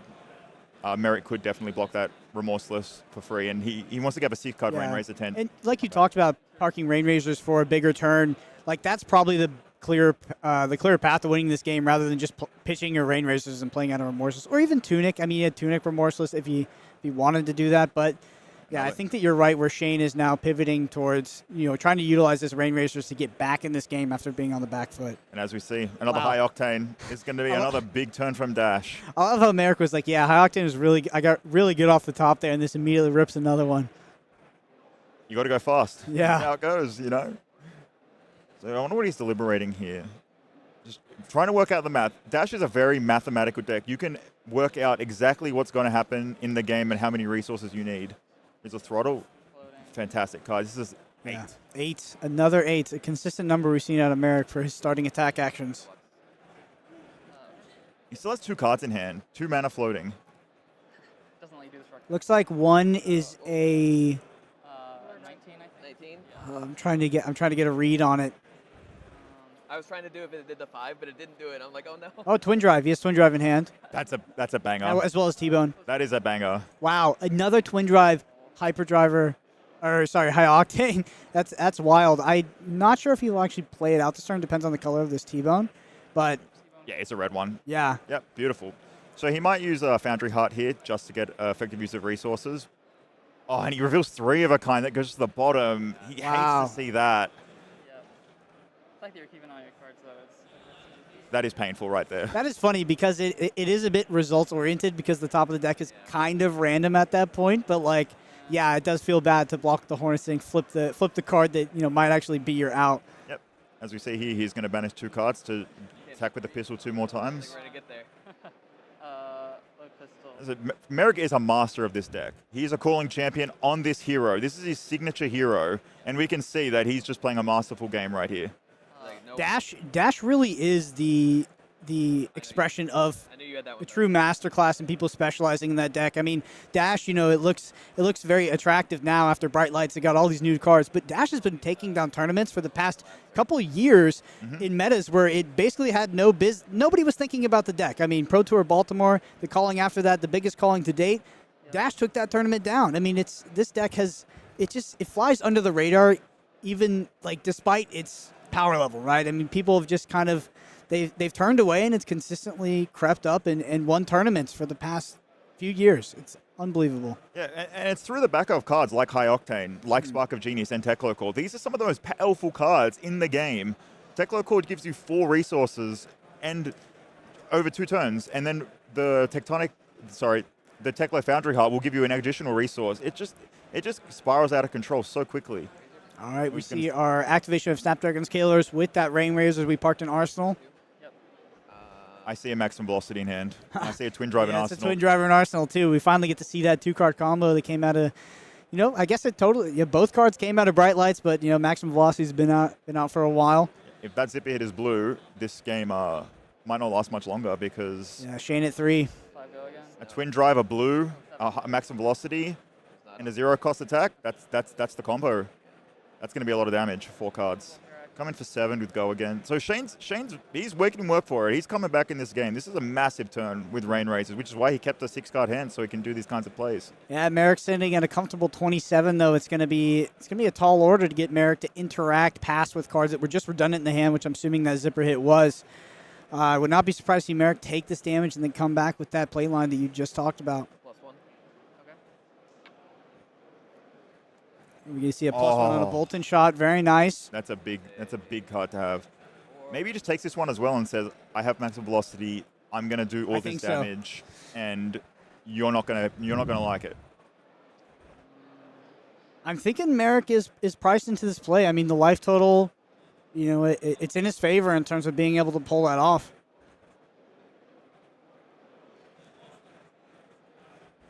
He's really deliberating here. Yeah, surely the most important decision of the game right here. Yeah. No blocks it is. There is a lot to think about there. I guess he didn't have the resources for it, but a hamstring shot, that would very much ruin this turn. But I think he did realize there's no resources available for Shane. I can't get punished for this unless he arsenals an ice card and then flips it. That would be unfortunate because then all of a sudden you can't use a maximum velocity because of the frostbite effect. So he just said, I'm going for it. I've got the combo. Yep. Merrick just playing to his outs in terms of that. For sure. And I'm sure Shane knows at this point that there's something coming back his way. You're at 9. Still, I don't know what Merrick was on the start of turn. I think he was on 29.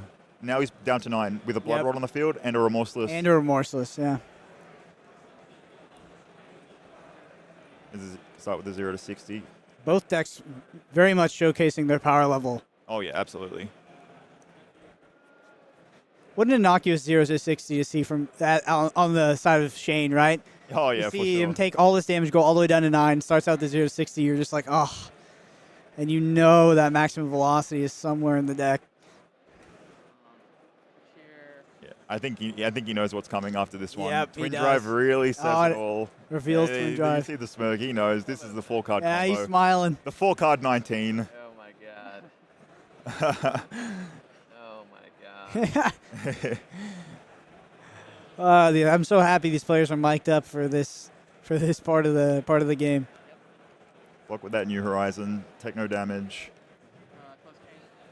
All right, he's closing the chain, activating the Teklo Foundry Heart, going up to 2 resources. Shane knows what's coming. Oh, yeah. He's just hoping that maybe it's not. Expedite, a brand new card, and maximum velocity. Block 6, take 4 and die. Yeah. Take 4, die. There you go.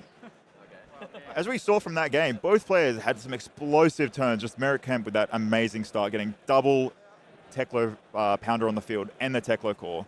Drawing that high octane was a massive draw as well. Fantastic. Yeah, I mean, Merrick acknowledged it himself on stream, being mic'd up, said that was a very good draw for him, and then immediately ripped another one off the top. We saw a triple item come out super early, double Teklo Pounder with a Teklo Core.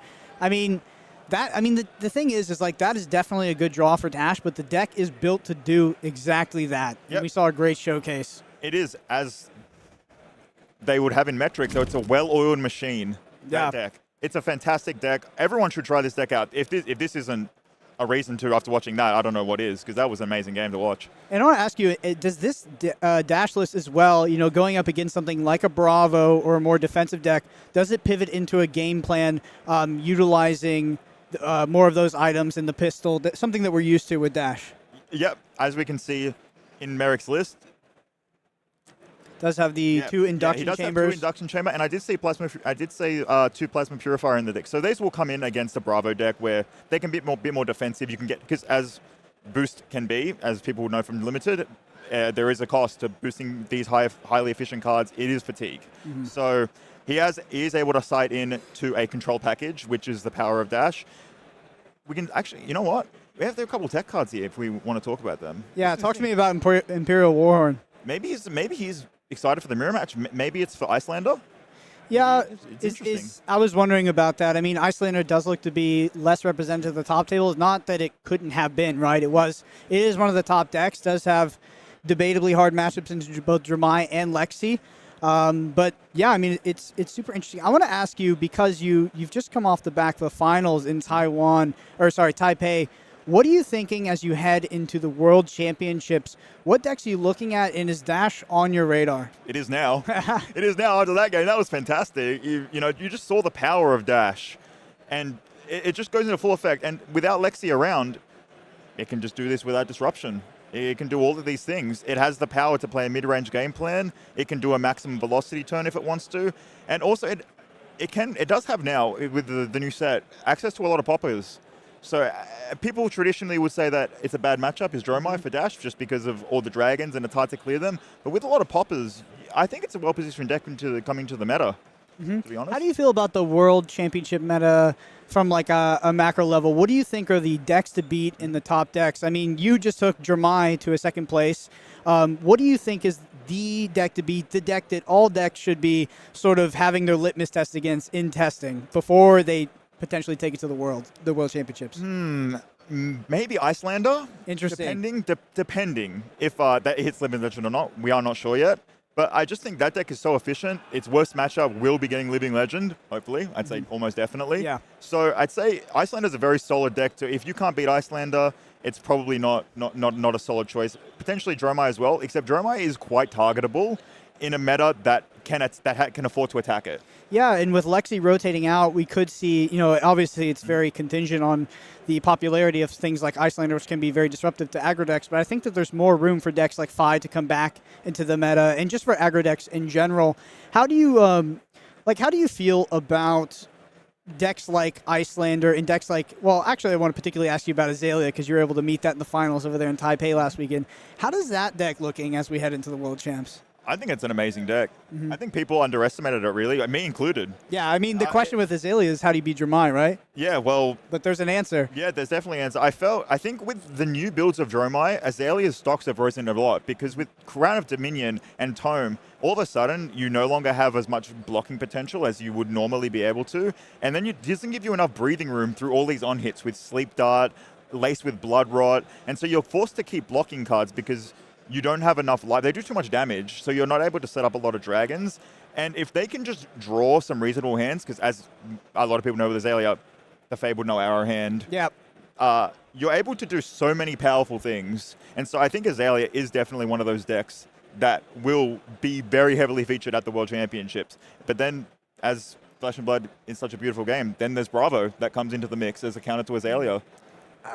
Is it so? As Lexi rotates out, we get Bullseye Bracers back as well for Azalea, correct? Yes. I mean, how much do you factor that in? So you take a deck that's already taking down major tournaments like Callings.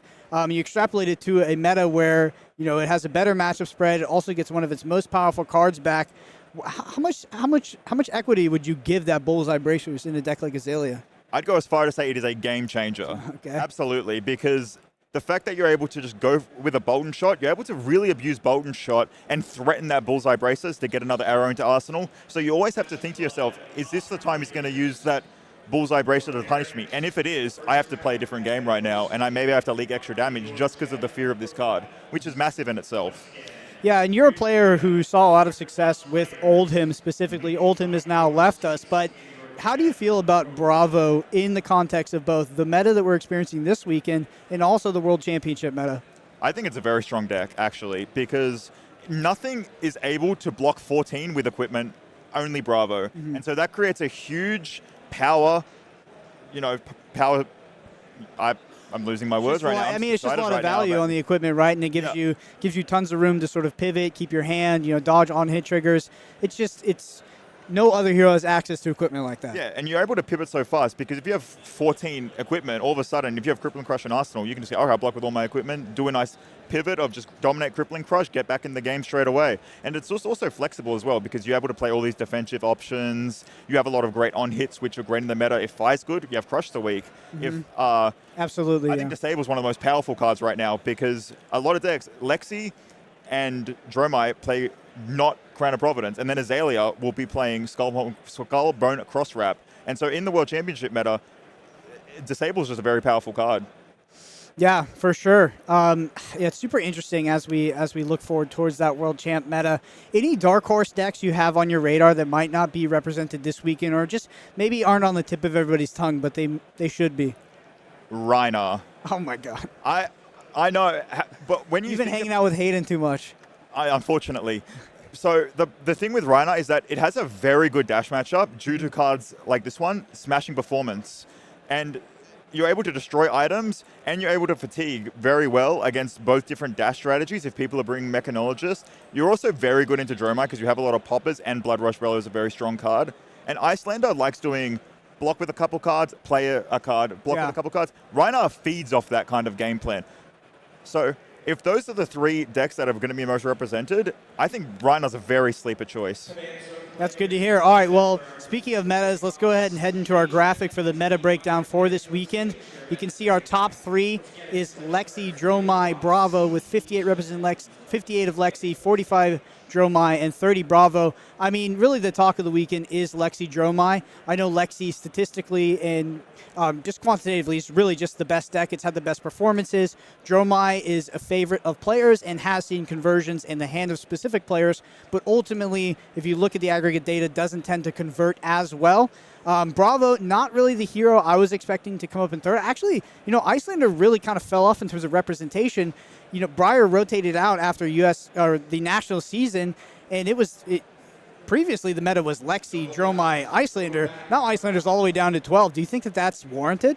I really do. I think if you look at statistical data that you can find online, Icelander has great matchups, but horrible matchups against the 2 most popular decks. And so if you're expecting to play against a lot of Lexi and Dromai, I wouldn't want to play Icelander in a field like that. But if you're expecting to play against a deck like Bravo, a Katsu, an Azuri type of deck, or a Phi, it's an amazing choice. However, just with the way players like to play right now, the decks they like to bring to events, I don't think it's the particularly strongest choice at the moment. You're very reliant on channel like Frigid. Yeah, seeing 30 Bravo show up to a tournament like this only makes me think that that hero is on a lot of people's radar as we head into the World Champs. It's not a hero that, I talk very fondly of all the time, but I'm frequently incorrect. And it shows, if people are bringing it this weekend, they're definitely going to be bringing it to the World Champs. So that's super interesting. Talk to me a little bit about the rest of the meta breakdown outside of Icelander. We have 17 Katsu, 17 Azalea, 16 Dash, 15 Phi, which is interesting. Phi into Dromai, maybe that was sort of the tech pick there. Just talk to me about those next few heroes. Just a small thing on Bravo, as you were saying, you didn't expect it to be a popular choice. I actually did expect it to be a good choice this weekend because Lexis have decided to tech a lot more for the mirror match. Mm-hmm. So they've decided to not play Remembrance or Quiver of the Abyssal Depths. And so Bravo just becomes into a spot with the new card Civic Steps to be able to block out Lexi quite efficiently and then fatigue them because they've just been getting rid of all of these anti-fatigue cards because Bravo hasn't been around. So when Bravo's not around, all of a sudden it comes out, it starts popping dragons, it starts fatiguing Lexis, and just Bravo's naturally always good against decks like Azalea and Phi and the ninjas. So I actually am not surprised that it's a very strong choice this weekend. Azalea did just win last weekend at Type A at the hands of Justin Koo. So no reason not to play it, right? It's obviously a very powerful deck, and so that's why 17 people have decided to come in with it. Azuri has been known as a very natural Lexi counter, and so 58 Lexis, you verse 6 Lexis day one, all of a sudden you rise to the top tables and you verse more and more Lexis, and then you're cheering. Bravo's really interesting because I spoke to you before you hopped on the cast, and you were telling me, you said Bravo seems like a good pick this weekend, but just for this weekend. We actually had a calling in Europe a few months ago where Bravo performed really well, and I talked to one of the players that made top 8 of that tournament, and they specifically told me, they said, yeah, it was good for this tournament, but for the same reason, the Lexis in that tournament had sort of taken out their tech that had previously existed for Oldhim. They subbed it out to get more equity in the mirror and against the aggressive matchups, and boom, now we have another value-oriented fatigue tech that is able to sort of hold its own against them. Yeah, that's what I'm saying. That's why I think a lot of people have brought it smartly this weekend. And also, I think it actually makes the most use of CNC Pummel, and CNC Pummel is a very brutal play, especially without a card like Corona Providence in a lot of these decks. So it's no surprise that I've seen Bravos all over the top tables this weekend, and they've probably been feasting on all of these decks that aren't prepared for it. Awesome. Well, really interested to see where this metagame sort of pie breaks down, both as we convert to day 2, but also looking forward towards that World Championships. Nick, thank you for coming on the cast, imparting some knowledge on us. It's always great to have you on. I know you played a lot of Dash yourself. Mm-hmm. And, of course, recently finals of the Calling Taipei on Dromai. But, yeah, thank you so much for coming on the cast. We had a great match between Merrick Kemp and Shane Martin there. So we're just going to take a little break, and we'll be right back for round 6. I believe it's round 6. Yes.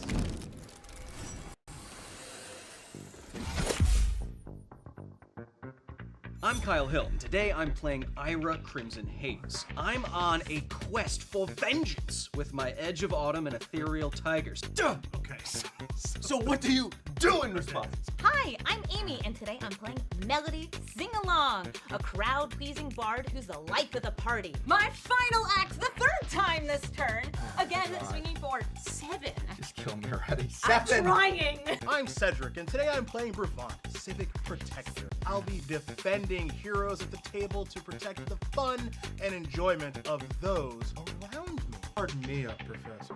Yes. Then I'm going to show off a little chivalry here. Oh, wow. And they told me chivalry was dead. Not quite. I'm the Professor, and today I'm playing the Professor. Professor Tech Levasan, that is. Throughout the game, I'll be taking my prototype base equipment and transforming them into a powerful Evo mech suit to usher in an apocalypse automaton. That's a big one. 6 damage coming to Amy. 6 damage coming to Cedric. 6 damage coming to Kyle. Defend yourselves, if you can.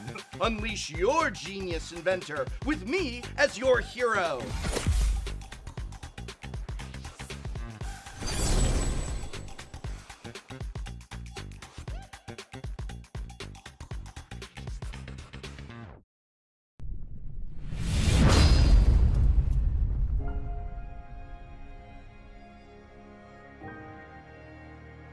November 2022 marked the culmination of a 3-year journey.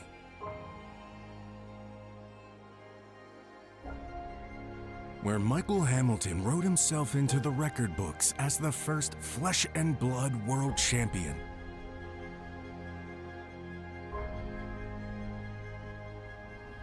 In 2023, we knew we could do more, go bigger, bolder. And we're not done yet. Over 400 Road to Nationals qualifying events. Fielding 44 national championships around the world. All to get to this.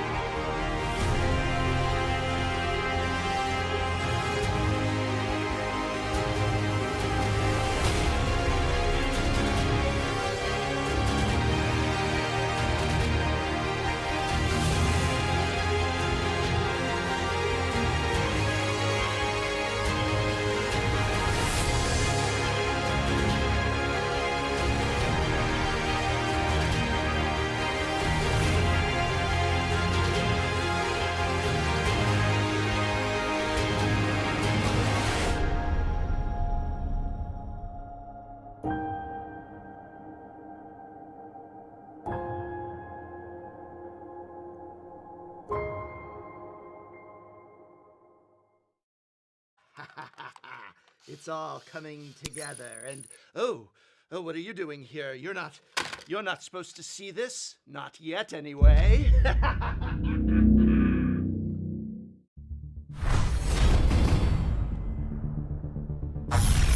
Welcome to Metrix, the greatest city in Wraith. Not because of our soaring skyscrapers, advanced technology, or even wealth and power. But because we built this place from the ground up, with nothing but bare hands and brilliant minds. No ether, no divinity, just a spark of genius. Greatest city in Wraith? Yeah, right. Let me show you the truth buried underneath this scrap heap. Metrix was beautiful, until they steamrolled it into a parking lot. Now, it's survival of the fastest. And if you can't keep up, then it's off to the junkyard. But I think it's time we rewrite the script, break the mold, and blow it all apart! Haha, there's better ways to blow off some steam, you know. This becoming more than human thing is a real hoot. It's actually kind of incredible, this symbiosis between muscle and machine. But while technology races ahead, simple problems remain unsolved. And this relentless pursuit is coming at the expense of our humanity. And without that, what do we become? Maybe, when we can see our way forward. When the bombs go off. When we transcend our limits. The future will be bright.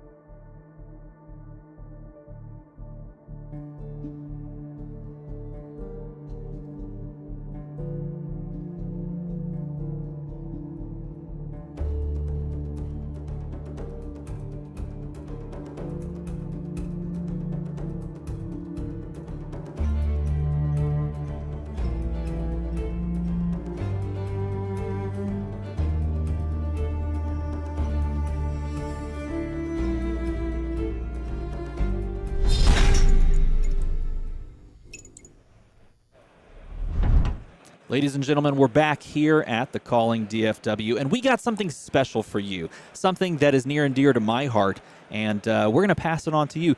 The fine folks at LSS, they gave us a couple of things to give away to you in chat. So someone in chat is going to win. Now, if you followed any of the streams of any of the Battle Hardens or anything else like that in the past, I don't know, what, 4 months? There have been fantastic ways to win prizes and things like that. This time around, we're giving away the Round the Table. In fact, we have 3 different Round the Table sets to give out. We're going to give out 2 today and 1 tomorrow. And here's how you enter in the giveaway. You are going to type your favorite hero into chat. I'm just going to say starting now, Ethan. Yeah. Let's be honest. I heard there's a 2x multiplier for Kanos. That's actually accurate. Write that down. Put that in the bot. Okay. So type your favorite hero in chat. Spelling does not matter. We do not give extra points for spelling. This is different than school. And also capitalization doesn't matter as well. So all you have to do to win is send us in chat your favorite hero name. And then we will randomize it. We'll pick somebody and we will post it in the chat. And you get yourself a Round the Table box set, which I personally think is really cool. Out of all the heroes in the Round the Table set, which do you think is the coolest? Which one do you think I think is the coolest? Brevant the Guardian. Why do you think that? Because, I don't know, I just guessed it. I just threw it out there. That is my favorite, Steven. Is it really? Yes. No way. Wow, look at that. It's because you're a very, just like, you want to defend people, you want to protect them, you have a high amount of chivalry. Exactly, that's why I play Kano. Yes, there you go. That's right. Devious and tricksterish is the real way of Kano. I gotta say it's Melody for me. Why is that, Steven? Because it's a combo deck, and I love that about Melody. Also because I teach music, and so for me, it's like there's like a kindred spirit there, and like I love that she actually makes sure she gets paid for the work that she does. So she like sings and then gets paid for it, which I think is just spot on. And look, you shouldn't work for free. That's kind of how it goes in the music world. And so it's very on point flavor-wise. But as you enter, let's go ahead and jump over to the meta breakdown of this tournament. If you missed it, y'all just talked through this at length, I would say. Yeah, very, very short, terse conversation. No, we probably talked about it for the last 20 minutes, but we can rehash the highlights, right? I think the biggest one that that I think everyone's talking about right here are these two, as I draw a giant line across the screen. But you talked at length about these 2 heroes right here and what that means currently and then going forward. But I think you talked a little bit about Bravo as well, and you mentioned a lot about Bravo. So the most interesting thing about Bravo is that the thesis for bringing Bravo this weekend is the same reason why I performed a few months ago in that European calling, which I forget the exact location of, the one where Pablo Pintor had a good performance. And I spoke to Pablo after the tournament. Pablo said Bravo was a good pick, and I defaulted to it because I didn't know about playing anything else, basically. Right. But he also said it was only a good pick for this weekend because the reason why Bravo is good this weekend is because these Lexi decks, in lieu of Oldhim hitting Living Legend, have started to take out the cards that would allow them to win against these more defensive and fatigue-oriented decks. They've taken out the Abyssal Quiver, and they've taken out some of the other cards that might help them present an endgame game plan in order to beat that more defensive strategy. So, like Nick said on the stream here, it's a good pick this weekend, but if it had a good performance off the back of that, Lexi's would likely adapt, and its sort of power would wane a bit. Now, I heard you all mention that and talk through that, and I thought that was great. I will also say this. This number has been high for the past month or so, actually, because players have just been consistently bringing it to Bravo in that respect to like Battle Hardens and to just other tournaments in general, like the Calling as well. This has consistently been the 3rd most played hero at recent tournaments, and so I was not really surprised to see it at that point. But what did surprise me is that we're starting to see the uptick here of these new heroes from this Bright Light set. More recently, we saw no Teklavasins into smaller tournaments.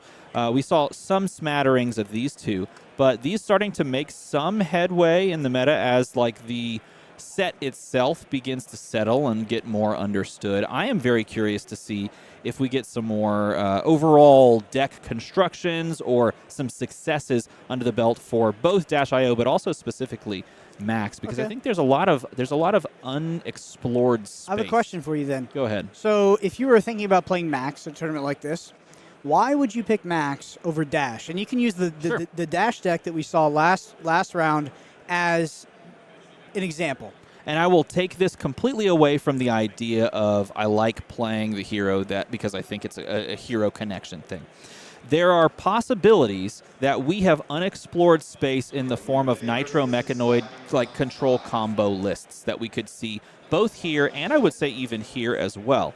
Those are considerable like options and possibilities in general for building. Now, if you're talking about like a major tournament like we're in, I almost always default to Dash, and in fact, I was actually looking at Dash for possibly playing it this weekend about a month ago.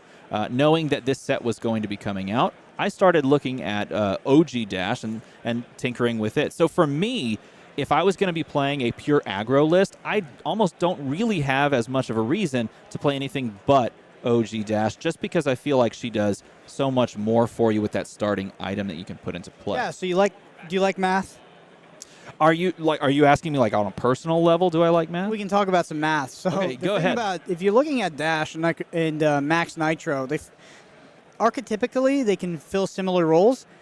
And if you look at Dash, starting with an item like Teclo Pounder, you start with 6 value. For a hero like Max Nitro to get 6 value out of his hero ability, because that's what you need to do effectively, unless you're using specialization cards or something that Dash can't use, you need to beat Dash on value, which is a start and play item.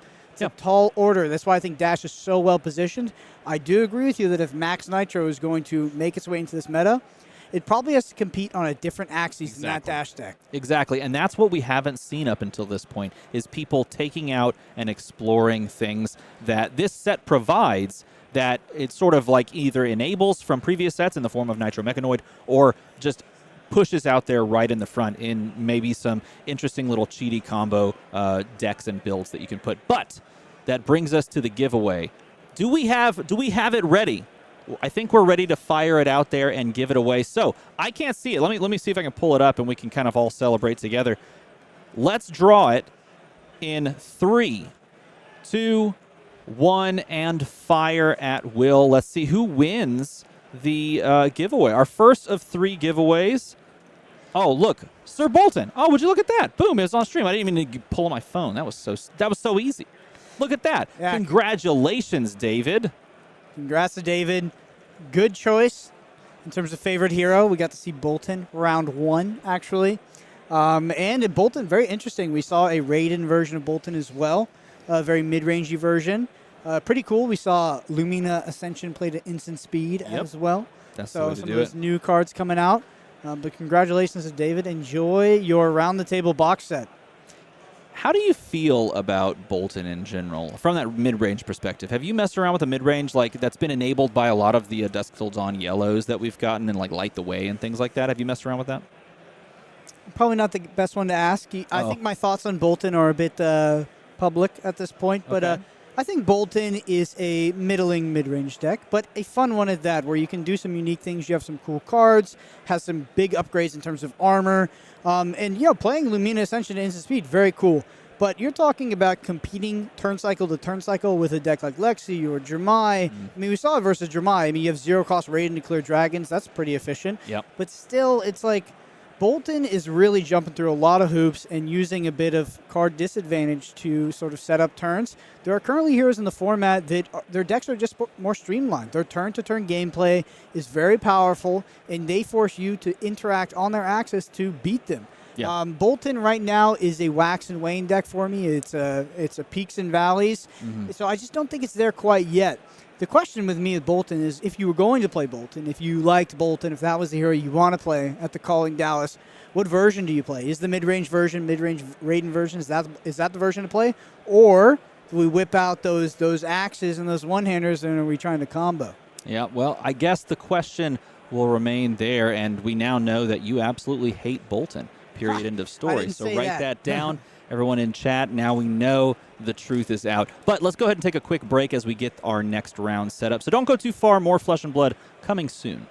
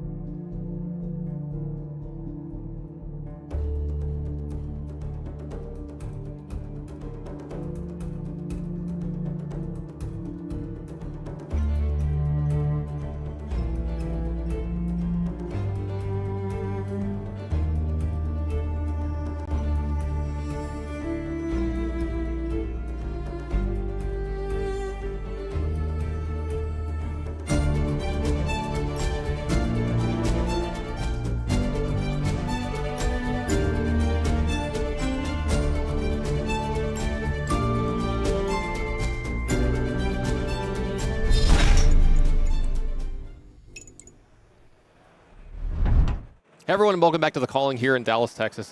I'm Tanner Grace. This is DM Armada, and we've got a really sweet one here for you this round that we're going to be getting down to. But, DM, how's your day been going so far? It's been good. I mean, I carved that pumpkin that you can see right there.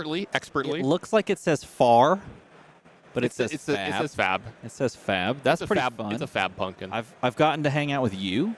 That's a thing that occurs today. That's a hot medium. There you go. And we've got some fantastic games of Flesh and Blood. In fact, we have one that I actually asked for. Giddy. Yeah. I asked for because my friend Dylan, aka TCG Talk on YouTube, I'm a fan, by the way. Is a Katsu stan.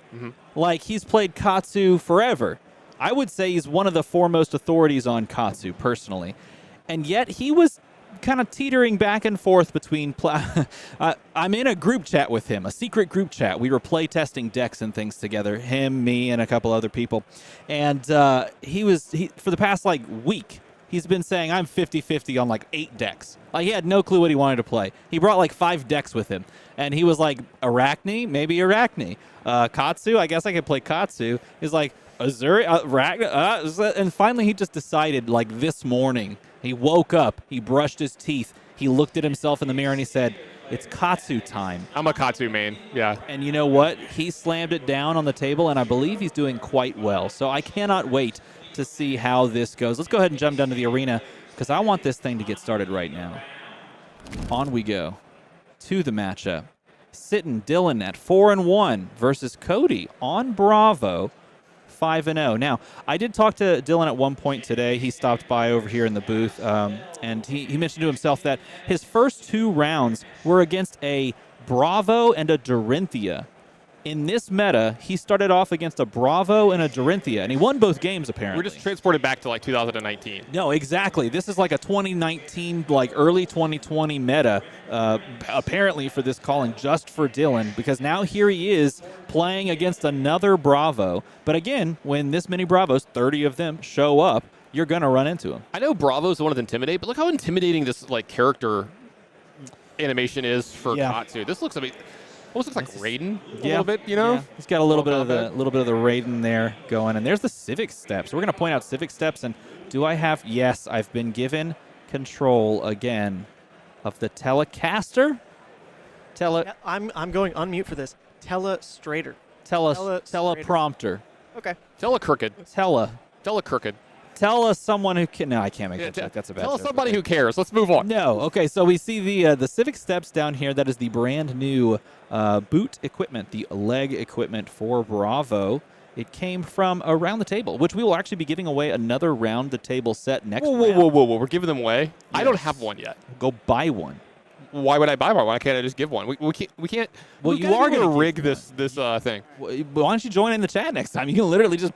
Last time we posted our favorite hero, you could just jump in there, and I'm not saying I'm going to rig it, but I don't know. Maybe Ethan really cares to do so. Turn 0, pitching a Whelming Gust Wave to send a Kadachi, and most likely going to be at some point on this turn just trying to find a really good arsenal target. But starting off in this matchup for the ages, it is an OG WTR matchup. We've got Soul Bead Strike. If it hits go again, we probably want to cover this up with Impunity simply because we have the free reload on our turn as we're going to draw up at the end of our opponent's turn 0.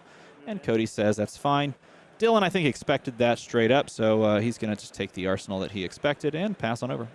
Now, we don't have the deck list in front of us just yet, but like you said, you've talked to this player a little bit. You know a decent bit of what's going on in Katsu. What can we expect out of the Katsu deck here? Is this a kind of a fair aggro deck? Is it like a combo deck? What are we looking at here? Well, I mean, Katsu as a hero is a very combo hero. He basically just threatens you every single turn and makes you answer the question that he's asking. And the question that he's asking is, do you want me to go and search for my best card in this moment?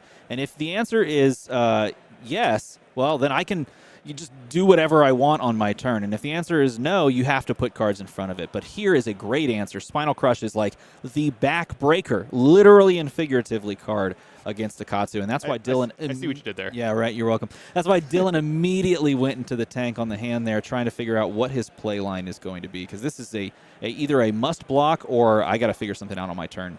Yeah, you see the reason this is such a big problem is his cards will be able to gain go again if at least 4 damage gets done here by the giant attack. And it's also got Intimidate as well because Bravo's hero ability has been activated. I was going to say, and he's dominated as well. So at this point, now he has to he's in a rock and a hard place. He has to decide how he's best going to approach this because he had the capability of dominating on turn 1, which is unfortunate, but going to cover it up and take 6.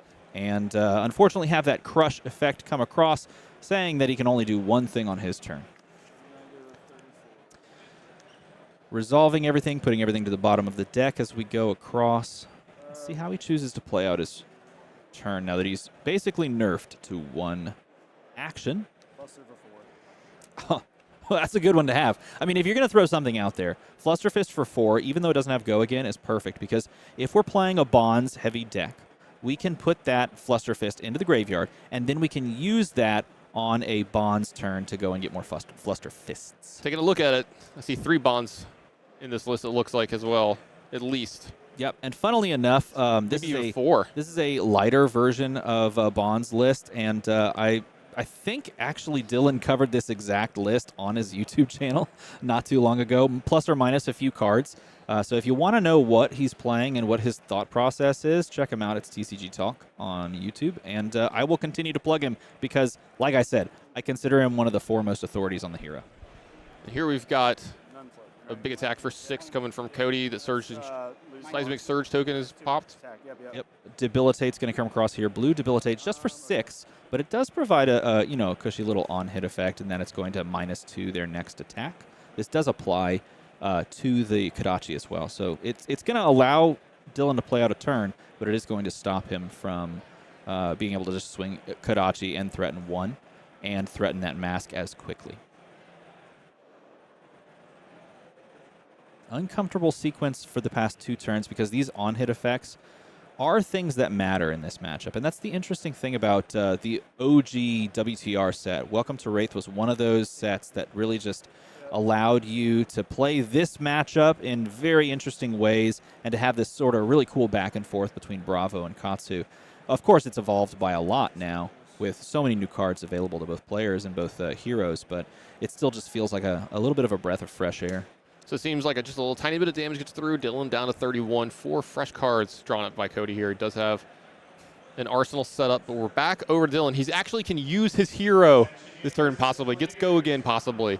So he's going to start with Kodachi. This is going to be immediately snap taken. Usually you just take the first Kodachi, but then you're floating 2 resources. So why do you usually start off the turns with Kodachi? Well, because it puts an attack on the chain link that your opponent is most likely going to let hit, and that allows you at that point to threaten Mask of Momentum, because Mask of Momentum is a card that says when an attack action you control hits, if it's the third to hit in a row, third chain link to hit in a row, you get to draw a card.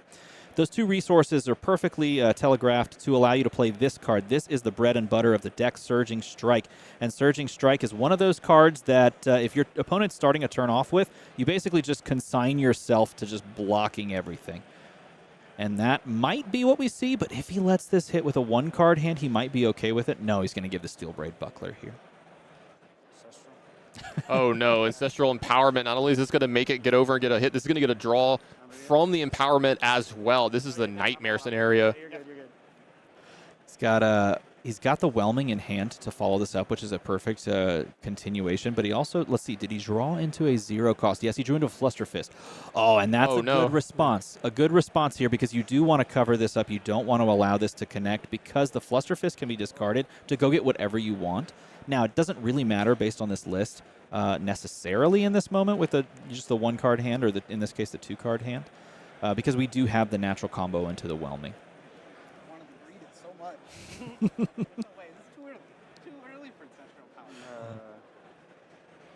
He's considering the possibility of playing around Ancestral Empowerment, but he knows that he doesn't want this chain link to hit because it's going to make the next one infinitely harder to cover, but it's just a blue Whelming.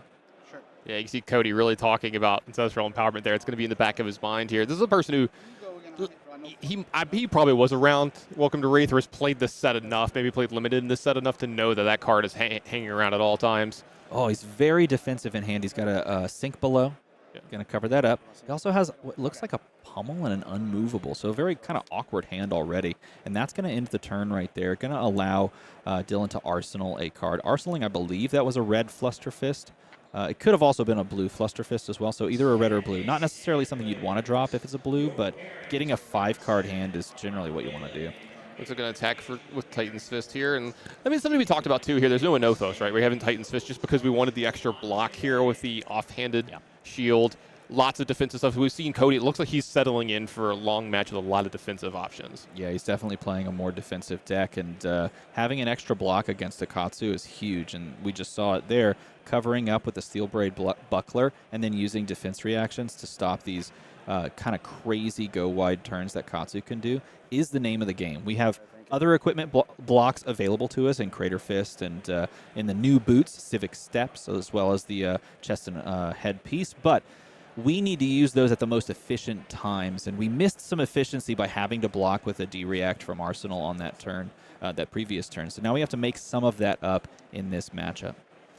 Yeah, the Katsu player taking quite a bit of damage here. Dylan down to 27, but I think that's the name of the game here, right? Is that how the match is going to play out? He's got to take a little bit of damage to make sure he gets in his cards that are important? Yeah, this is a 5-card hand, and we're probably not just giving it up for something incidental. And we're not necessarily going to be blocking a ton unless we have these crush effects. I see a little bit of counting and pointing going on from Dylan here, doing a little creative accounting, figuring out what's the best way to... That's got to be one of the hardest things with Katsu, right? It's just sequence your turns correctly. Yeah, and this is how you want to do it, too. You want to start with a Kadachi and then follow it up with Surging Strike so that they at least have one chain link on a hit and make them cover up the surging here. They're going to have to give 2 cards, or in this case, because it's a yellow, they can give a D-React if they have one from Arsenal or hand. If you get 2 cards here, you feel very good. Yeah, I think it's one of the strengths of Katsu, right? Is like it just continuously puts your opponent into having to make weird decisions and hard decisions for blocking. The other option here could be a 1-card plus a Crater Fist or a Tech Plating block. I could see that being a really solid choice. It just depends on how much you value cards in deck, plus cards in hand, plus what you want to do in your own turn. So it does look like we're going to block for 4 here. Yes, that's for 4. Covering it up, and then 100 wins for 3 coming after that.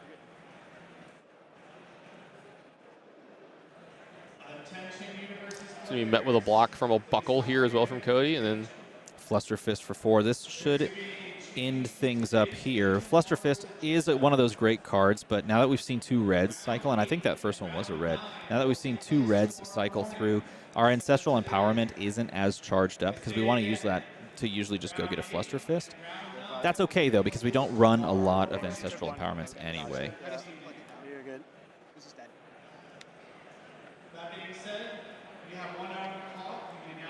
It looks like just with the leftover card, Cody's going to head and swing with the Titan's Fist here.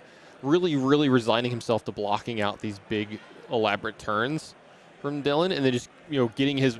This is a very classic Guardian versus some kind of aggro deck. We're going to block, block, block, attack you by weapon, fatigue you down that way, just run you down, and then if cards ever get traded for Titan's Fist, I think Cody's got to be ecstatic. That's exactly right, and probably it's very unlikely that we're going to be doing exactly what we see here too much, simply because we want to try and use every card in our hand. If we're doing this, then we probably have a game plan with the cards in hand, and we're just doing some incidental blocking that we can give an do extra with card advantage. left over. Exactly, yeah. Let's see what he chooses. He's feathering the Arsenal card. Can't quite make out what it is. Yeah, he's perfectly got it blocked on both screens. Just thanks, Ethan. Barely hiding it, and we clearly see that it does have a pitch value. Pitch value. That's the only thing I got from it. Winds of Eternity making its way into the pitch. Sending on over a Kadachi. Yeah, it's generally going to be start off most turns, right? Just start off with a Kodachi for 1. Here's another one. Now, this is second Kadachi is one that you could consider blocking, but with a 4-card hand plus an Arsenal and all the equipment in the world to block with, we can probably feel comfortable going and blocking this one. This is Be Like Water. It's just a 3 attack here. But this is threatening, though.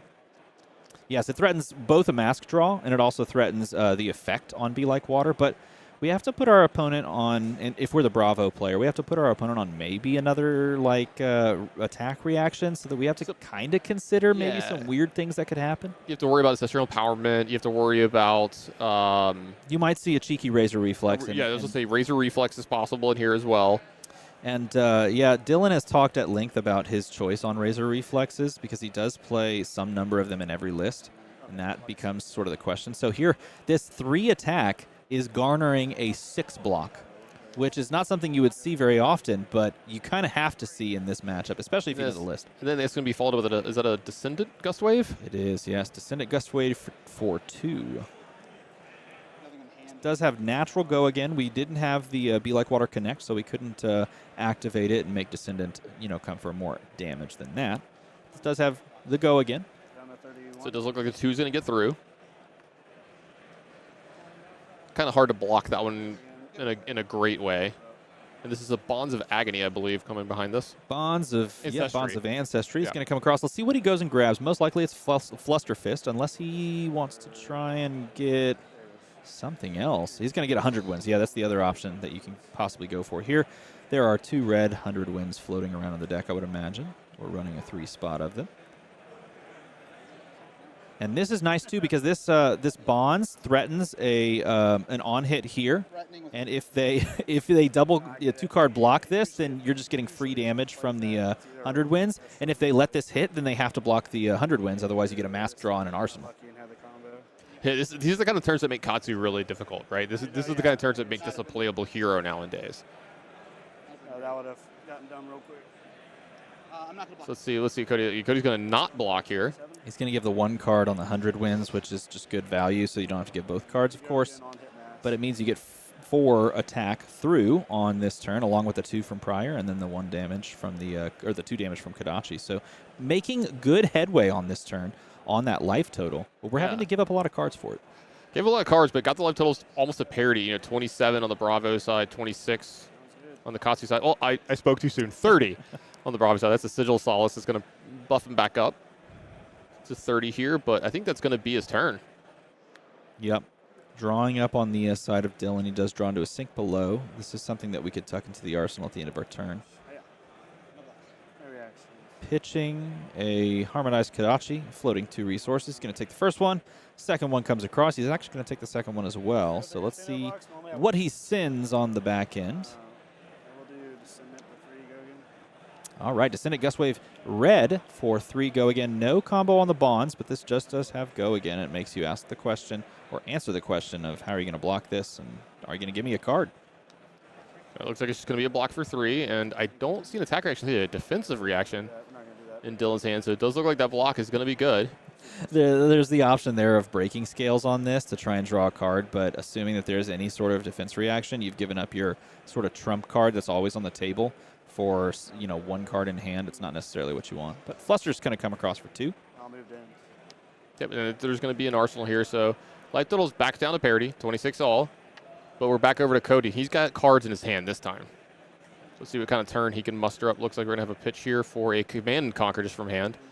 Now this is a greatly timed Command and Conquer because the card in Arsenal is Sink Below, which cannot be played against Command and Conquer, which feels really bad. And you can see Dylan shaking his head. He's just like, the one time that I could have had an advantageous block and keep the cards in hand, now I have to decide if I care about the value that Sink Below provides over the next few turns, or if I care about this 4-card hand. And I think if we look at his 4-card hand, I think he's holding on to a, there we go. He's got a Soulbeat Strike, and I believe he's got a Dishonor there. He has the Mugenshi Release, which is not a card he normally plays, but he's got that. And he's got another Sink Below. Oh, my God. And oh, no, this is a pummel here as well. CNC. This is a disaster for Dylan. He's going to trigger the discard. He's going to discard the Sink Below. There was an option where he could have discarded the Soul Bead, but yeah, look at this. Cody just chuckles to himself. It's still going to blow up regardless. Yeah, take 4. He's going to go ahead and take 4 here as well. So that's adding insult to injury. You got to take a little bit of damage as well. So great turn for Cody here. It's going to leave Dylan just that 1 card. This looks like a Surging Strike. Soulbeat Strike, yeah. Soulbeat Strike going to come across. If this hits all these go cards again, have the same name. It's so difficult sometimes. Soulbeat Strike. If this hits go again, but you don't actually care because we're empty-handed. It's just 4 free damage at this point. That would put life totals at parity. But we are playing a defensive Bravo, which means we are just trying to be efficient with our plays. And Cody might be like looking at his hand right now, trying to figure out, do I have an extra card next turn? Like weighing the options of having an arsenal versus stopping 3 damage here. Say something along those lines. Command and Conquer. There it is. Dropped it in there.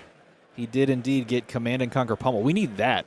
pummel. There it is. 22 all. Command and Conquer pummel. You sound like the guy from the radio when I was a kid that would talk about like the monster trucks coming to your town. there you go. There you go. That Yeah. weekend, where they sell you the whole seat, but you only need the edge. Sunday. Tomorrow, day 2 of the calling, DFW. Pretty good. Not bad. Not bad. I do what I can. Choke slam coming across. Another great on-hit effect here versus Katsu specifically. And Dylan's just feeling uncomfortable having to play these 4-card hand, no arsenals. Trying to get possibly like a 5-card hand set up and on a turn where our opponent's not doing much. But it's hard to get to that point when they draw into choke slam. Yeah, at some point when you're Dylan, you have to try to make some kind of weird choice in this game to like take a bunch of damage and set something up. Like, where's his avenue to get back in this game from here? And this might be the turn that he chooses that. I mean, we don't like the fact that we can't apply like ancestral empowerments and things like that. We don't love that with Chokeslam's crush effect, but this also could just be considered 8 incidental, and we can just take 8 and try to play out this 4-card hand. But I think he was feathering that card right there, and that's a Warmonger's Diplomacy, which is a little uncomfortable. Yeah, maybe just like one block here, save a little bit of damage. You're not going to use that unless to pitch to the Harmonized Kodachis. So you think this might be a setup turn for Dylan? Take a little bit of damage here, maybe attack with a card or two, set up an arsenal, and maybe try to play for a big turn on the turn after this? It feels like that's what he wants to play towards, and that's kind of what Katsu wants to do in general, so it makes a little bit more sense there. He's going to take 5, take the crush effect. He's going to send probably just like a vanilla solid attacking card. Maybe try to give his Breeze Rider boots on an advantageous block and play out a big 5-card hand that is really threatening. Yep, Dylan down to 17 here, starting to get a little bit into the danger zone with that life total. It's getting low. The problem that we're going to run into from Dylan's perspective is that right over here, let's see if we can get the Telestrator. Yes. Oh, no, it's down. I think Telestrator's Telestrator. done. There we go. I got it back. So it looks like a Be Like Water is going to be an attack here, but what are you talking about? The full complement, Yeah, right? we have not even touched the Bravo's equipment We suite. still have the fridge. That's the problem, is that we have the capability of maybe setting up a big turn, but Cody's done such a great job of managing cards from hand that he has to fall back on all of this equipment. We got 2, 4, 6, 7 equipment on any given turn. I'm just imagining a turn where Dylan sets up this big thing and Cody just scoops up all of his equipment and just tosses it into the combat chain. Right. He's like, just block everything. Descending Gust Wave here. Oh, here we go. Here's the start. Yeah, he's gonna cover this up somewhat. And it's interesting because this isn't necessarily a super threatening attack. It's just for 3. But he wants to keep the cards in hand because I think he wants to send it on Cody's turn. Was that threatening a mask of momentum as well? It was. Yeah. It was as simple as blocking 3, like a 1-card hand, but this is why he wanted to do it. He's going to pop this down, and there it is. Your favorite The big card. boy, Starstruck, coming across. This is a really tough card to stare down if you're a Katsu player because the crush effect here is going to basically prevent you from playing cards unless they cost more than how much damage you took. So it basically says, Dylan doesn't play his next turn unless he gives blocks. And he lost those Sink Belows earlier. And this has Dominate. This is disastrous for Dylan here. And you can see we've joked about the hand and head, or the head and hand a couple of times, but this one is a real head and hand moment because how does he get out of this as the Katsu player? This is looking like it's a dire situation. Yeah, unfortunately he doesn't. On this particular attack, he does not dance around this one. I don't believe he's holding a Sink Below.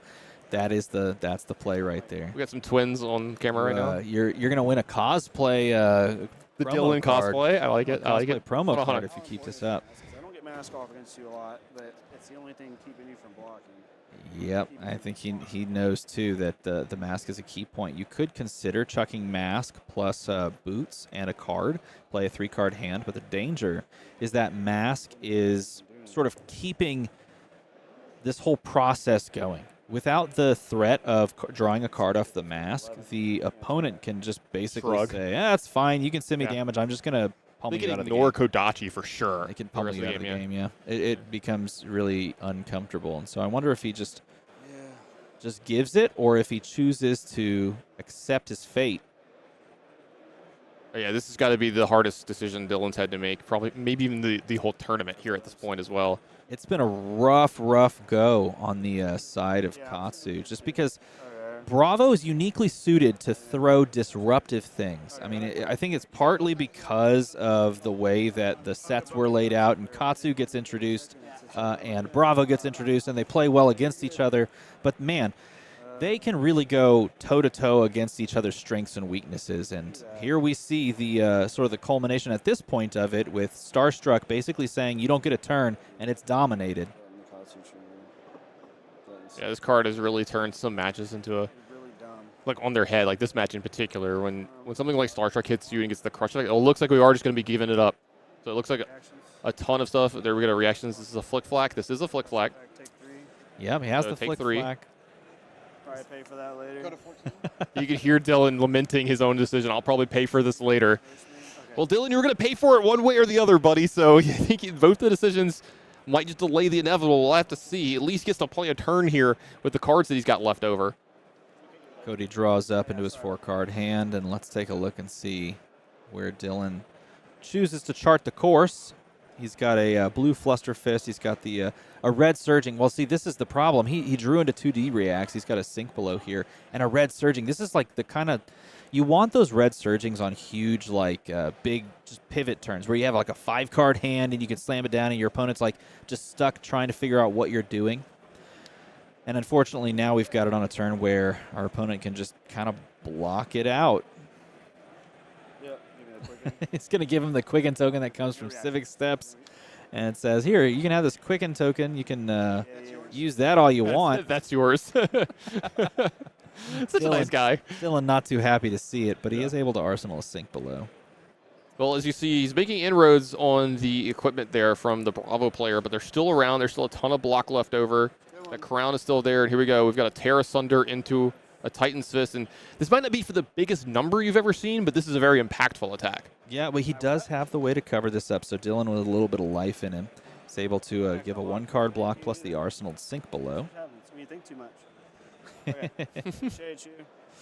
So let's see how he chooses to proceed. Which one of them said you think too much? That's really funny. No, Dylan said this is what happens when you think too much because he put his Breeze Rider boots with Battle Worn into the graveyard.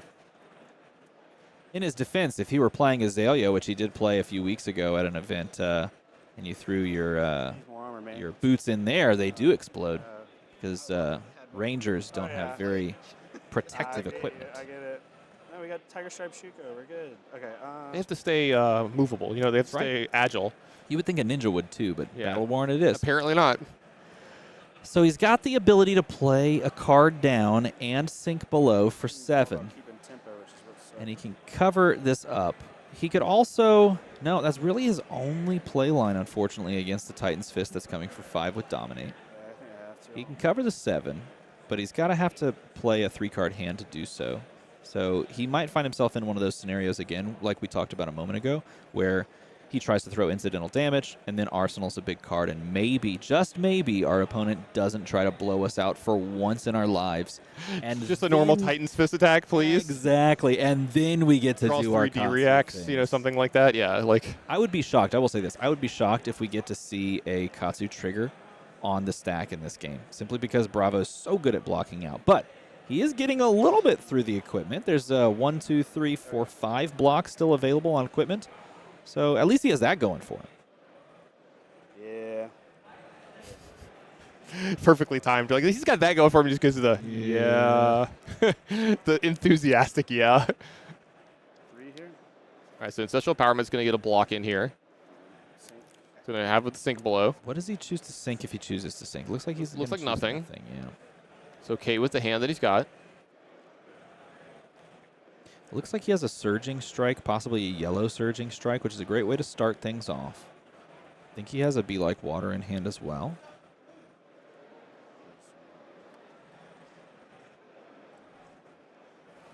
Cody draws up on a 4-card hand, sitting at 5-0 on the tournament thus far. And he's going to finally pop Heart and Cross Trap. That means that Surging Strike is free. Waste the Quicken, but... And he does indeed break the Quicken, as he said. couldn't make much use of that quicken, but that's the interesting thing about the new boot. Civic Steps gives the opponent a quicken when you block with him, or gives somebody a quicken at the table when you block with him. Can't be you. But against a lot of decks, they already have the baked-in, built-in go again, so giving it to him is oftentimes pointless. Yeah, you're like, here, you can have this. You're not going to use it. Yeah. So it looks like we're going to have a full block here from Cody. 2 cards from hand. I think you have to respect the coverage here. And he does have it indeed. Cody actually finally a little terse shake of his head. All right, one gets through here. So efficient up to this point, but does give the leak over. And finally we do get, look at this, a Katsu trigger. How exciting. What an exciting moment. We get to go get whatever card we want with combo. Whelming, possibly. We have a Whelming in the deck. We could play that down. If it's a red Whelming, that's even better. Yeah, I think that's actually, yep. This will say it looks like a... Oh, Descending Gust Wave, okay.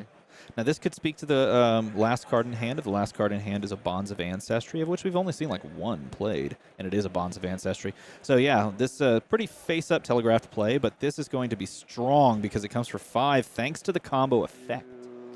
Yeah, it looks like the 5's just going to get through. Cody going to go down to 13, like you said. This is the turn. Here's the follow-up. Bonds. It's going to go get, let's see, does he have the 3rd Fluster Fist in the deck still? I think he does if he banishes. No, he's going to get Dishonor. Dishonor on this line. He gets the Dishonor like chain connected. Bonds is going to threaten 4 damage. He's going to take it. He knows he has to cover this up on the Dishonor side of things. Otherwise, he loses his hero power. What an exciting moment. That's right, DT. Somebody's enjoying the excitement from you. At least there's someone out there. I am. Oh, good. That's good. That's great. Try to sound more enthusiastic about that. Happy little trees. Yeah. Going to cover it up with 5. Covers up that Dishonor. Otherwise, he would be dishonored. Yeah, but that does get all of the cards from Cody here. So Cody at 9 and with no cards, and it has to pass back over to Dylan. Dylan's done a great job at like kind of getting back in this game and turning it around and getting that tempo. Got a little bit of life in him. Forces, yeah. He's got a little more jazz in his step. Yeah. Pep in his step there. He's got an E-strike in hand. He's sitting pretty. Yeah. He's feeling excited. He's got that Winds of Eternity. He's got a yellow Surging Whelming. He drew into the Surging Whelming off the top. I think I saw him smile slightly. Slow down, Tiger. Music to our ears. I don't know about that. Man, chat is not nice. enough. All right, chat is really nice to Armada, by the way. I'm just really nice. That is not accurate normally. I don't know. I like chat. Chat. I don't know if chat likes me, but you know what? That's okay because we're all here together watching some fabulous flesh and blood. Do we still? I don't know if we maybe should dust it off, but do we still have soundboard items like Command and Conquer and things? I think the answer is yes. Oh, we have Dom Sauce. Okay, that might finish this game out, actually. So keep that in mind. I was actively avoiding talking about that one. I know chat brought it up, but I was going to dance around that one. Like, are we allowed to contractually with Flake not here? I don't know, but he just showed up from the grave, apparently. Dom Sauce. There he is. All right, Winds of Eternity is going to get pitched here. It's going to start off his turn with a Kodachi for 1. Stop me if you've heard that before with a Katsu. Following us up with the yellow Surging Strike. It's coming in for 4. Cody, I think, is down to 8 here. I don't know if they've updated the light tools. I don't think anything blocked that Kodachi. So it looks like we're going to get a block from an equipment and a card from hand. So it's going to full block this. I think he has to full block. He's going to switch it up. There we go. Yeah, give him the steps. There you go. Oh, I think he's still thinking about it. Yep. Okay. Final answer. So there you get the Quicken token. Yeah. I wonder if this could be interesting. The complexion of this moment could actually change things because giving the Quicken token is kind of interesting. But no, he's just going to play it out the normal way. So Whelming Gust Wave here for 4. This Combo. Is combo. I like that. Yeah, that's pretty solid. When they block, do we have a combo breaker? No? Combo breaker. Blade break. There we go. That's I guess we got a lot of things. Combo breaker brings me back by a long ways, by the way. Gotta close the game. All right. Oh, look! I think the complexion for both players has completely changed. And look at this, Dylan sitting on a 5-card hand, and one of them in the arsenal, or the card in arsenal, is E-Strike, and that is a very big. Oh, and he drew into one of the Razor Reflexes. We haven't seen any of them at all to this point, and that could just win the game on the spot. Look, he said this is the hand. Yeah, we got a Titan's Fist attack from Cody here as well as the last card in his hand. So he's going to be going to turn just a 4-card hand here. And Dylan, if you're Dylan, are you considering here just take this and try to come back at you with all 5 cards? I think that's exactly what it looks like it. He's just like, yeah, shrug, take it. Now, and keep in mind, too, yes, there are some equipment blocks available on the Bravo side of things, but he's got breaking scales as well. I think. Yeah, he's got 4, I think, that he can soak up. Sorry, I didn't mean to interrupt. No, you're 100%. He's got the breaking scales is the key piece that he still has up on Dylan's side of things. Okay, Harmonized Kodachi for 1 here, 2 floating. Dylan's moving a little faster here this turn, it feels like. Attacking for 2. He's put himself in a good position to threaten some scary things here. Cody down to 6 here. Oh, I see one of the cards his hand doesn't block. Yeah, he's got a sigil, I believe, in hand. He's got the other one that's a little weird is he has an unmovable. Yeah. Now, if this is for it's for 7 coming across, and this is a sort of a telegraphed play right here. So Cody has to kind of expect that Razor Reflex is on the stack. 1 floating. Razor Reflex is the only way to give go again to this attack. But it means he has to block 10. And, he could unmovable. But yeah, you can see, look at the look on Cody's face. The look of concern. He's like, wait. This smells a little bit. I can kind of sense this is coming. It's like the 2 floating attack in Guardian. You're like, I'm getting pummeled. Right, exactly. The issue with this exact moment is the same thing that you saw with like Rain Razors and like Lexi and things like that. Is like, okay, if you respect it, I'm just going to Arsenal it and just do it next time. Let's see how much he gives. So right now we're at, what is this? 2, 4, 5. Yeah, I think he's just going to try to maybe block it out. It just doesn't make a ton of sense to try and block this completely because you have to expect that a Razor's falling on this and continuing the turn. Otherwise, you've got an awkward hand and not this is a hand. But I don't know. Maybe he's thinking that this is kind of going to be it. So those are for 1 each. So it's 2, 3, 4, 5, 6, 7. Correct. This would be blocking 7. And he still has the unmovable in hand. He's right.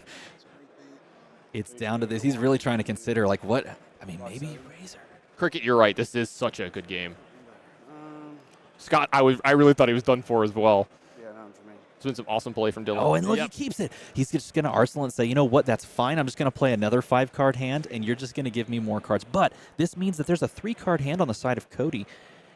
Unfortunately, it looks like it's just pitch the unmovable and then play out the sigil. Yeah, that's what it looks like it is going to be.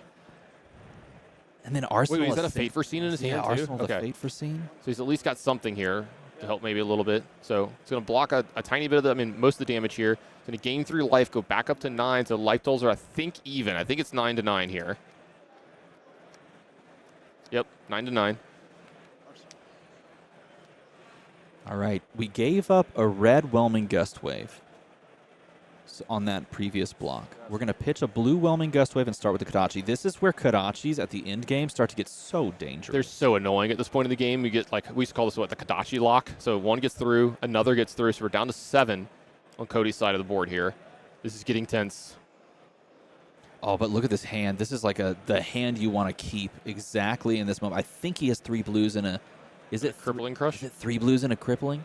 I see at least 2 of them. I can't tell what the third card is. The top card might be a red, but you kind of want a full keep if you can, just so that you can send it. And here we go. We got our first real attack of the turn. We got 100 wins. Not threatening mask. Keep in mind the mask was donated to block earlier in the game, so we could, if we're sitting on Cody's side of things, try to play a little safer on this moment and then just not get full value out of Fate Foreseen, but see if maybe this is an innocuous turn. No, he's going to give the Crippling. Yeah, this makes sense to me. You just play it safe here. Light total's getting a little low. Dylan's going to have to start blocking here really soon, but he's going to go ahead and just cover up the 3. The breaking scales are going to get broken here. Yeah, and this means that he can now Katsu trigger, discard a 0-cost card, and then go get whatever combo piece he wants. He could go get another 100 wins. I believe there's 1 more red. I think at this point that all the reds are gone, so it'd have to be like a yellow. So it looks like the Fate Foreseen is going to be played in response here to keep that from happening. No Katsu trigger here, but that's a huge value lost, actually. Hop to the bottom. Sounds good. All right, it seems like that's going to be it for the turn. That does cover up the Understand the razor. Razor Reflex as well, though. Razor is still sitting in the arsenal. And I think Cody has a good read on that, by the way. Yeah. So Seismic Surge token made, and then this is a Crippling Crush. Yeah, Spinal Crush coming Spinal across Crush. for 9. No Dominate. Was able to make that Seismic Surge token, and this is a dangerous one. Now it's being, that tempo, this back and forth pull is being pivoted back over onto Cody's side with a card like this. And you're basically just being forced into blocking with 2 cards. He does have some recourse, though, against some dominated attacks thanks to that Reinforce the line. But this is not dominated. This is just asking for 2 cards. Please be a lot of twos. He's asking for a whole bunch of twos. Does he say please be out of 3 blocks? And Yeah, asking for please 2s? be all 2s. Yeah. Because that is the problem with a lot of the Katsu cards, right? You have a lot of cards that only block for 2 There in this can be. matchup. There- Or there decent. can Okay, be, there's yeah. a decent amount of cards that have only blocked for 2 here. And with that problem, if you have to block, say, more than 2 cards from hand or give up more than 2 cards from hand, that's a huge advantage to the Bravo player. So we're going to have a block here, probably with an attack action card, and then the follow-up Bonds. with Reinforce Yeah. the lines. Yeah. Bonds and Reinforce. 7-7. Blocks 7, so he takes 2 down to 7. Oh my gosh, I have been told. No, just Ethan, just tell us this like out loud. All right, as official chat moderator, I'm tuning in to say with over 304 votes, we are exactly tied 50-50, Katsu and Bravo. That's a literal record. That never happens. Chat is just as much as the edge of their seats as we are. This is crazy. Chat, you're on one today. Shout out to chat for being awesome today, interacting a ton. It's been a and great chat. They're seeing some great flesh and blood here today. I'm glad that we're going to be here with them. Yeah, 100% agree on this one. Going to pitch the Surging Strike, start with the Harmonized Kodachi here for 1. Nice Kodachi. I'm at 7. Now this is just 1. Yeah, but Cody's starting to think about this. He's like, I'm at 7. No go again on this. Keep that in mind. I wish. That'd be really nice. Well, you couldn't use yeah, it. exactly. What do you, Cycle it out. I got Cycle Redback it out Shroud. Cycle it so you can use something else. If you didn't know, Dylan's a big just a Assassin really fan awkward as hand, well. I'd say, and He I likes tell you this that. legendary Redback Shroud. He mentioned that he like to think I wanted have to the sauce force at all that times. card into play, but unfortunately Okay. just didn't think We'll it. razor it. So there's the Razor that's been sitting there for a little while, so this is going to get in some extra damage here. Now this puts him in really scary range, and it gives him a new arsenal. Now, I'm looking at the list here, and I see 2 Razor Reflex. Yes, yeah. Sometimes he plays 3, sometimes he plays 2. He's played 1 occasionally, but yes, he likes the mind games of Yeah. the Razors. Crippling. It's killing. Now this is the danger of what he did, though, is the Crippling Crush that was in hand can now be established on the board, and now you basically have to just play out a turn One hand, none floating. with like 2 cards, This is cold here. 1 card. Got it. Such a tense game, so close between these 2 players. I think I've changed my mind about 5 times this game of who I thought was winning. So have I, and so has chat. Tell me in chat who's going to win, because I don't know at this point. It could be anyone. So it looks like we're going to have 2 blocks. Flick. Oh my god, and look at this Is that a Flick Flack as well? Flack covers it up. We're over 1,000 viewers, and all of us are just leaning forward just slightly in our chairs. Isn't that how you do it? The react you had on that breaking skills was so good. Okay. I'm surprised I'm still sitting down. I usually have to stand up for this kind of thing. Dylan said it exactly right. The breaking scales D-react, when he had breaking scales on the stack and he wanted to discard to Katsu's effect, was such a good cover. Even though it looks so inefficient, to cover up on that breaking scales moment with the D-react, it made all the difference. And yeah, this is just for 1 here, but Cody's at 3, and this is the problem that you start running into against Katsu. When you get a low life total, was that another Crippling Crush in the arsenal? It is, yeah. He drew into 2 Crippling Crushes and 2 blues, and because he had made a Seismic Surge, and because there was like almost nothing on the threat side of Dylan, he was able to keep one arsenal the other and set up a 2-turn-in-a-row Crippling Crush play, which could win him the game here. But he's going to take 1. Cody down to 2 here. He's going to get, assume, followed up by another Kodachi. Do it again. What to see? Yep. 1 floating. No blocks. No reactions. Down to. Oh, good. Nice. There you go. So it does look like he's going to sink, pitch a card to the bottom. I think draw he's another trying card. to get Find a blue. Yeah. Oh. And we've got a Winds of Eternity is going to be the last card here from Dylan. And this does require a block because he's dead if he doesn't, and I don't think he wants to lose the game sitting at 5-0. So it's a really good read there, Armada. I know. This is God. You're really on top of it here today. Why I get the medium bucks? That's the play. Okay, so he's going to cover this one up with, I believe, a red. It looks like a Spinal Crush, and that makes things a little different. Maybe he's going to choose not. Maybe he's just going to Is that a Terrace under in his hand that he can maybe start setting up for the next turn? So the thing is, he's not going to be able to arsenal it though. I don't know. Yeah, he's going to have to just make the seismic and swing the weapon. Yeah, make the seismic. Yeah, swing the weapon. Okay. So Dylan's like, oh my God, thank you so much. That's it? Only that? Okay. Now Dylan here's going to take a moment to consider his hand because he's got a good question here. It's like, can I afford to block? I might be able to present a hand that can maybe force through a little bit of the damage because if you have to attack with a bunch of Kodachis plus some cards, he might be able to force through some damage. We'll have to see here. This is a tense spot for Dylan as well. And I think he just drew into his second Razor Reflex. So now at this point, basically anything, not dying is a big play. That is a huge play. Out of all the plays that you could make, not dying is one of them. But let's see. I missed you, buddy. He's going to look at this. Watch this. He's going to say it again. Kodachi for one? Question mark. And if he takes this one and he doesn't Razor it, he can bait that he's going to have to commit so much more, like that unmovable on the second one. Yeah, let's say we see one defensive reaction. Nothing relevant in the arsenal. It is a Crippling Crush for Cody. I think Dylan might be able to find a way. Even if he chooses not to Razor here, he can go Kodachi, into Soul Beat Strike for 4, and then Arsenal the Razor, and that still threatens 6 damage. Has to be covered up in awkward breakpoints. The second Kodachi always has to be covered here. No blocks. No reactions. Let's take one. Go down to 1. He's going to have to block here. Let's say hiya. I hope so. Yeah, I hope so as well. All right, block for 3. Going to Razor on that one. Then it's going to have to be unmovable, which is super inefficient. That leaves him with 1 card left in hand, and then he follows up with Soul Beat Strike, covers it, and takes the game. Absolutely steals it off the back. Wow. And this is why that was such a perfect play. Can we go back really quick? Because they're talking about it too. This was such a smart play to not Razor the first one because he already was not incentivized to block the first one. So you can just unmovable that, keep a 2-card hand, and try to block out from there. You can take 1 and then cover it with a 2-card hand. But because he already took 1, he has to block the Kodachi, otherwise he dies. And so he's going to block it with a card. He's not going to unmovable the Kodachi until the point where he dies if he doesn't. And so that leaves him with a 1-card hand, and that is deterministic lethal that Dylan just slams down to go 5-1. Wow. What a match between these two. This is one that we're going to be pointing at for the rest of the tournament. Make sure you don't miss this round. Go back, see it. Chat, let all your friends know about this round. Make sure they get out there, talk about this one. This is one of the best ones I've seen in quite a while. That was incredible.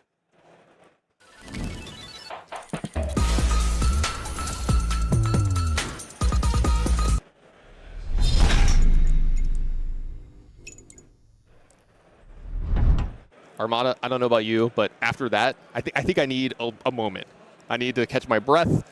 I need to reinvigorate myself. That was unbelievable. I was on the edge of my chair the whole time. One of the best matches I've seen in a while. Just this whole day has been some of the best Flesh and Blood I've seen. Man, that was such a great game. I know I'm wearing the Bravo shirt, but like that was so good. I should be wearing I should have changed halfway. We should, because like I'm more the Guardian than you are. You're more the Ninja player than I am. That's what we should have done. We should have had that plan to just swap it out. But man, that was incredible. I hope you enjoyed it at home too. Tell everybody. Clearly, people are getting in here and watching it because I heard we're at like 1,000 viewers, which is crazy. And there's more Flesh and Blood to come. We have one more round today, and then we have all of day 2 and top 8 coverage tomorrow. Isn't that right? Absolutely. We're going to be making sure that you don't miss any of those matches, and we're going to crown a champion at the end of tomorrow, maybe a little bit late into the evening. We're going to be going all day, all night long, so make sure you don't miss it. We've got one more round. Don't go anywhere. We'll be right back with more Flesh and Blood. But I do want to say this, because I noticed that Ethan stepped away, so he wouldn't be able to hit that. He wouldn't be able to bump it. But thanks for saving that. Yeah, you're welcome. I do want to say this. We are going to give away a round-the-table set at the end of this, or maybe we'll just do it after this quick break. Let's take a quick break, and let's just give away another round-the-table set. So don't go too far, because when we come back, we're going to pop another giveaway your way. Bye-bye.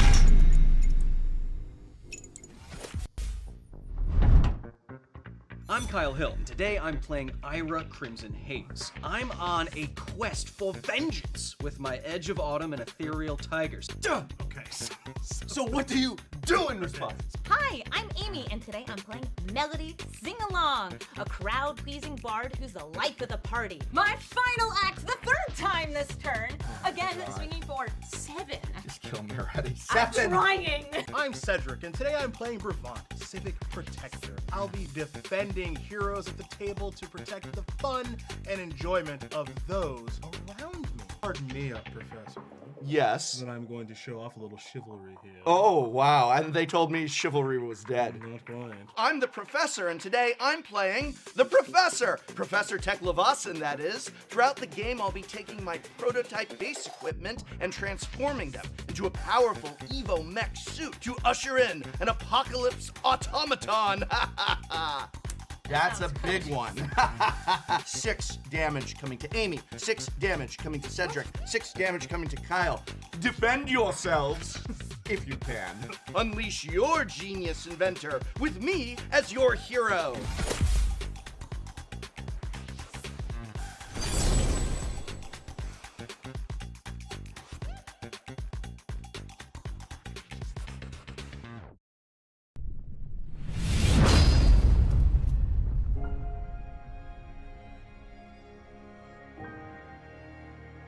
November 2022 marked the culmination of a 3-year journey.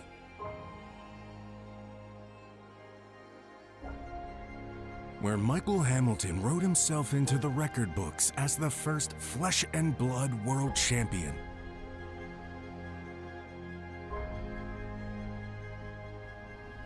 In 2023, we knew we could do more, go bigger, bolder. And we're not done yet.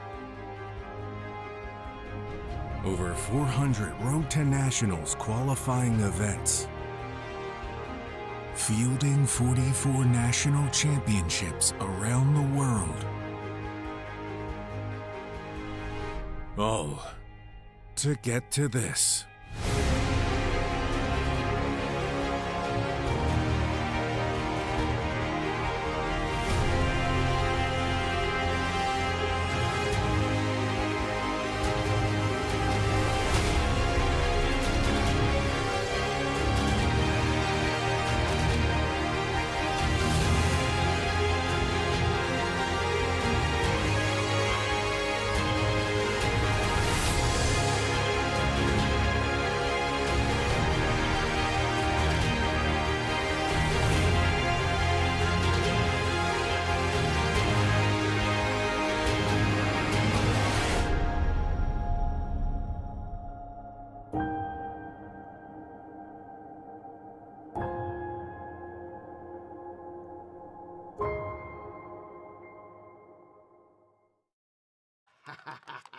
It's all coming together, and oh, what are you doing here? You're not supposed to see this, not yet anyway.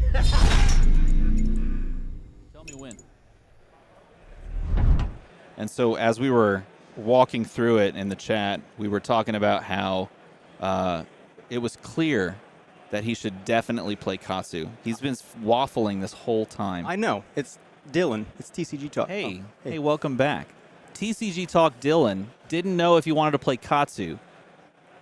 What? Katsu main. It was that, or he kept telling me it was Arachne. So I was just like, dude, wash your hands of it. Go play a real hero. Come on now. What are you doing? He said it. Clearly. And so, like, I mean, I loaned him a bunch of cards. I loaned you a bunch of cards. I loaned everybody a bunch of cards, and y'all are winning, right?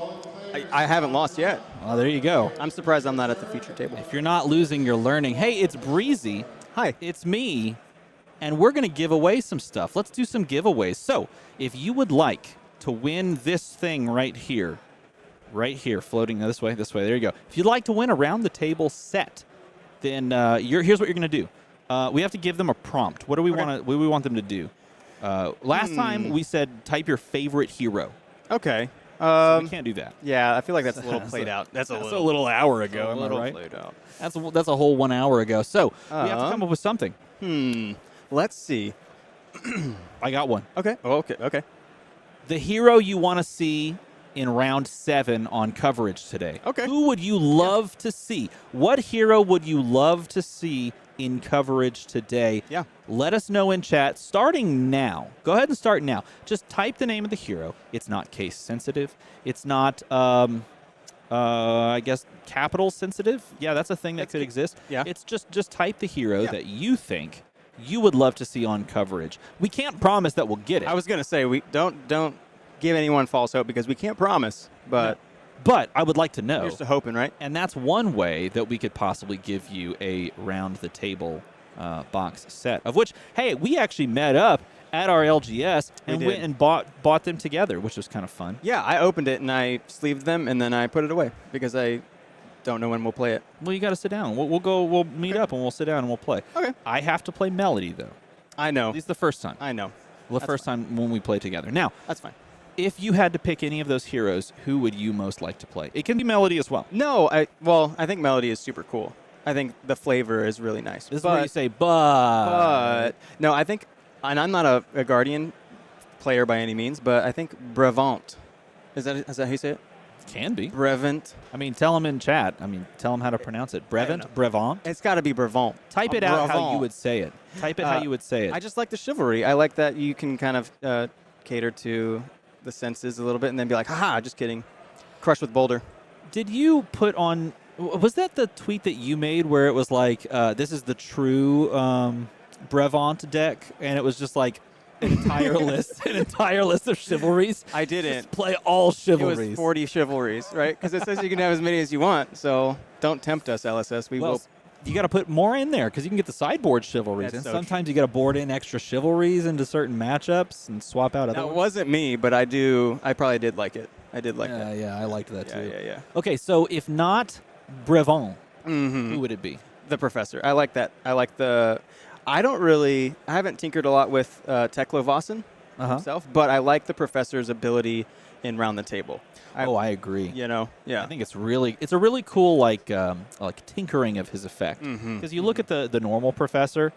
Sorry, I should say the normal Teklo. I was gonna say the real person. And well, I mean, I've looked at him. We just saw him. Yeah, he was on screen for there in a moment. But no, if you look at the Teklo effect, it is fundamentally different, and it's so much more slanted for UPF. It's not even funny. It's super cool. So cool. Super cool. I would, if I didn't have to pick Melody, I would probably pick the Professor too, because I like the idea of being able to bring in and get stronger over time with your Evos. Yeah. I think that's it's not Ira for me.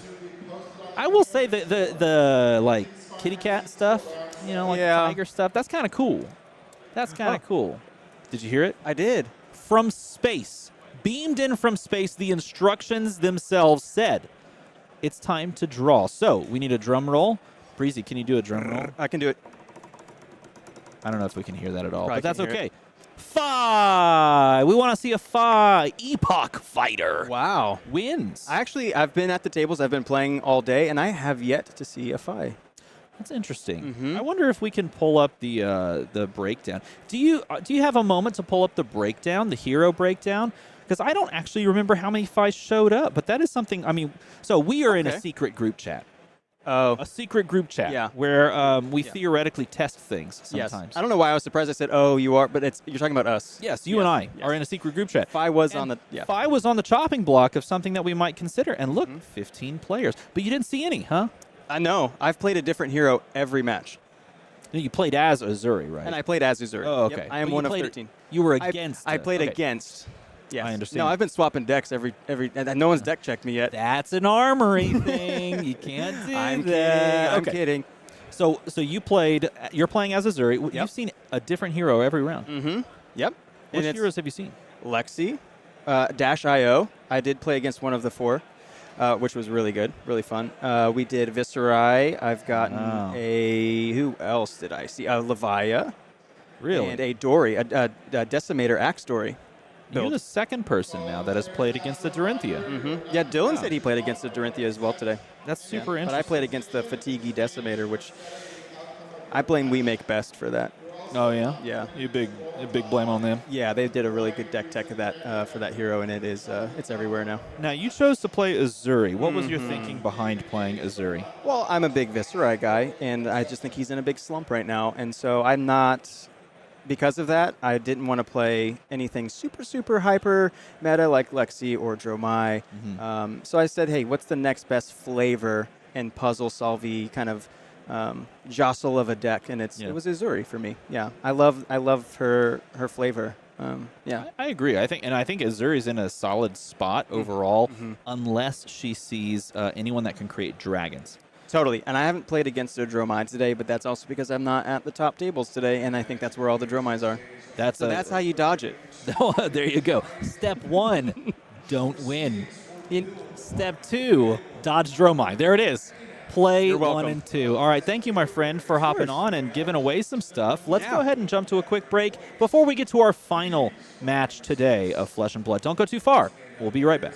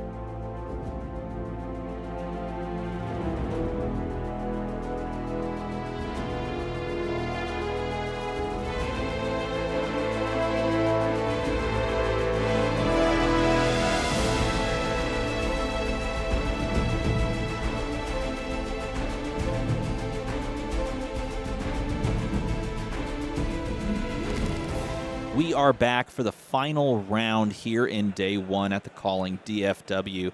It's Brendan Patrick, it's me, and it's you, hopefully, jumping into round 8. I do believe that we have a Dromai versus Azalea. In fact, I don't even know if I should say Azalea. Did I say round 8? It's round 7. It's a day. But I think I should have just called it Levi. Yeah, Levi's very famous for playing Azalea. Has been seeing success for a long time when most players were not seeing success on that deck. plays on the battle-hardened scene quite a bit. I've had the pleasure to cast quite a few of his games, mostly with him dunking on the aggro decks in the form of Briar and Friends. But yeah, Levi, probably one of the most talented Azalea players there is. Definitely has been innovating the deck. And on the other hand, we have Joseph Kaiser on Dromai Ash Artist. Interesting game. We had this actually, the Calling Taipei, the finals was Dromai versus Azalea. This is a run back from that, not the exact list, but this is the matchup, so keen to see how it goes down. Traditionally, not the best matchup for Azalea, but Taipei told us one thing, and that is that traditional doesn't matter. No, Azalea has good cards, and good players in the hands of those good cards can destroy anything. So let's go ahead and jump down into round 7. The final round for today. There's Levi, there's Joseph. Let's see how this wraps up and rounds out for day 1. Don't forget, of course, we do have day 2 coverage and top 8 coverage tomorrow. So keep it locked here as we jump into round 7. All of this is really setting us up nicely to round into the last few weeks before we have the World Championships over in Barcelona. And I can't wait. Particularly interested in looking at this Azalea gameplay as we look forward towards the World Championship. Dromai is the deck to beat of that format. Just inherently right is probably the most powerful deck that exists in Flesh and Blood as Lexi leaves the format. That being said, contextually, heroes like Azalea can get more room to maneuver and can move up in the metagame. Azalea also very good against aggressive decks, so if we see more room for derivative decks that will fill the spot of Lexi, particularly Azalea will be good against those decks. So its position in the metagame only increases from here. And, I mean, looking at how the deck list could be constructed from the Dromai side of things, if they are playing more attack actions, they're playing more of those 2-block cards, they're playing more generics, they're playing more of the Royal package, Azalea could actually be okay into that, maybe even considered something like favorable into that style of deck, because you can still dominate these arrows, have these really dangerous on-hit effects that basically just means that you as a red deck can't play the game.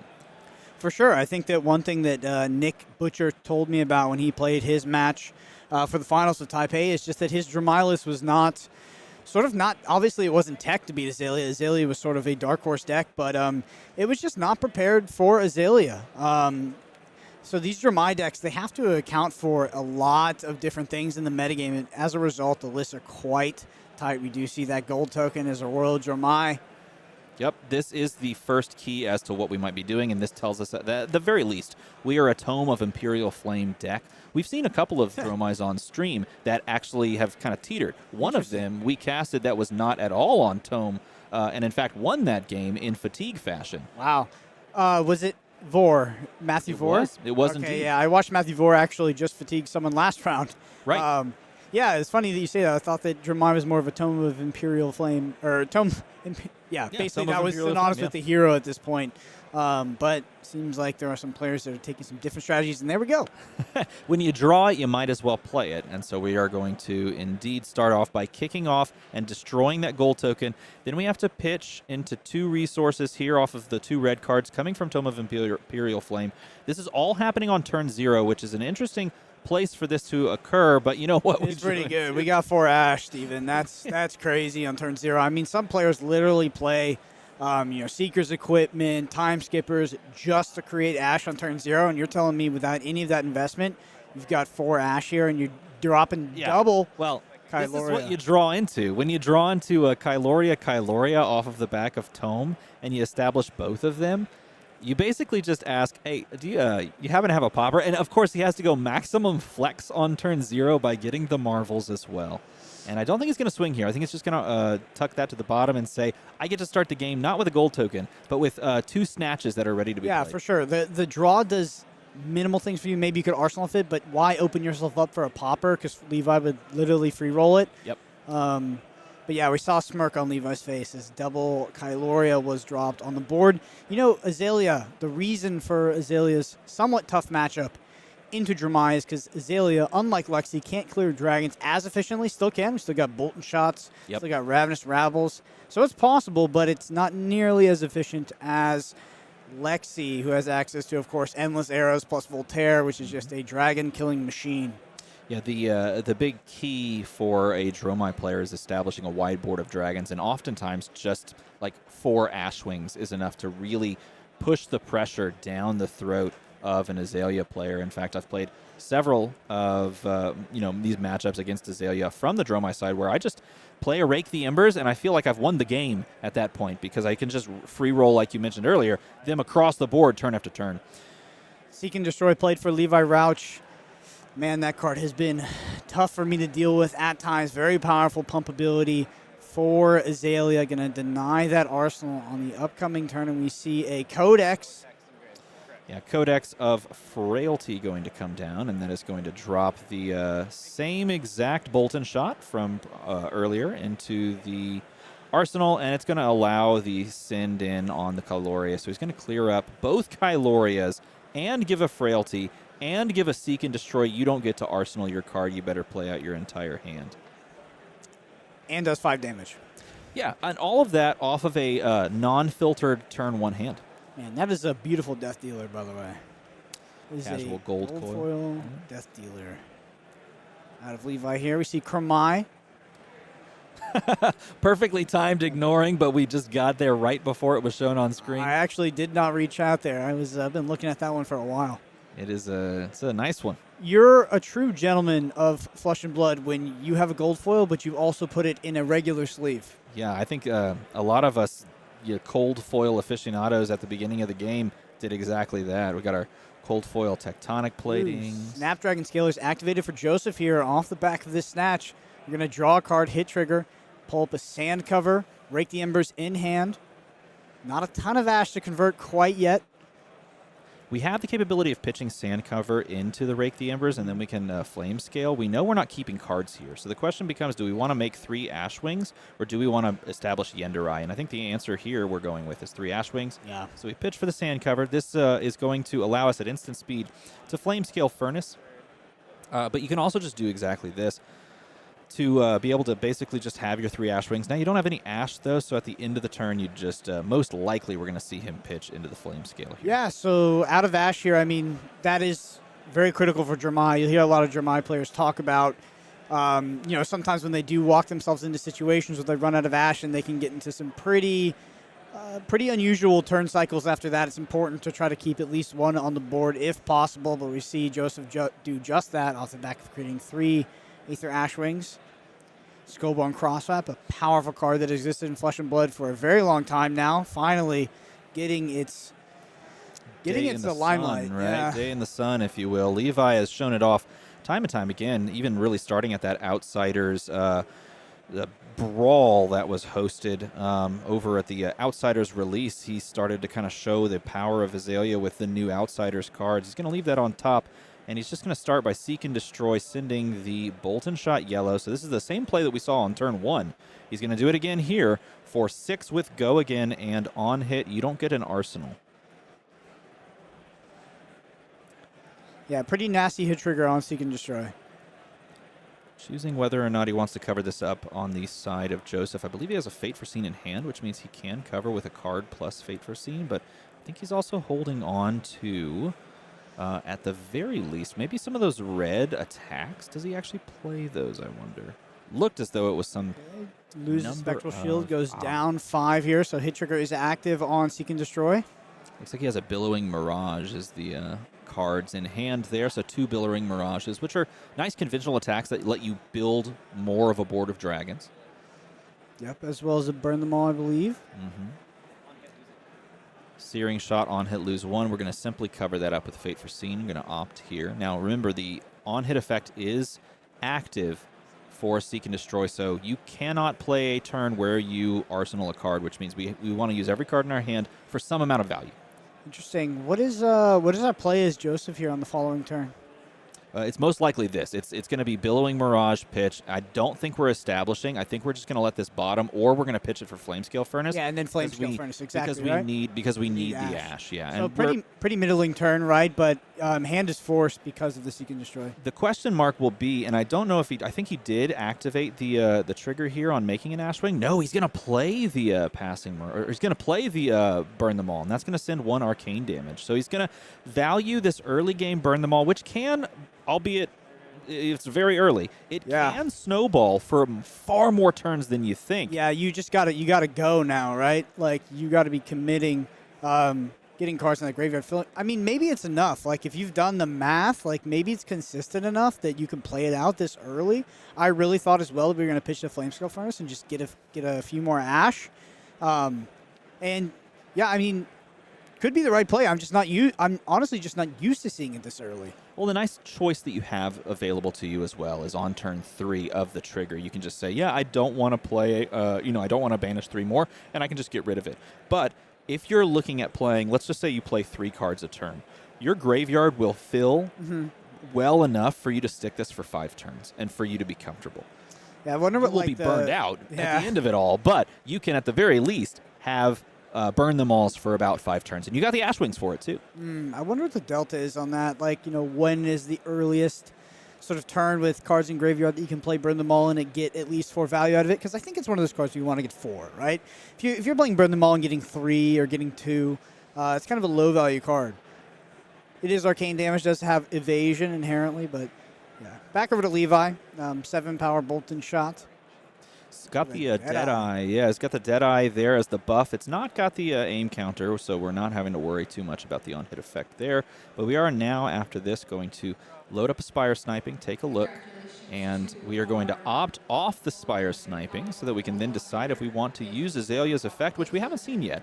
But that would provide Dominate to something that we could conceivably throw down. And it looks like we've topped both of them. Oh. And when you have E-Strike with Go Again, you're feeling pretty comfortable. Yeah, absolutely. Uvia, E-Strike, Miragai, Sigil of Solace in hand for Joseph here. And because we're into this pattern of attacking and blocking, we are filling up our graveyard fairly comfortably. We can play Sigil, of course. That goes in. We block with whatever we choose.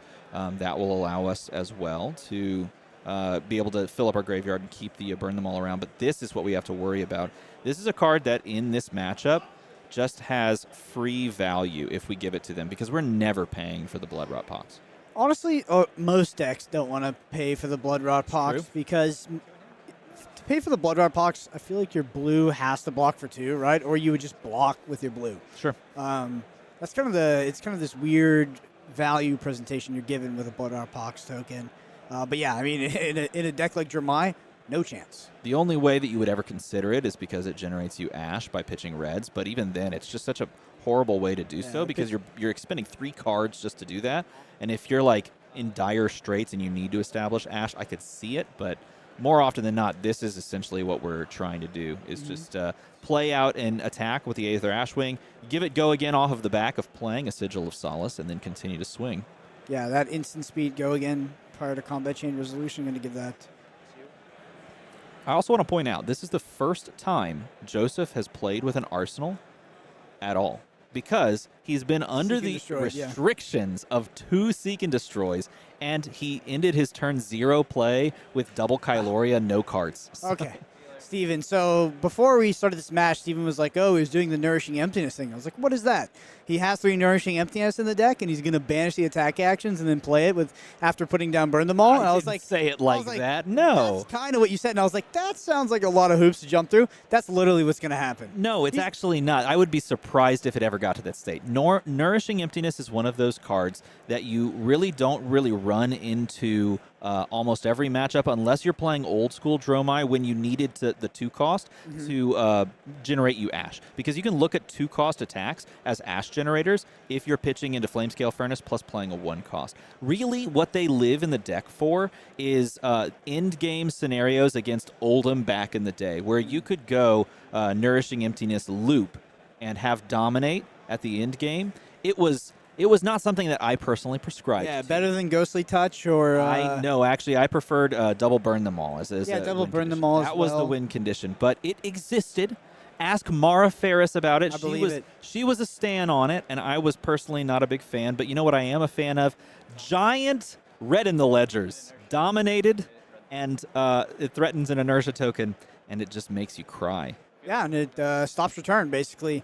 But I do have to ask you, Steven, will that Nourishing Emptiness have the relevant on-hit trigger after we banish all of the attack actions? We'll burn them all. Well, yes, that's the functionality. Well, see, that's what you told me. That's the fun, and it functions. It certainly. I was trying to make you look smart. He's going to pull this off. I don't think necessarily that's the key game plan. But you know what? It very well could come to pass that we see a 2-for-6 get played next turn. You know what I love about cards like Red in the Ledger and just some of these on-hit triggers Azalea has access to? Usually in Flesh and Blood, we're used to, if it hits for 4 or more, if it jumps through some hoop, exactly. This can literally hit for 1 and you have 1 action point. It's a pretty tough card to deal with. I mean, would you rate this the best card in Azalea? What, Red in the Ledger? Yeah. Yeah, I think I would. Yeah, I think it's pretty straightforward that it is. Dom sauce. Yep, and Dom sauce indeed, because it is dominated, and we can't cover up everything. We can cover up 8 thanks to the sand cover, but we're expending our final ash. And we have a 2-card hand, and unfortunately, we're not going to be able to see that that cool play of the 2-for-6 coming across on Nourishing Emptiness turn, but we are going to be able to jam down. Looks like we're creating an ash on the end of our turn, or the end of our opponent's turn, by pitching that Nourishing away, and then just going to send a 0-for-4 snatch. Unless we have something in Arsenal. Depending on what the Arsenal play is, we might be able to follow up Arsenal into 0-for-4. Nope. Miragai. Now, the only ash we had available to us is now expended, and then we create a new one, thanks to the ash neutral Miragai that we've just played. And it's good that we played a defense reaction or a sand cover, because we had to have an ash created, so we had to pitch into flame scale there. So it ended up working out well for us, but we are able to play that down and pass on over. Just want to commend Joseph on the burn them all as well. I think he's going to get 4 more value off this card at least, so definitely a good play now, looking back as we progress into this game. Didn't get the point there, unfortunately, because the Red in the Ledger didn't let him swing the arcane damage, so he did expend 3 red cards there just to keep it around, but I wonder how tall the graveyard is right now with just overall red cards. Obviously, we're playing a red-heavy list, but I wonder how many cards are actually in this graveyard. I don't know if we can cut over. Yeah, can we take a look? A little hard to tell. Maybe about 10 cards, 12 cards. 2 more turns, maybe. Yeah. Of that burn them all trigger. And he may choose to let it go at the end of this turn, simply because it means that a second burn them all later in the game might function well. But right now, he's trying to decide how long he's going to last, because it's another Red in the Ledger with Read the glide path. I mean, it's going to be a huge Red in the Ledger here. And it's laced with Blood Rot as well, which means that when this hits, and it most likely will hit, it will hit. When this hits, he's going to be taking extra damage on top of that with laced with Blood Rot. Why don't we just go find the best card in our deck as well? Well, he has one in the arsenal, but he's going to swap it out for another one, because this is just the upgraded one. Slightly shinier. Or is he just going to put it on top so he can play it next turn? Yeah, no, I don't think so. I think, yeah. Swapping it? Yes, there's 3.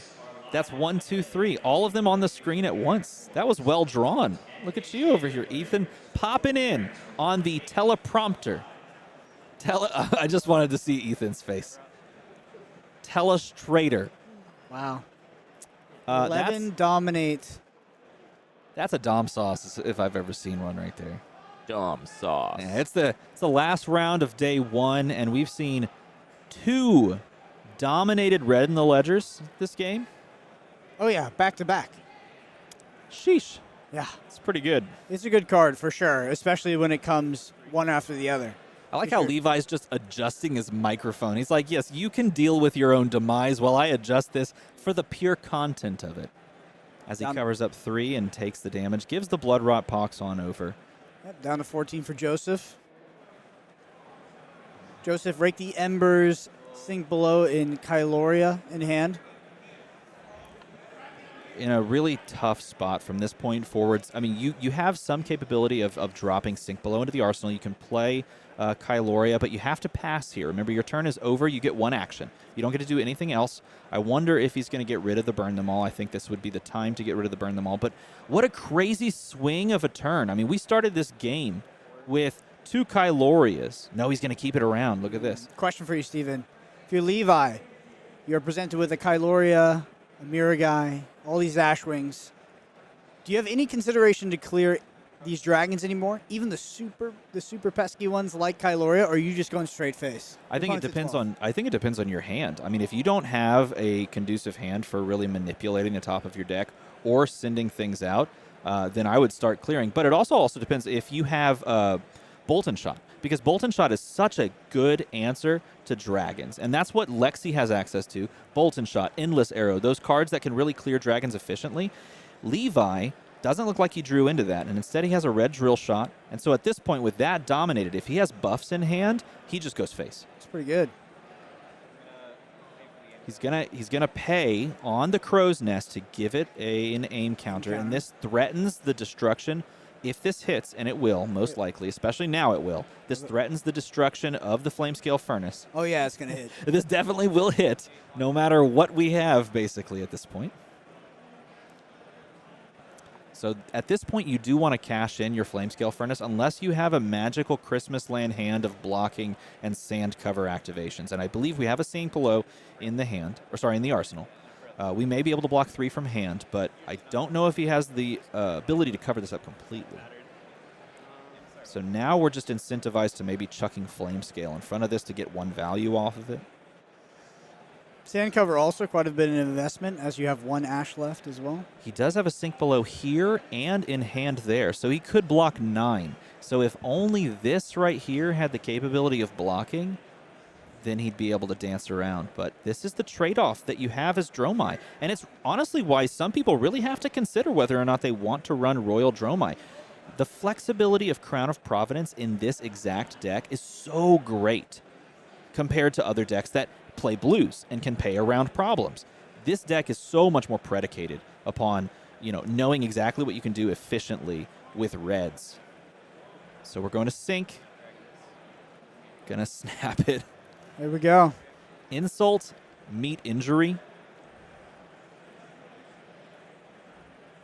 And now I understand what Nick Butcher was talking about when he's talked about these Dromai decks not being as prepared for Azalea as That's true. Yeah, piercing because of the aim counter. You're very correct, chat. Piercing goes on because the aim counter was added, so it makes the Flamescale Furnace block irrelevant. But this is tough to deal with for Joseph. I mean, it's just so much damage, but the on-hit triggers have been so nasty. I mean, red in the ledger twice in a row, and now Levi's about to present on-hit, you die. The best on-hit in the game, win the game. It's going to give a frailty token. I love how Levi basically has just put everything in, piles.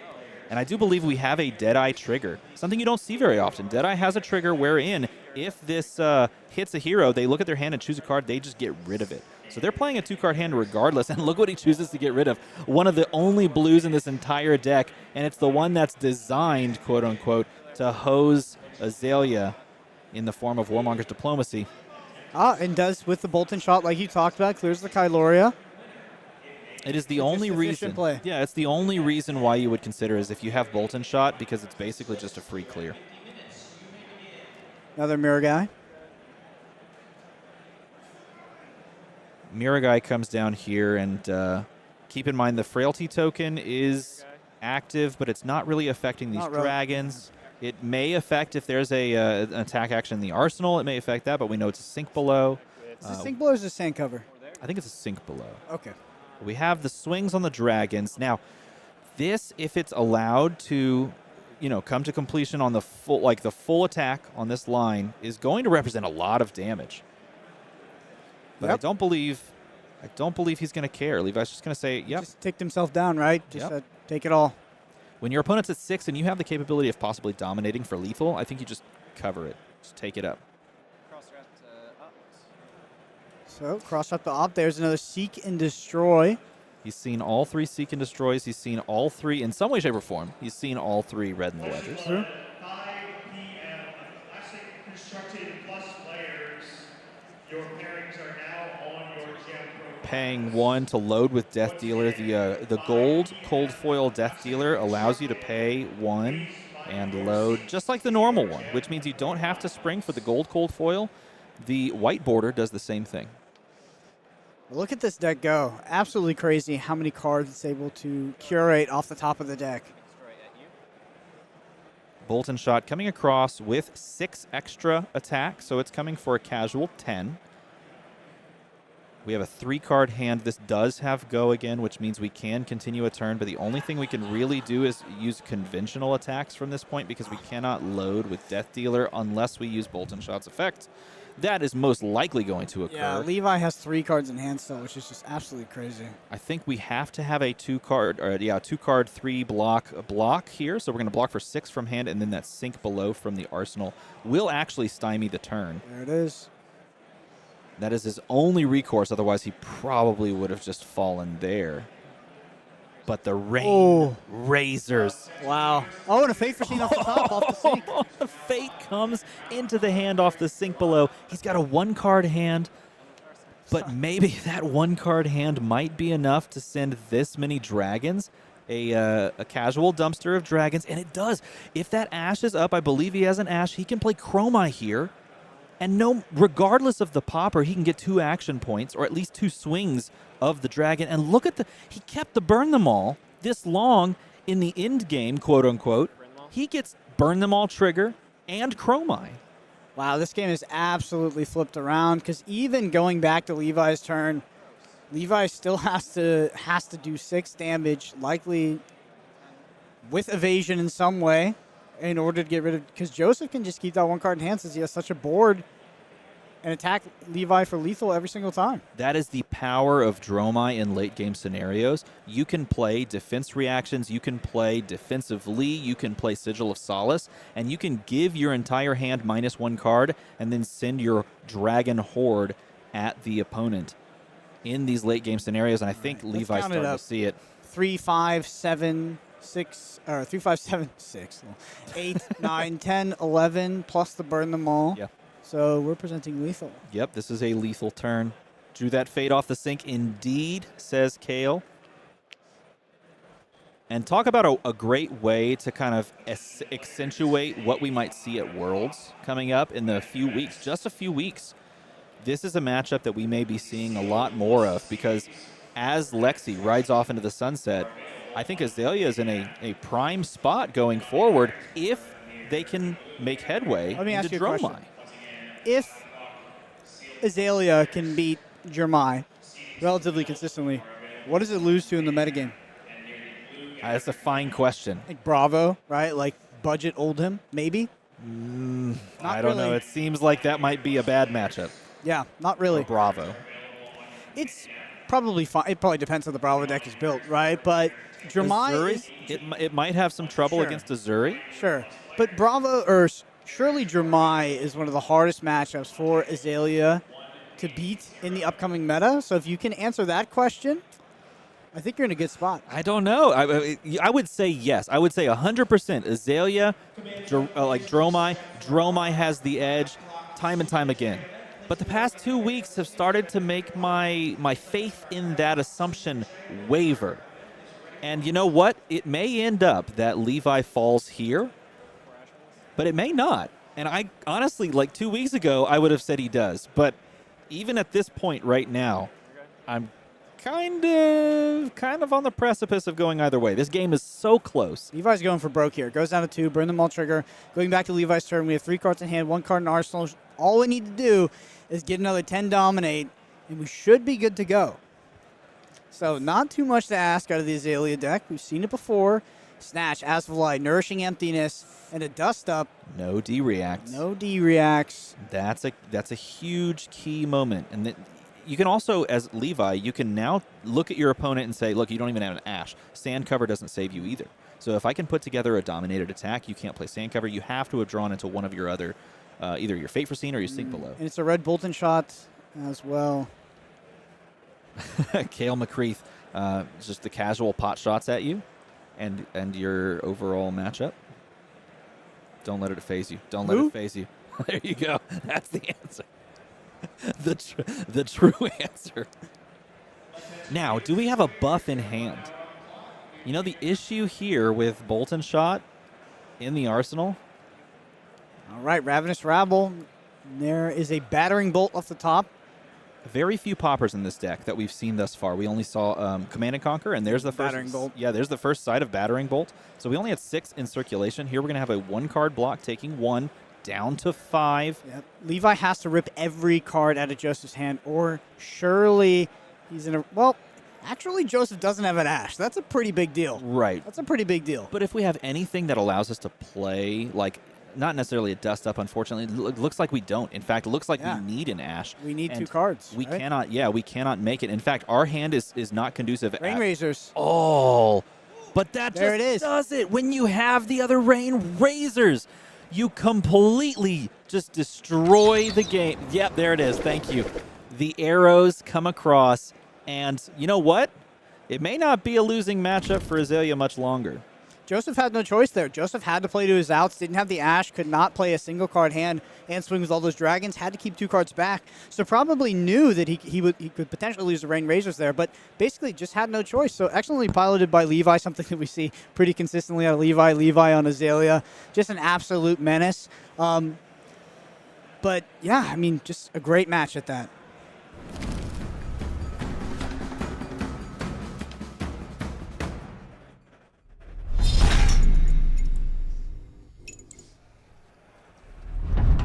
And we've talked about it several times, the possibility that could be a meta matchup going forward into this World Championships in a few weeks. And I really do think that could be the interesting, wrinkle that we see in the meta going forward once Lexi actually rotates here at the end of this ProQuest season. Absolutely. Like we've talked about many times already, if you're looking to play Azalea at Worlds, I think one of the first questions you got to ask is how to beat Dromai. And if you've already got an answer to that, I think you've got a great deck for that World Championship. I really do. I think there will be a lot more aggro decks will come back into the fray. Like Fi will likely come back. There will be some Katsu. This Azalea deck is so good against those decks. Like, it is incredible. Those decks basically can't play the game against Azalea, because you're talking about Red in the Ledger against something like Dromai. I mean, try playing Katsu, try playing Fi against that. It's absolutely crazy. And I've seen Levi do that. I've seen Levi do that to Briar players, to Fi players, and it's not pretty. So, I mean, Azalea is a real contender for this World Championship. I 1000% agree. Dominated Red in the Ledger into dominated Red in the Ledger into dominated Red in the Ledger wins games. By the way, do you want an Arsenal? Nah, I'm sorry. Well, you don't get one anyway. Destroy. Yeah. That's a card that exists. I mean, it's crazy. It's an embarrassment of riches for Azalea, and yet Lexi right now ruling the roost, but not for much longer, because the next Ranger might be taking up that mantle very soon. So it'll be interesting to see if that actually comes to fruition, and if Lexi, when she moves off, paves the way for Azalea to sort of pick up that spot where she kind of left off. But that's not the only thing that we have to look forward to, because we also have tomorrow, day 2 action for Flesh and Blood. Today it was 7 rounds of Classic Constructed. Tomorrow, I think it's 5 more rounds, and then cut to top 8 actually. So you've got 8 games that we're going to bring you all throughout the day tomorrow, which is incredibly exciting. Yeah, some amazing matches going on. I mean, iconic. It's so interesting at this stage of Flesh and Blood. We have such iconic players on these decks. Earlier, I think it was round 2 or round 3, I actually watched. I was taking a break from casting, and I watched a rematch of the World Championship match of Chris Iali versus Michael Hamilton. Chris Iali on Dromai, Michael Hamilton on Lexi. Fantastic match. It was a nail biter, very close. Huge crowd, of course. But yeah, it's crazy. The top tables are absolutely stacked right now. Tons of heroes represented as well. I mean, there was a Kano that was 4-0 earlier. There's some Boltyns up there, and then of course, the usual suspects in the form of Dromai, Lexi, etc. It's been a really, really great cast thus far. If you've enjoyed it, let us know in the chat, because I will say it has been one of the best as far as I'm concerned. The games have been phenomenal. We carved pumpkins. We gave things away. Look at your pumpkin. Look right there. Yeah, I was going to say I carved a pumpkin. You did whatever you did over there. I don't know. That looks like the Fab logo. What are you talking about? I agree. Just saying, that Fab logo is pretty good. Please don't fall. Oh my God, that would end horribly. No, I think we had some fun. Tomorrow we're gonna force. Let's see, who can we force to carve pumpkins? Yeah, we're gonna make Ethan carve a pumpkin. So Ethan will carve a pumpkin. We'll make the Tannen Grace carve a pumpkin, which will be fantastic. Let's do that. You know what? He always just says it gently into our ear, but I wish he'd just share with us, because I love hearing from Ethan. Ethan said, "Hey, let's do a walk around of the top tables." So let's kick it to that. Do we have that camera functional? Oh, look at this. Oh, that's you. Oh, look at this. That's us. Wow. Look at this technology, the world we live in. Let's see what we got. So Ethan's going to lead us around. We're a captive audience. I feel like Steve Irwin right now, as we go through the top tables, we're going to be commentating this. Do an Australian accent. No, Yeah, absolutely do an Australian not. accent. No, this game is from New Zealand. I would be... Laughed off the face of the earth. As we go down the rows, this, by the way, is the SCG Con. There's a lot of people here playing lots of great games. Yep. People enjoying Flesh and Blood and other card games, as well as you see tables, pawn tables, and things in the background. You can see there's different setups for different games as well. So let me just let people know, right here is kind of the lower end of the tables. You see where that crowd is in the back left. As we're looking, that is where the top tables are. So that's kind of how we're oriented. And it progresses as you would expect in a tournament setting. But that crowd in the back there, that is sort of table number one-ish. People are surely gathering out some of the cool matches that are going on. You maybe some win-and-ins and stuff like that. Got some great judging going on. Hey, I see a couple people I recognize. Let's see as we go down. I think there's Dan Rakowski. Hey, look. We got some players we very much know. I wonder if he's going to set this down. Is he going to set this down and allow us to watch Yuki Lee Bender play? Yuki Lee Bender playing against... Bolt? No, that is Prism. Okay, all right. And look, this is not... is that the new Iris of Reality Art? I can't remember if that's Iris or if that's the 2 for 5. I think that's the 2 for 5. You're the scientist. I'm the scientist. Okay. Oh, look down the way. We've got Isaac Kroot. We've got lots of players here. There's Dan Rutkowski. Yep, Tebow. There's Dan's ear. That's a Kano. Let's go. Oh no, Kano v Icelander. Oh no, are we comboing off? No, we got some Sonic. Oh wow, he has three E-Pots, full equipment available. I mean, that's what you expect. It is what you expect, but I wish I could see the life totals. Icelander, not really the best matchup for Kano if the Icelander player knows sort of how to navigate, but 3 E-Pots. Unfortunately, there'd be a lot of people that would say that about most heroes. Bravo, not the best matchup for Kano. Dromai, not the best matchup for Kano, but a Royal Dromai Mirror at that with Tebow, by the way, playing the most important card in the form of Tome of the Imperial Flame. Now look, I gotta, you know what? There's Mara Ferris over there with her dragon. There's your Zuri. Frank, the Doom of Solana there, Mara Ferris. I want to know, is Mara Ferris, there she is, I was going to draw on her face, but yeah, we kept moving. That's probably the right call. Nevertheless, I want to know how she's been doing. Another Royal Dromai here, playing Iron Wrought Gloves. That is quite interesting. But into a Lexi matchup, which makes some sense because you want to stop those break points. Who's that guy? It's Michael Hamilton. That's the world champion of Flesh and Blood right there. Yes, indeed. Playing as Lexi against an Icelander. I think he knows his way around Icelander in general. He won the world championship on Icelander. It looks like the game is very well underway. And there is Mr. Tarek Patel in a Lexi mirror. Sitting down, trying to figure it out. Sitting at those top tables is a good place to be, especially at the end of round or end of day one. Merrick on Dash playing against Dromai here.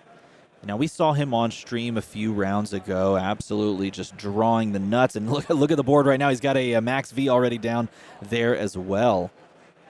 And I believe, I cannot remember the name of that player. Please, chat, help me out. But that was a top 8 battle-hardened player a couple of weeks ago at the battle-hardened Milwaukee. There's Levi, who just won his round. And there is Nick Miller doing an interview of Pro Tour, current reigning Pro Tour champion Michael Fang. Yeah. Jacob Bao, very famous player right there. Yeah. Yanji Lee talking with the judges. But that is that's the venue and the players that we have sitting down, finishing up their final round of the day before they probably go and get some much-needed rest, some well-earned shut-eye. In some cases, getting ready for day number 2. And again, if you're curious, here's Magnolia Gaming and Himal Patel just giving us away. If you're curious, there are going to be 5 rounds more of Swiss. He's pointing directly at us, and there's this ominous approach as we see the serial killer before he bursts through the room. And there he is, the man of the hour that's making all of this run. Hey, if you appreciate everything that this man does and the production that is involved in this, you got to let us know in the comments below in the chat, because that's pretty awesome to be able to just, like, go walk around and do that. Yeah, a production that fits in a suitcase and a box that we can bring to all these tournaments, that we were able to bring coverage to you. It is a feat of technology, I will say that. Yeah, I mean, definitely tapping into some of the tech from Metrics to bring this to you, even though he is a Shadow Brute himself. But I believe that is going to round us out for the day. All right, so we're going to hold off till standing. So it's not the end of the day for us. We're going to wait just a little bit. But let's go ahead and take a quick break, and then we will come back and bring standings to you so that we can talk you through how this is all wrapped up on day one. So don't go too far. We'll be right back with more.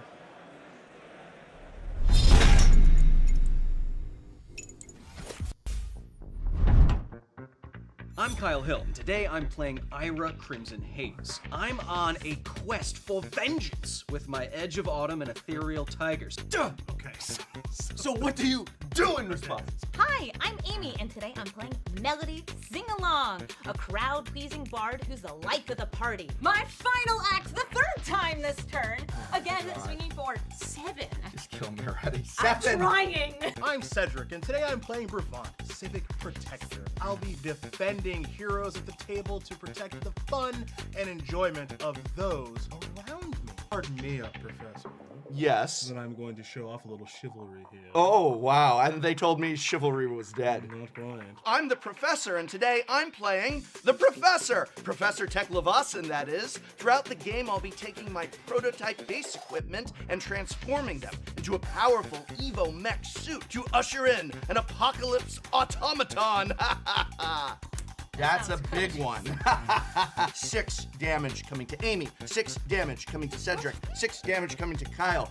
Defend yourselves, if you can.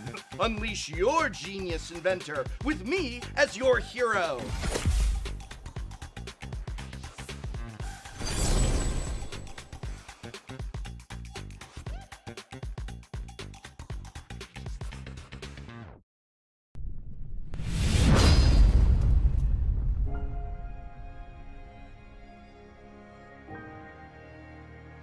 November 2022 marked the culmination of a 3-year journey.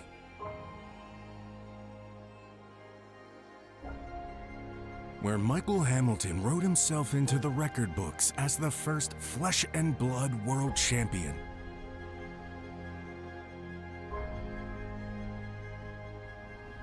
In 2023, we knew we could do more, go bigger, bolder. And we're not done yet. Over 400 Road to Nationals qualifying events. Fielding 44 national championships around the world. All to get to this.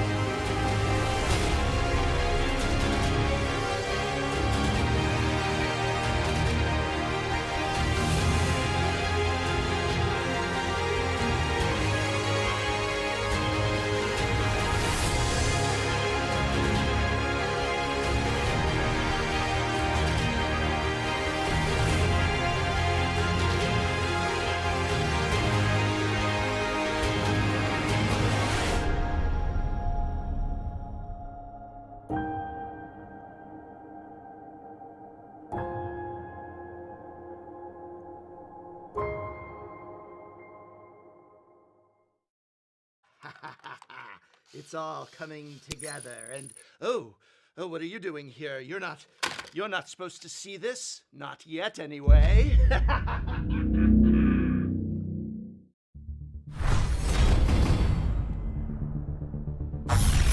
Welcome to Metrics, the greatest city in Wraith. Not because of our soaring skyscrapers, advanced technology, or even wealth and power.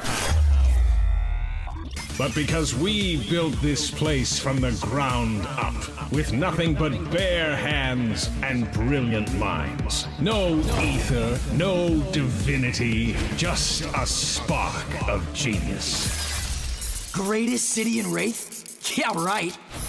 Let me show you the truth buried underneath this scrap heap. Metrics was beautiful until they steamrolled it into a parking lot. Now, it's survival of the fastest. And if you can't keep up, then it's off to the junkyard. But I think it's time we rewrite the script, break the mold, and blow it all apart! There's better ways to blow off some steam, you know. This becoming more than human thing is a real hoot. It's actually kind of incredible, this symbiosis between muscle and machine. But while technology races ahead, simple problems remain unsolved. And this relentless pursuit is coming at the expense of our humanity. And without that, what do we become? Maybe, when we can see our way forward. When the bombs go off. When we transcend our limits. The future will be bright.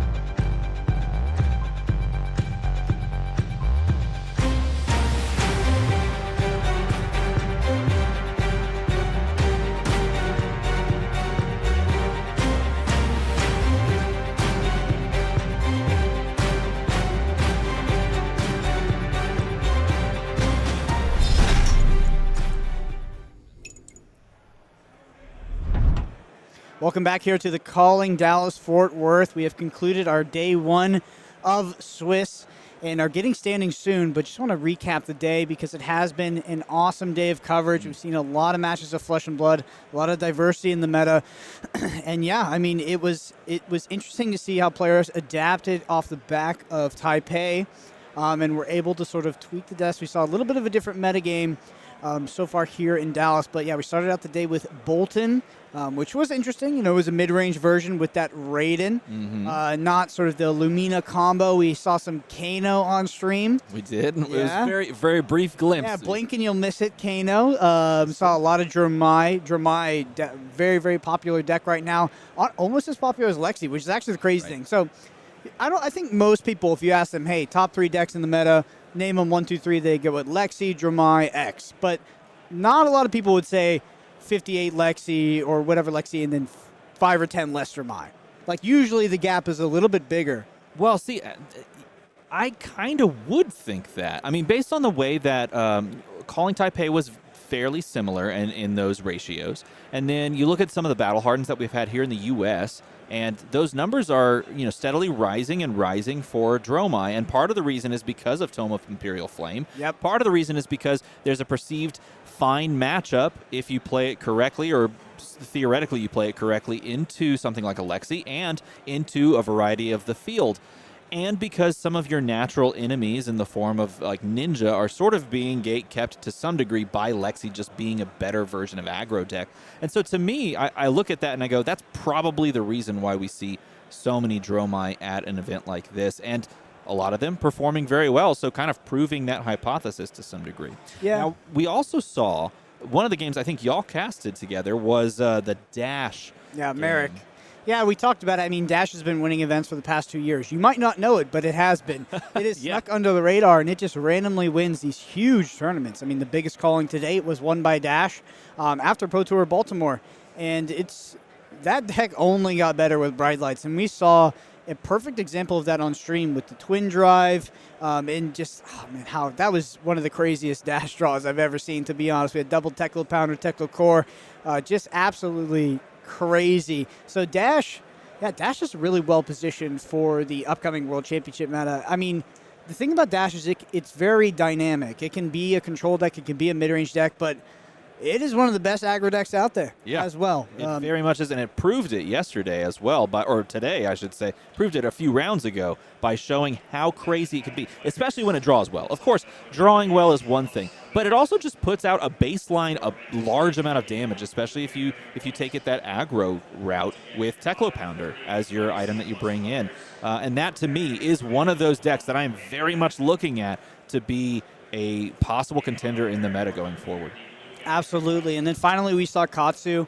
I do expect a lot more Katsu and Phi to come back into the meta as we see Lexi rotate out. Lexi is the deck that's keeping that down. And if we're talking about a meta that's full of Dromais, well, let me tell you a little thing about Katsu. All those hit triggers, they happen when you hit dragons. Yep, they do indeed. And then it also begs the question, okay, if that's the case and we don't lose Icelander, is Icelander's disruption enough to push Katsu back down? Because Katsu did have, and Phi as well, they did have issues with Icelander being more disruptive. Now, that was back when we had more access. Hypothermia, things like that. And the amulet. But yes, let's say, short answer, yes. That disruptive is pretty troublesome for those decks. Right. Because honestly, when a lot of us think about the meta where Icelander was at its peak, it was actually a meta that had a lot of Phi in it. But that Phi deck had Belittle, and that card is gone. So, yes, Icelander will be the deck that will gatekeep some, if not most, of the aggro decks. But, I mean, maybe Icelander is not a good pick into the World Championships because Icelander v. Dromai, it's not a great Icelander matchup. It's one of those that you have to really know what you're doing as Icelander, otherwise you just get rolled. Yeah. And I am curious. With this being, and I believe it started this weekend, the weekend for ProQuest, the next ProQuest season, is there still a capacity for Icelander to actually win a bunch of ProQuest and get there? I think it's like really right on the like razor's edge of her being able to cross over that finish line as well. She would need like a lot of ProQuest, but it is possible that she's also gone. And what would that do to the meta if Katsu and Fi are allowed to roam free without the fear of Frost? Yeah, I mean, that's honestly too much to extrapolate on. If the thing is once Lexi moves out, the meta will change quite drastically. But even if it doesn't happen at the World Championships, as soon as Icelander goes out, we are playing like a different game. It is wildly different. Now, I do believe we have our standings available for you. So let's go ahead and throw those up on screen and take a look at the conclusion of day one and see how this is breaking down at the end of day one. There it is, just covering me up. I'm just going to hide even further behind it. There you go. I believe we're looking at line 33 all the way down. There's rank 1, and look. Merrick Kemp on Dash right there. Michael Yazker in 2. Matthew Vore was playing Dromai, and as we've heard, has been fatiguing some people. Guy also on Dromai. Yeah. Levi is on Azalea. Tarek is on Lexi. Michael Hamilton, current reigning world champion, also on Lexi. Is Michael's on Lexi as well, Absolutely. I believe. Yep. Michael Fang on Lexi. Yep. Now there's our Katsu, Dylan. If you watched the round 6, that right there is a Katsu player. I'm not sure if we know what Chris is playing or what Josh is playing here, but as we go down the list, you see these players. There's T. We saw him finishing up his previous round when we did our little walk. Dromai Mirror, where he was playing that very good card, Tome of the Imperial Flame. And if you were curious, there is a Dromai player you should keep your eye on right there. That's Mara Ferris, and believe she made it her personal vendetta to come here and show people how to play Tome of Imperial Flame. Well, you just put it on the board, Steven. See, that's what I thought too, but I believe she indeed said, I will teach people how to play this card correctly. Did you say she's on Bravo? That would be the most... Okay, Charles Dunn is on Bravo, which makes far more sense. Charles Dunn... Yeah. Mara Ferris is going to show everybody how to play Tome of Imperial Flame by playing Bravo. Yes, I was going to say, let me show you how to do this, and complete heel turn pivot. No, as we go down the list, we see Charles Dunn right there, sitting at 29 on Bravo. He was the reason that Breyer, Living Legended. U.S. National Champion, brought Breyer to Living Legend, took a unusual Breyer deck to the tournament. Not completely unknown, but very much not the expected Breyer deck to show up. It was a fatigued Breyer list. Ended up winning the whole thing. Underrated in a lot of respects. I think there were a lot of people that looked at that deck and said it was inconsistent, and then he just showed that, well, people were just straight up wrong on that one. And there is Roger Brodie at number 68. That's actually a Boltyn player today. Let's go ahead. Can we cut back to the 1 through 32 really quick? Because they're at the bottom on 1 to Yuki Lee Bender. I remember it. Yuki Lee Bender, exactly. So that is another Lexi lurking as well. Now, keep in mind, these are all at 5 wins. And now if we go over to that second page, let's take a look and see where our players are sitting as far as the win column is concerned.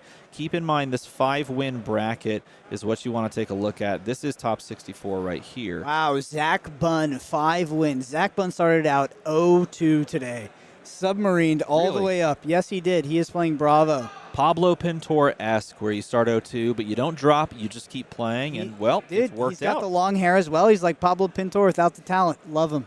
That is a thing you could say about a person. Nathan Crawford here as well, sitting there. I don't know what Nathan's playing today. He was just an absolute lover of... Dromai. Looks like, Dromai is the word I've been told. Lover of Breyer, but with Breyer gone, he had to pivot, and he has been streaming a lot over on Card Guys, and he's been playing Dromai, so it makes sense that he would run that out for the tournament. Interesting. So we do see a Lucas Oswald there. Lucas Oswald, another prodigy in Flesh and Blood. And I was looking for our another prodigy, all the way up at number 36. There's Brodie Spurlock. So it does come in at 5 wins. Right next to Isaac Crute as well. But this is Isaac Crute and Matthew Dill sandwiching Brodie Spurlock like a nice Canadian ham sandwich right there. There you go. And there's a good number of Team Runaways showing up. I think I know another person on Team Runaways that is also running this stream, which is absolutely awesome of him. He just dropped his phone just so that he could show you his face. That's commitment. True commitment. That's our top standings for day one. And you said it was cut to top 64, right? Yep, the cutoff is top 64. And funny story about the 64th player. I was just doing a walk around talking to Pete Budensiek, who is the 64th, and he was in shambles because he started 4-0 and lost the last 3 rounds. So he was convinced that the 5-2s would go all the way past 64 and he just wouldn't be in. But I think 2 4-3s made it technically. What is he on today? Not Kano. He's on Lexi. I think it's Lexi, yeah. Well, that's unfortunate. Yes. That's really unfortunate. Peter Budensiek, very famous Kano player at this point. I guess also famous for going undefeated and then losing the last few rounds. He had a pretty rough one at the calling. He was doing very well at the calling U.S. Nationals, but unfortunately wasn't able to close it out. But a fellow Kano player, and that's all that matters. Yes, that's right. We remember that. We don't forget as Kano aficionados. So that is that for today. But don't go too far because tomorrow we have day 2, and day 2 is going to be fantastic. It's going to be full of games for you to watch and enjoy all day long, and 2 giveaways. That's what he just told me in my ear while I was saying that. 2 giveaways as well. You get the chance. And one of them is, he's telling me right now because I was going to say this, and this is so exciting, and he's excited for it too. One of them is Round the Table, box number 3, and then the other one's a Fabled package to Worlds, which is quite good. That's pretty good. Steven, what time does it start?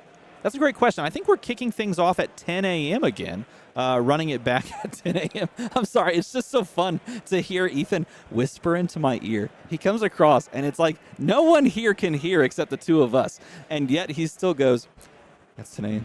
Yeah, we're going to be alive probably 10 a.m. We got a Fabled package giveaway. It's like the quietest, just the sweetest whisper. Nevertheless, that is what you have to expect tomorrow. It's going to be a fantastic time. So keep it locked here on the official channel. Don't go too far because we got more for you tomorrow. From the Calling in DFW, it's us, it's him, and hopefully we'll see you tomorrow. Yes, okay, time for me to unmute myself to sign us off real quick. Thank you all for tuning in. It has been a long day. I'm just going to sign us off with a couple shout-outs that are well freaking deserved for a lot of people behind the scenes. Of course, shout-out to the casters, and also a couple notable people who've contributed some really important technology that we're using this weekend. Contador Natunik is a Brazilian fab channel who developed a card viewer that I'm using, and it is fantastic. There's a couple of them out there. I tried a bunch for this event, and he, in literally like an hour convo, made one for me that fixed some of the holes in some of the other ones I was using. So huge shout out there. Also wanted to say shout out to all the viewers. Of course, we peaked over 1,000 a couple times today, which is really exciting. Love to see it. Also, apologies. I did what I can. I fixed the cameras, I think, because if you were here for round 1 and 2, things are going wrong, but that was just round 1 and 2. How great has the rest of the stream been? And hopefully tomorrow will be more of that consistent quality content for you. Last big shout out is Nick Bova, who's in the chat. Nick Bova, if I could find a comment of yours, I'd click on it to throw on screen. Nick Bova is the provider of the internet that we are using, and the internet is pulling through in this concrete dome that we are in. So shout out there. Nick Bova is the maybe captain or owner of Team Ascent. I forget which official title, but we had a couple Team Ascent members on throughout the day. We saw Levi with that fantastic win, so glad we can plug the team there. Thanks a ton, Nick. And once again, thank you to all the viewers and LSS for this opportunity. Savage Feats is the production company producing today. I'm the man on the ground. The casters were Tannen, Stephen Cookus, DM Armada, and then, of course, the lovely Brendan Patrick. So with that, we are signing off the stream for the day, and we'll see you back tomorrow for a bunch of rounds. Thank you all. Thank you all.